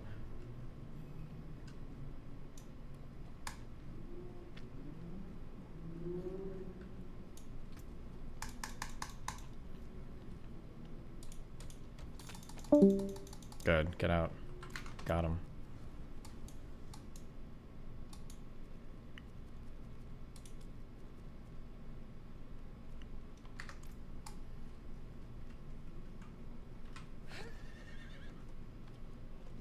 I thought it was a myth that humidity made it feel hotter.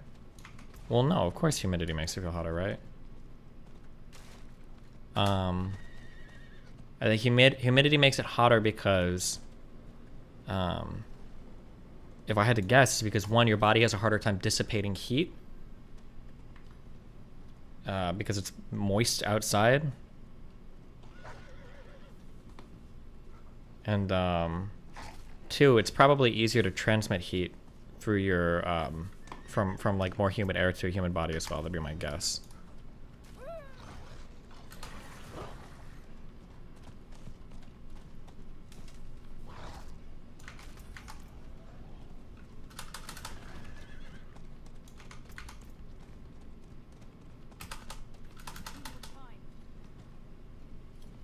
The specific heat of water is like way higher than the specific heat of air or something, right?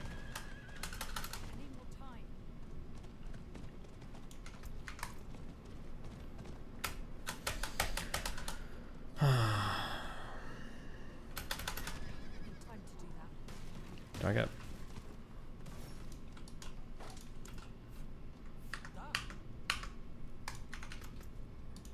Based, okay.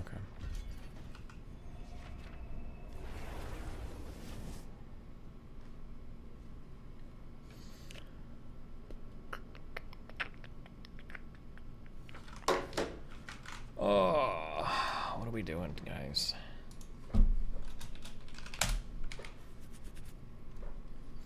How's the Tristan interview?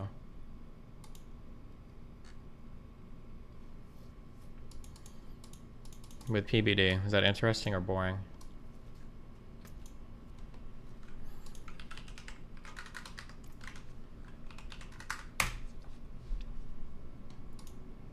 No. I want you to touch me. I want you to touch me. All my life, you're not doing shit.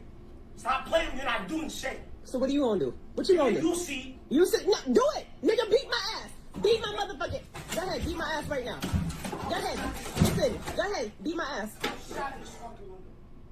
Ricky. I don't know what the fuck your problem is.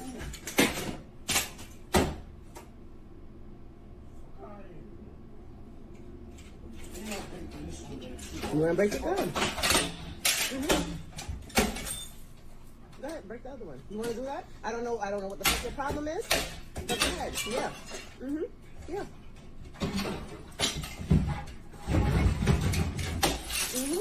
Yeah. Right. Good. Yep.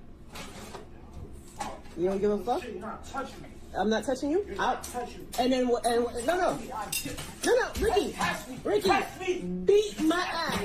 I'm begging you to beat my ass. Go ahead, nigga, beat my ass today. No. Beat my. You wanna beat my? Ricky, I'm standing right here and I haven't moved. Beat my motherfucking ass in this house. Go ahead. Go ahead. Go. No. You wanna fucking no? Beat. I'm standing. Don't tell me to come nowhere. Fuck out of here. You're not doing shit. Don't tell me to come. No, don't tell me. No, nigga, come beat my ass. Come beat my ass. What is happening? Oh my god. My motherfucking ass. I want you to. Listen. Come here. You come here. You wanna beat my ass, nigga? You come here and beat my ass. That's all I ask you to do. That's no. That's all I ask you to do. Okay, work. Ricky, come beat my ass. Come beat my ass. No, nigga, come beat my ass. No, come on. I'm begging you to beat my ass today. Come do it. Come do it.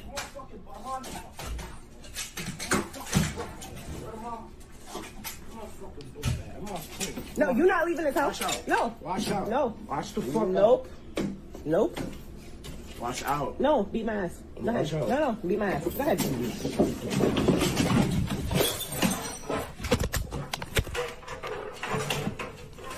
I'm sick of you. Fuck you.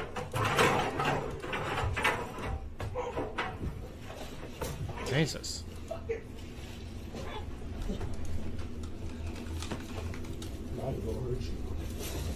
Get off. Christ.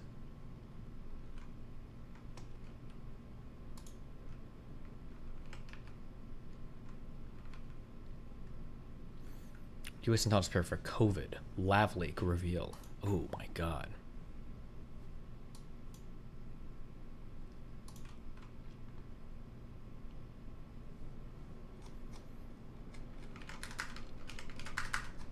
What'd you do if that was your kid? Time to get adopted. In just a matter of days, the U.S. Supreme Court is expected to rule.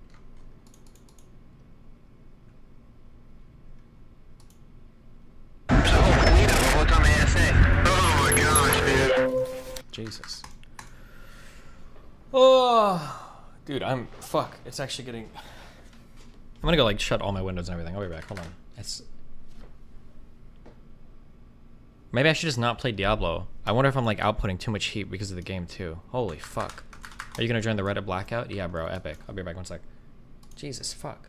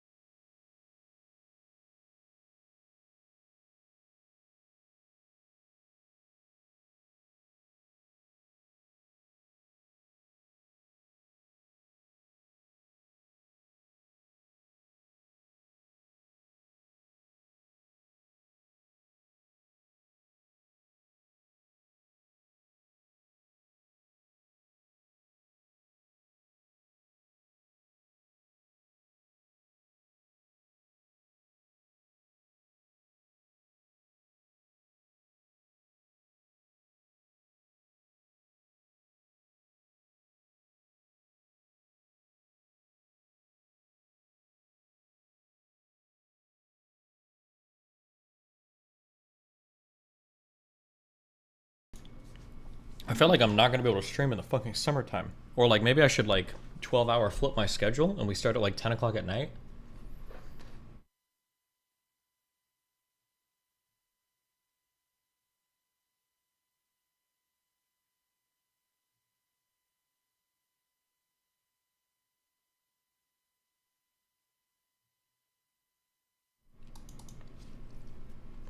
Try Halls of Torment? What the fuck is that?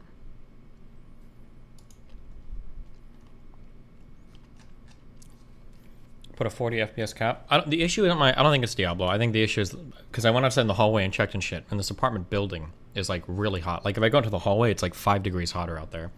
My thermometer or my thermostat says it's literally 75 in my apartment, and it's set to 70. So I'm guessing where I'm sitting right now, it's probably closer to like 78, 79.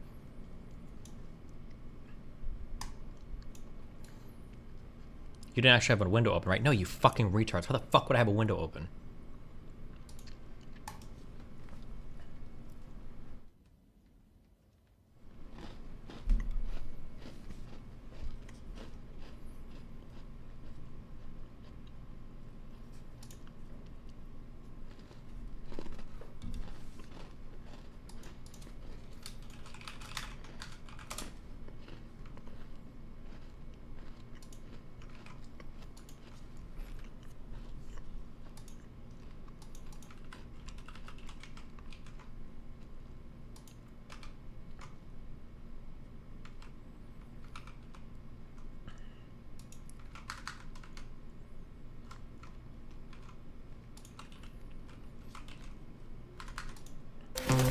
Oh, also, last night, I watched that Puss in Boots 2 movie. Thought it was cute. Solid film. You better go somewhere, girl. What the fuck wrong with you? Bye. What's wrong with you, bitch? I'm recording you right now. You fucking touched me. You hit me. Go to the leasing office with me right now. Stupid Leasing bitch. office. Man, get right off now. my fucking. Get off me. Don't fucking. Get off me, bitch. What the fuck wrong with you, lady? What the fuck? What's wrong with you, bitch? You touched my face. This is Yeah, broken cause you now. hit me. You hit me too. No, you hit me first. You hit me first. I'm You trying fucking. What do you think about the trend of animating at 15 FPS? Is that what they did for some of this movie? I feel like some of this movie was heavily inspired by fucking Attack on Titan. Holy shit. I'm curious if they've ever explicitly stated it. I thought the animation for the movie looked really good. I think at all points. If they chose 15 at some points, stylistically it worked. It felt super inspired by a lot of the Spider-Verse shit too. Like the ending sequence especially. It felt like it, I guess. I don't know, maybe it wasn't, but...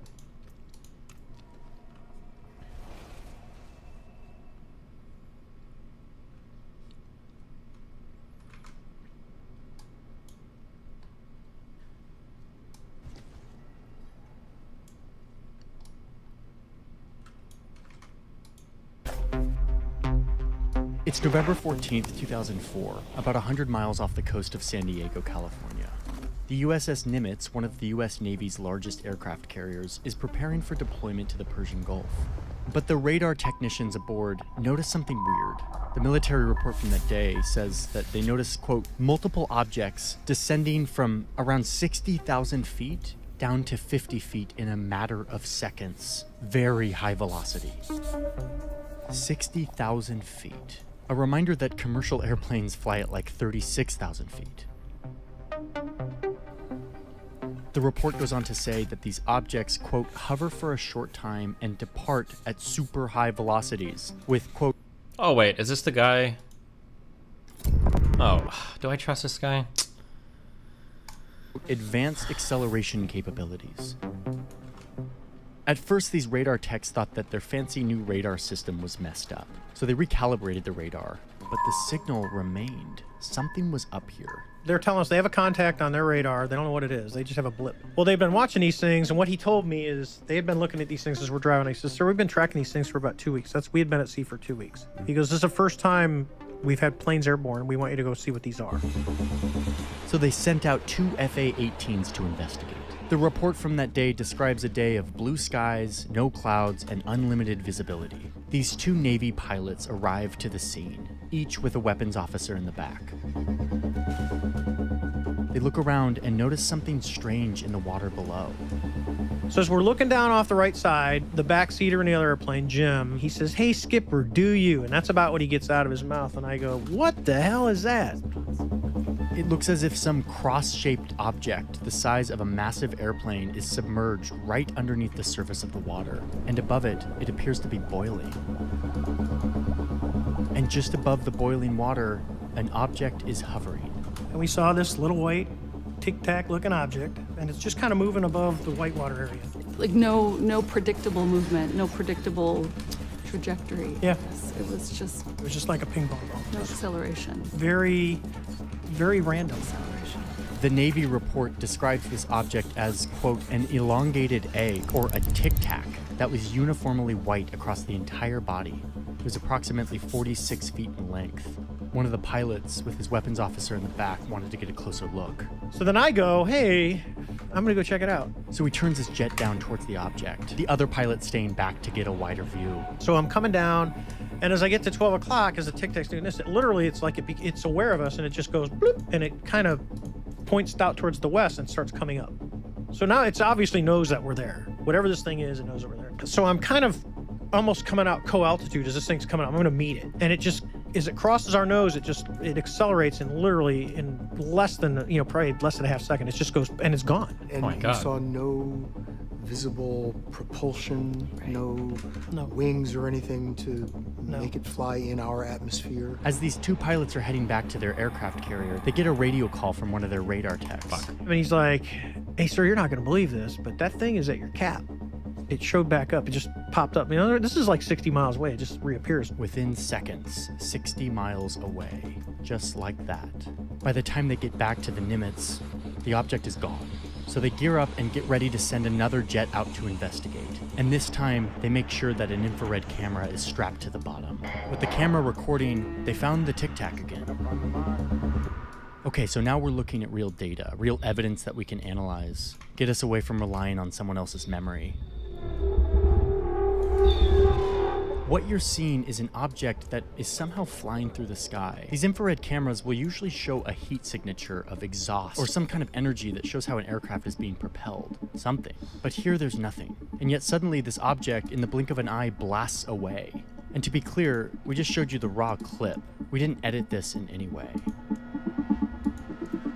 This was back in 2004. Spooky. But no one knew about it, and likely never would until it was leaked in 2007 on a fringe UFO website called Above Top Secret. It honestly looked like some kind of BS conspiracy UFO stuff, totally disregarded. But 10 years later, the Pentagon confirmed that actually it's totally legit. This is authentic Navy footage recorded by some of the best pilots on Earth, showing an unidentified flying object. The New York Times would go on to report on this pretty deeply and reveal that this video, as well as the first-hand accounts by people who saw this object, would lead the Pentagon to create a secret program to study what's happening here. And not just this encounter, but dozens of others, something the public wouldn't hear about until recently.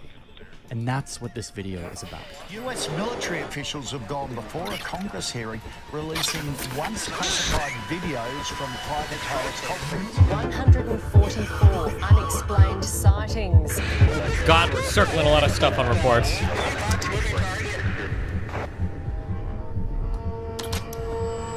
Wait, pause. Yes, I know some of you are asking, am I actually doing this? Yes, I'm actually doing this. We're doing a deep dive on UFOs. And no, it's not some bait and switch storytelling device where I try to trick you into believing me and then tell you to not believe everything you see. I'm actually doing this. I'm applying my journalistic lens to a topic that, in my opinion, has been thoroughly bastardized and sensationalized by the likes of the History Channel, UFO fanatics, and Hollywood. I want to do the opposite of all of that. I want to actually evaluate the facts, because honestly, there are some really compelling facts here. So this is not Roswell, it's not aliens landing at a school in Zimbabwe, it's not Bob Lazar claiming that he worked on UFO tech back in the 70s. I'm not touching any of that stuff. Maybe if this video does well, I will open up those cans of worms. Today, all I'm looking at are the hundreds of evidence-based sightings of stuff flying around in the air that the US military has observed but has concluded they don't know what it is. That's it. Let's do this.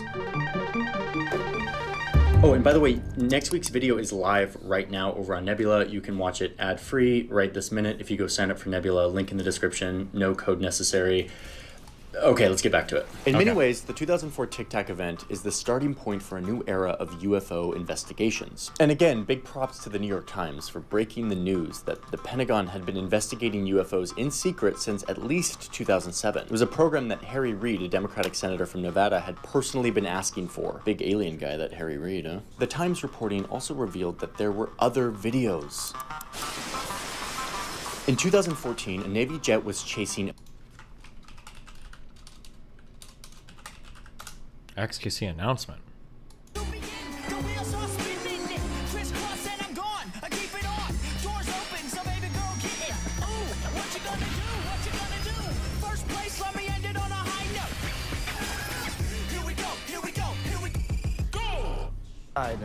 Through thick and thin, across every corner of the globe. And I want you to hear it from me. Cheeto. Because I want you to join me in this next chapter of our journey.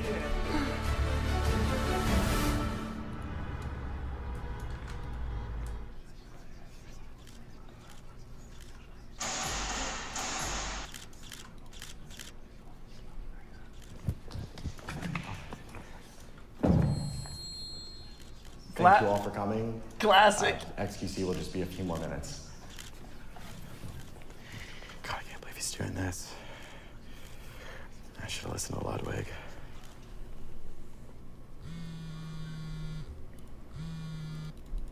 Where are you? About to go live. What? Where? On Kick. Oh shit, Chat. boys. Chat. Let me elaborate. Hold up. Chat. Listen, chat. Guys, listen. I've been really nervous about this. Okay, because this is pretty massive. Okay. Oh shit, Hold up, boys. Let me just 20 months I don't want to just forget. Oh shit, boys. I'm sure we're all good. Yeah, we're all good. Okay. Okay, chat. Listen. I'm gonna go full camera just talk to chat. Okay. Chat, there's a bunch of things about this that are super important to know. One, it's not exclusive. So I'm really happy about the move. I think it's massive. But it's not like it's not gonna be exclusive. So basically, what it means is that on Twitch previously, it's been exclusive. So it's like it's like only Twitch, right? Daily stream. But I'm gonna be like splitting time in between. I think Hikaru has that a little bit. So like, what? Yo, Hikaru, I was talking about you. Yeah, so it'll probably be like wake up, just go live, do intro Andy, and just do like normal stuff, and be in a stream here. After that, I'll probably swap over. Sometimes I'll have like full days here, full days there. Chat, I'll just play by ear pretty much, and it's just kind of how it's gonna be. I think that opens up a bunch of doors for like diversification in a bunch of ways. I think TOS shit, a bunch of there's like a bunch of things to do, and it's pretty massive. Oh, that sounds hitting me up. Chat, the trailer. All right, chat. Guys, I'm gonna keep it a buck, okay, chat? Guys, listen. That chat, the trailer was pretty much done in like half a day, pretty much. I'm probably gonna do something fun, something good for like sub transfers and whatnot. I think chat overall. Okay, listen. How do I explain this the best way I can?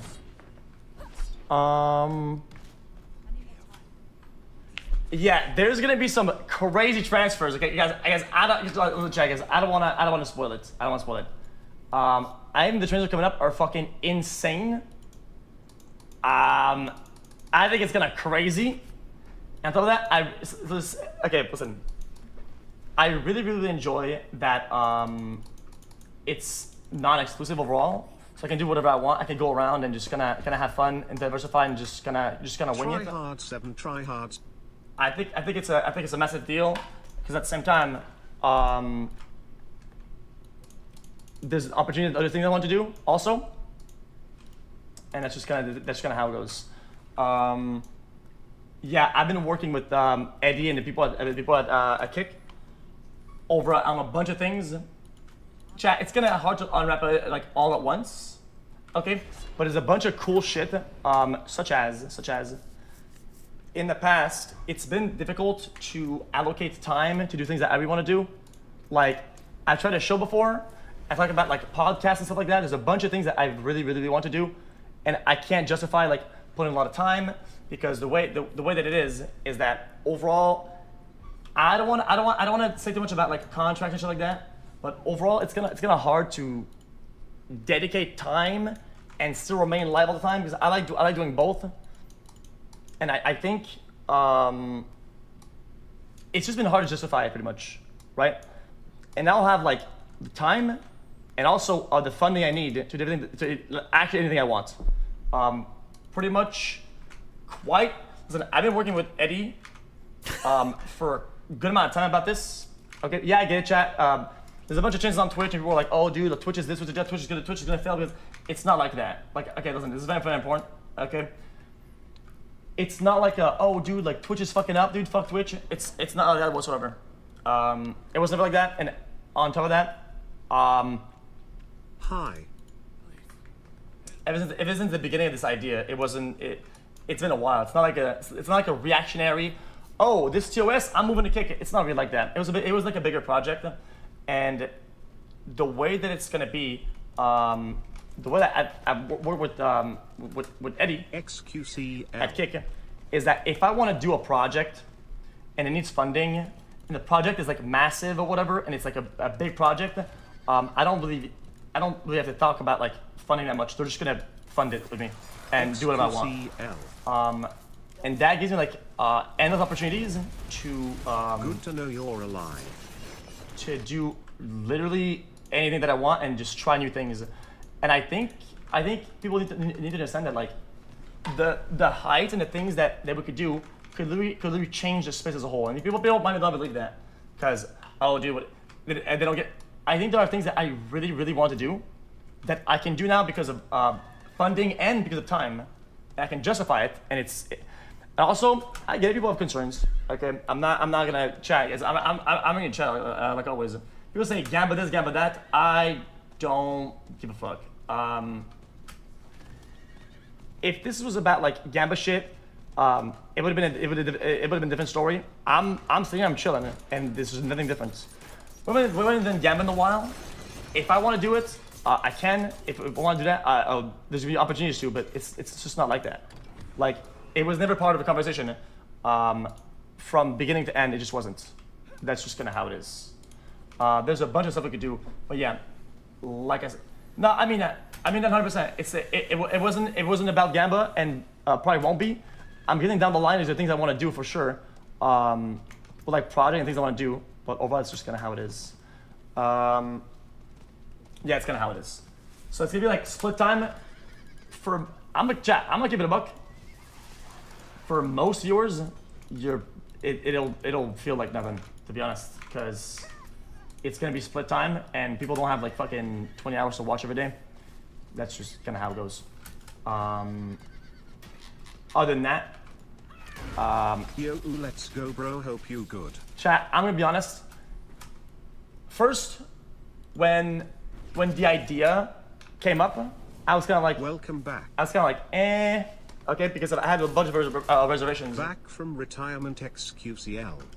Oh, yeah, that's a good question. Hassan Malding about Kick. I don't think Hassan would ever go to Kick. I could be wrong, but I don't think he would. Overall, believe it or not, I thought, dude, at my age, dude, I did this for so long, I genuinely thought I was gonna slow down, okay? But I know you are going to donate all this. I'm biting on like way more than I can chew, pretty much. I'm going like pretty much like all in. I'm like doubling down pretty much. Days are gonna be pretty much like 11 hours, something like that, like normal. And I could just gonna sit down in the cavern and just do it all day, you know. And it's gonna be it's just gonna be split time. So it's gonna be like always, except it's gonna be like a. Yeah, I'm trying to be as transparent as I can because there's nothing to hide. Like, there's quite nothing to hide. I'm being as transparent as I can be. So there are days it'll be like only Twitch. So there's gonna be only Kick, and there's gonna be like it's gonna be like 3-7. It's gonna be like 4-6. It's gonna be like 3-8. That's just kind of how it is in terms of hours. Things are so flexible. I don't really have to. Chat, does that make sense? I don't have to like mechanically do it. It's just kind of like play by ear type shit. And I have to be honest. At first, I told you earlier, chat, I was like kind of about the project because I didn't even understand it. I went down and I spoke to Eddie for a while about just Kick as a whole, like the company, the infrastructure, the chat, the features, and like getting stuff done is really, really easy. And I think I've been kind of like, the idea kind of like solidified. So I was like, dude, shit, it's actually gonna get there. And I genuinely think that it will. It's gonna reach new heights. And chat, I'm telling you, listen, guys, I'm not gonna be like Train, okay? Sorry, Train. Maybe Train's gonna be just gonna watch it maybe at one point. I'm not gonna be teasing Andy and be all over the shit, but listen, some signings are insane, okay? And I want to work with Eddie and the people over there to make really, really good signings that are gonna kind of build the whole thing, right? And solidify. And it's chat. I'm telling you, it's gonna get a little crazy. I'm telling you, chat, it's gonna get a little crazy for sure. And yeah, you know what, chat, guys, you know what I like to do. I think a lot of people are like, oh, dude, what about this question? What about this? And they think I'm not gonna fucking answer or whatever. Chat, I don't care. Because I have chat on screen. You can ask me any questions, I'll answer it. Chat, there's like literally nothing to hide or whatever. It's like I'm just talking with chat. Yeah, I could just. Listen. What does this not say? Jesus. What the fuck? Anyway, guys, I think guys, because I'm on Twitch, chat, it's starting to lag. Yo. Chat, guys, the bitrate's going down. I don't even know what's on my screen right now. Chat, hello? Chat, hello?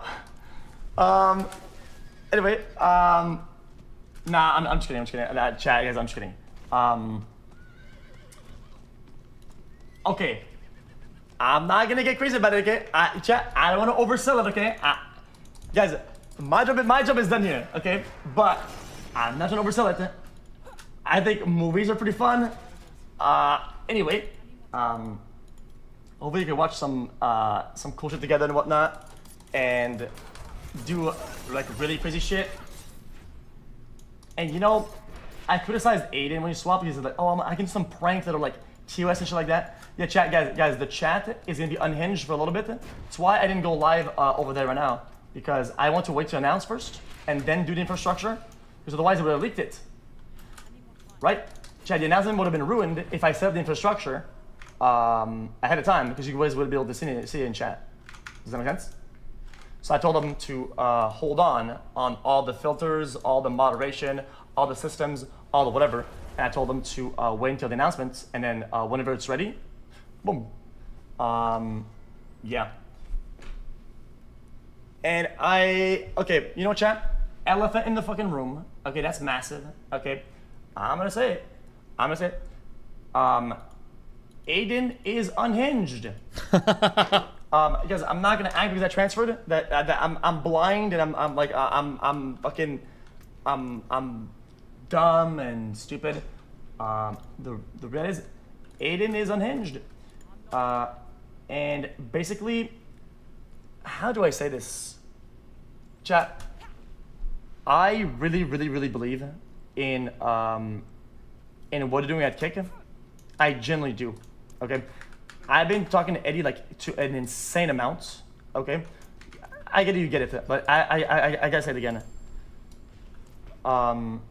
By the way, chat, guys, I think this is scripted. By the way, I hope you guys know. Do you know this was coming? This was the they sent me the big fucking announcement video today. Okay, and that's it. I wasn't told. This is probably not probably. This is, I think, the largest streamer signing deal in history. Number one, and Number 2, obviously, it follows. This is Twitch's largest streamer. Has now signed with, I don't know how much he said in terms of like how much he's streaming on Kick. It's pretty, it's a pretty big deal. Even without exclusivity, yeah, damn. Twitch is yeah,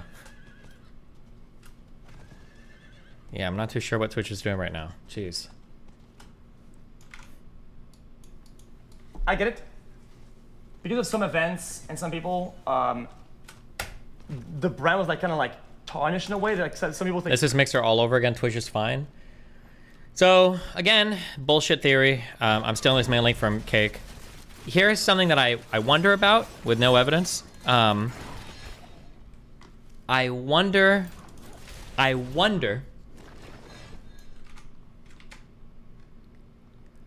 if Amazon has decided that maybe it's easier. Okay, so let's see. Let's do a little technology here, okay? See how much I'm following here. Twitch, when they were acquired by Amazon, their CDN, the content delivery network that does all of, or distribution, I don't know, that does all of the content for their streaming video and everything, is called, now it's called, I think it's called IVS, or right? Make sure I'm correct on that. Yes. Well, I think it's called Amazon IVS now. One thing I wonder is, maybe now that Amazon has acquired that video platform, Amazon doesn't technically need Twitch running as a front-end service to IVS. I wonder if one thing Amazon could do is they could be like, listen, we've got the video infrastructure. Maybe we're just going to drop Twitch as a platform, and we're just going to license out IVS to other players, and we'll let them handle the streaming business. So kind of like AWS. We'll provide the servers, they'll do the streaming shit. Because technically, not technically, that is what Kick is, right? Destiny, they won't be using IVS in the future. Just know that I can't talk anymore. Oh, I don't even know who you are or what. I don't know. Okay. So for instance, like, that's what Kick is. So I think I've said this a few times. Kick runs off of Twitch's servers. Kick runs off of Amazon IVS. And it's also competing with Twitch, which also runs off of IVS. But I wonder if at some point Amazon will be like, fuck Twitch, and we'll just license out this video platform to everyone else. And maybe Kick is like that way into the future. Maybe, but who knows? Amazon would make way more money that way. No, probably, because then they wouldn't have to deal with all the streaming bullshit. But yeah. Yeah, people always said, people brought the gamer shit. I think that's gonna. But Rumble doesn't. Can't they do the same as Rumble? Rumble has its own data infrastructure that they've built out for themselves. So no, Rumble is exempt from this. However, keep in mind then, I'm not shit talking any platform, but I'm just saying, keep in mind then that why the fuck would Amazon allow contractors to use their infrastructure? Because that's what Amazon is. What are you talking about? Pretty sure Amazon makes the lion's share of its money off of AWS, so licensing their servers and everything to people.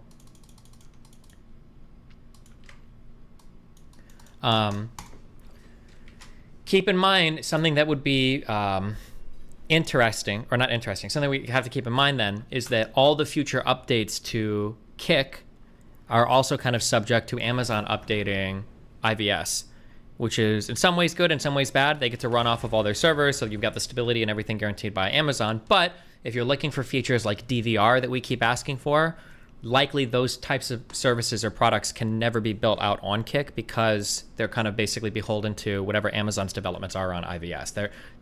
They can always build like the container or the wrap, I guess, arguably around the stream, like all the other features and everything, but they can't do much to update or change the stream stuff itself. That'd be my guess in terms of how everything works, but yeah. What? Anyway. Oh, somebody said you can do DVR in IVS, Twitch just doesn't. Oh, I don't know if that's true or not, but milk. Wait, did you get your bank account and everything all set up? Chat, I think speaking and talking about it is one thing. I think doing is the whole chat. You guys know how it is. I always believe that like doing things is what matters the most in any of this, in live content, in whatever. How do I fucking say this? Mr. Cow, this is I want to do this ready before I go live over there. Your anniversary is next month. Don't say anything if that means we are getting married. Okay. Fuck. Chat, guys, this is what I want to say. Guys, what was I saying? Guys, I was saying something. I was saying something important. I forgot what it was. I forgot what I was saying. Say it. Say it. What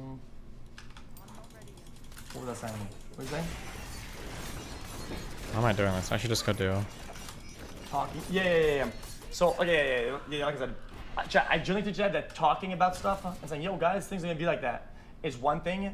And I guess this has been like my. Don't you think Twitch will sue Kick for stealing their code? No, Kick has not stolen any code from Twitch. That's just not true. The AI, the UI and the infrastructure and everything all looks really similar, but they didn't steal the code.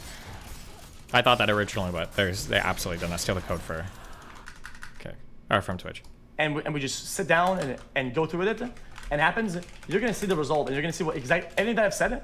You're gonna see what that means in action, and that means a lot to me. Okay, and everybody knows that it doesn't matter like what I do. Okay, when I do something, it's all in, and I wish you guys understood this because people that watch the stream know that at the core, it's always all in, right? And the daily mindset of waking up and doing good shit doesn't change regardless. That always remains the core fundamental of live content, and I get that. If I didn't feel like doing something good, I wouldn't do it. If I didn't want to do something good, I would have just stopped. I just retired. And when I said earlier that I'm probably biting on more than I can chew on, right? It's like, it's not retiring. It's like doubling down.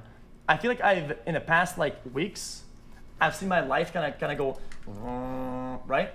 And I've kind of like, okay. And I've chilling, and then things kind of went like back up. And now that things are on the way up, I was like, you know what, dude? Holy shit. From here, we need to go. And I'm ready to ride that wave on the web, and that's just kind of how it is. Does that make sense or not? Chat, I will work with the engineers and the people over. I want to do something, chat, for subs. I wanted to do something fun and shit for people that sub and long followers and whatnot. I'll probably update. I think Farha's gonna be here soon. That's not scoping so high. And whatnot. Fun how? Oh, just people that just like the low people that have like long sub badges and whatnot. Like, I think it's important that everybody that like was here since the beginning, or at least since like the medium part. I mean, most of the subs anyway. I think it's important that they get the same experience overall, and they get that transfer, or that somehow. And I think that's important. Whether they want it or not, I think it's going to be very important down the line. We could probably see what that looks like, right? If it's like oh yeah, chat like chat input to something, or we could just pull. I don't know how that's gonna look like it, but I'll be working on that. And you guys can just hold me accountable to that. You can just go on the Reddit, right? You could go on Reddit and do something. Look like as an extension. Yeah, but I want it to be like in the system. I want it to be third party. Like I really want to be like in the system. We'll see what that looks like though. Yeah, that's about it. Other than that, chat, any other questions that you have? Other than the fact that the trailer was made, bro, the trailer was made in half a day. I don't know how they pulled that shit off. Chat, I have no idea how they pulled it off. I have no idea. That is insane. I thought it was pretty cool. I enjoyed it.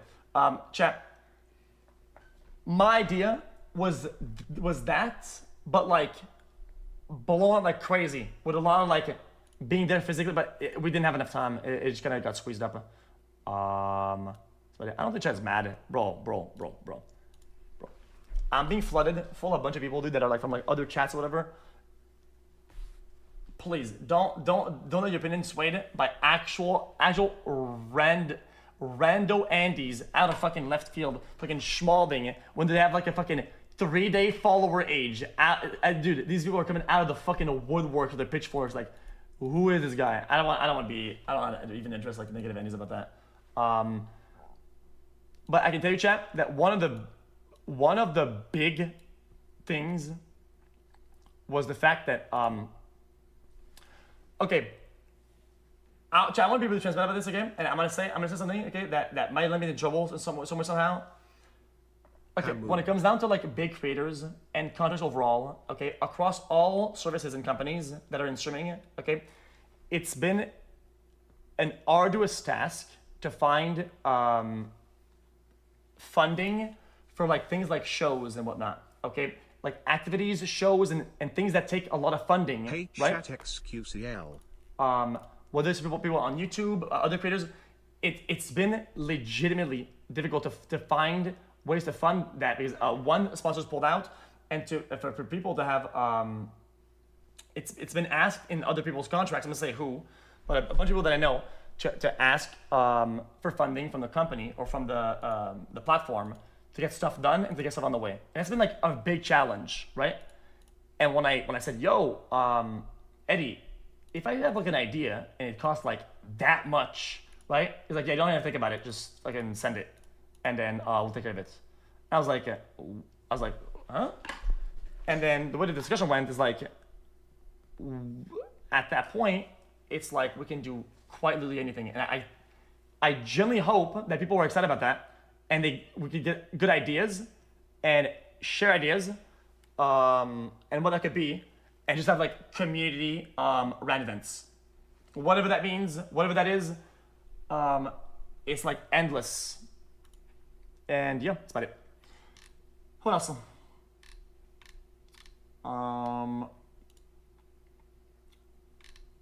What else? First stream should be today. I'm just making sure that the chat is good. And everything is good. Yeah, no, that's Breaking Bad. Stop.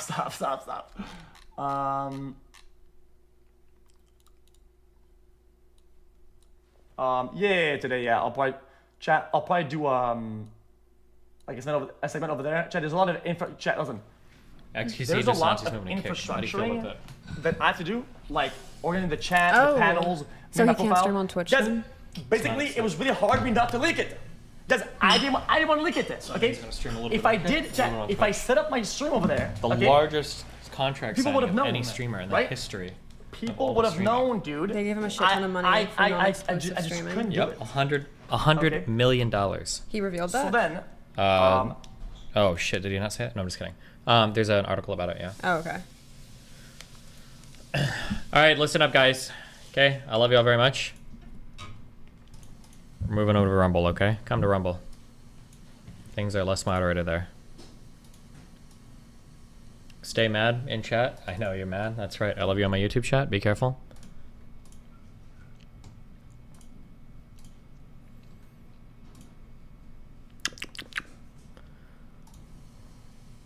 Feel about the situation, and I'm always going to be on the side of my peers in this regard. Making money. Ultimately, get the motherfucking bag, baby. Do it. Wait, am I crazy? Hold on, am I crazy, or was he not shit talking Kick for being like a Gambo platform and shit before? Am I just making that up, or was it only on Train? I'm trying to remember if it was or wasn't. chat doesn't care. This is literally that stupid Twitter thing. Take the fucking money. $100 million is insane. Wait, is it? Very capitalist of you. This is so stupid.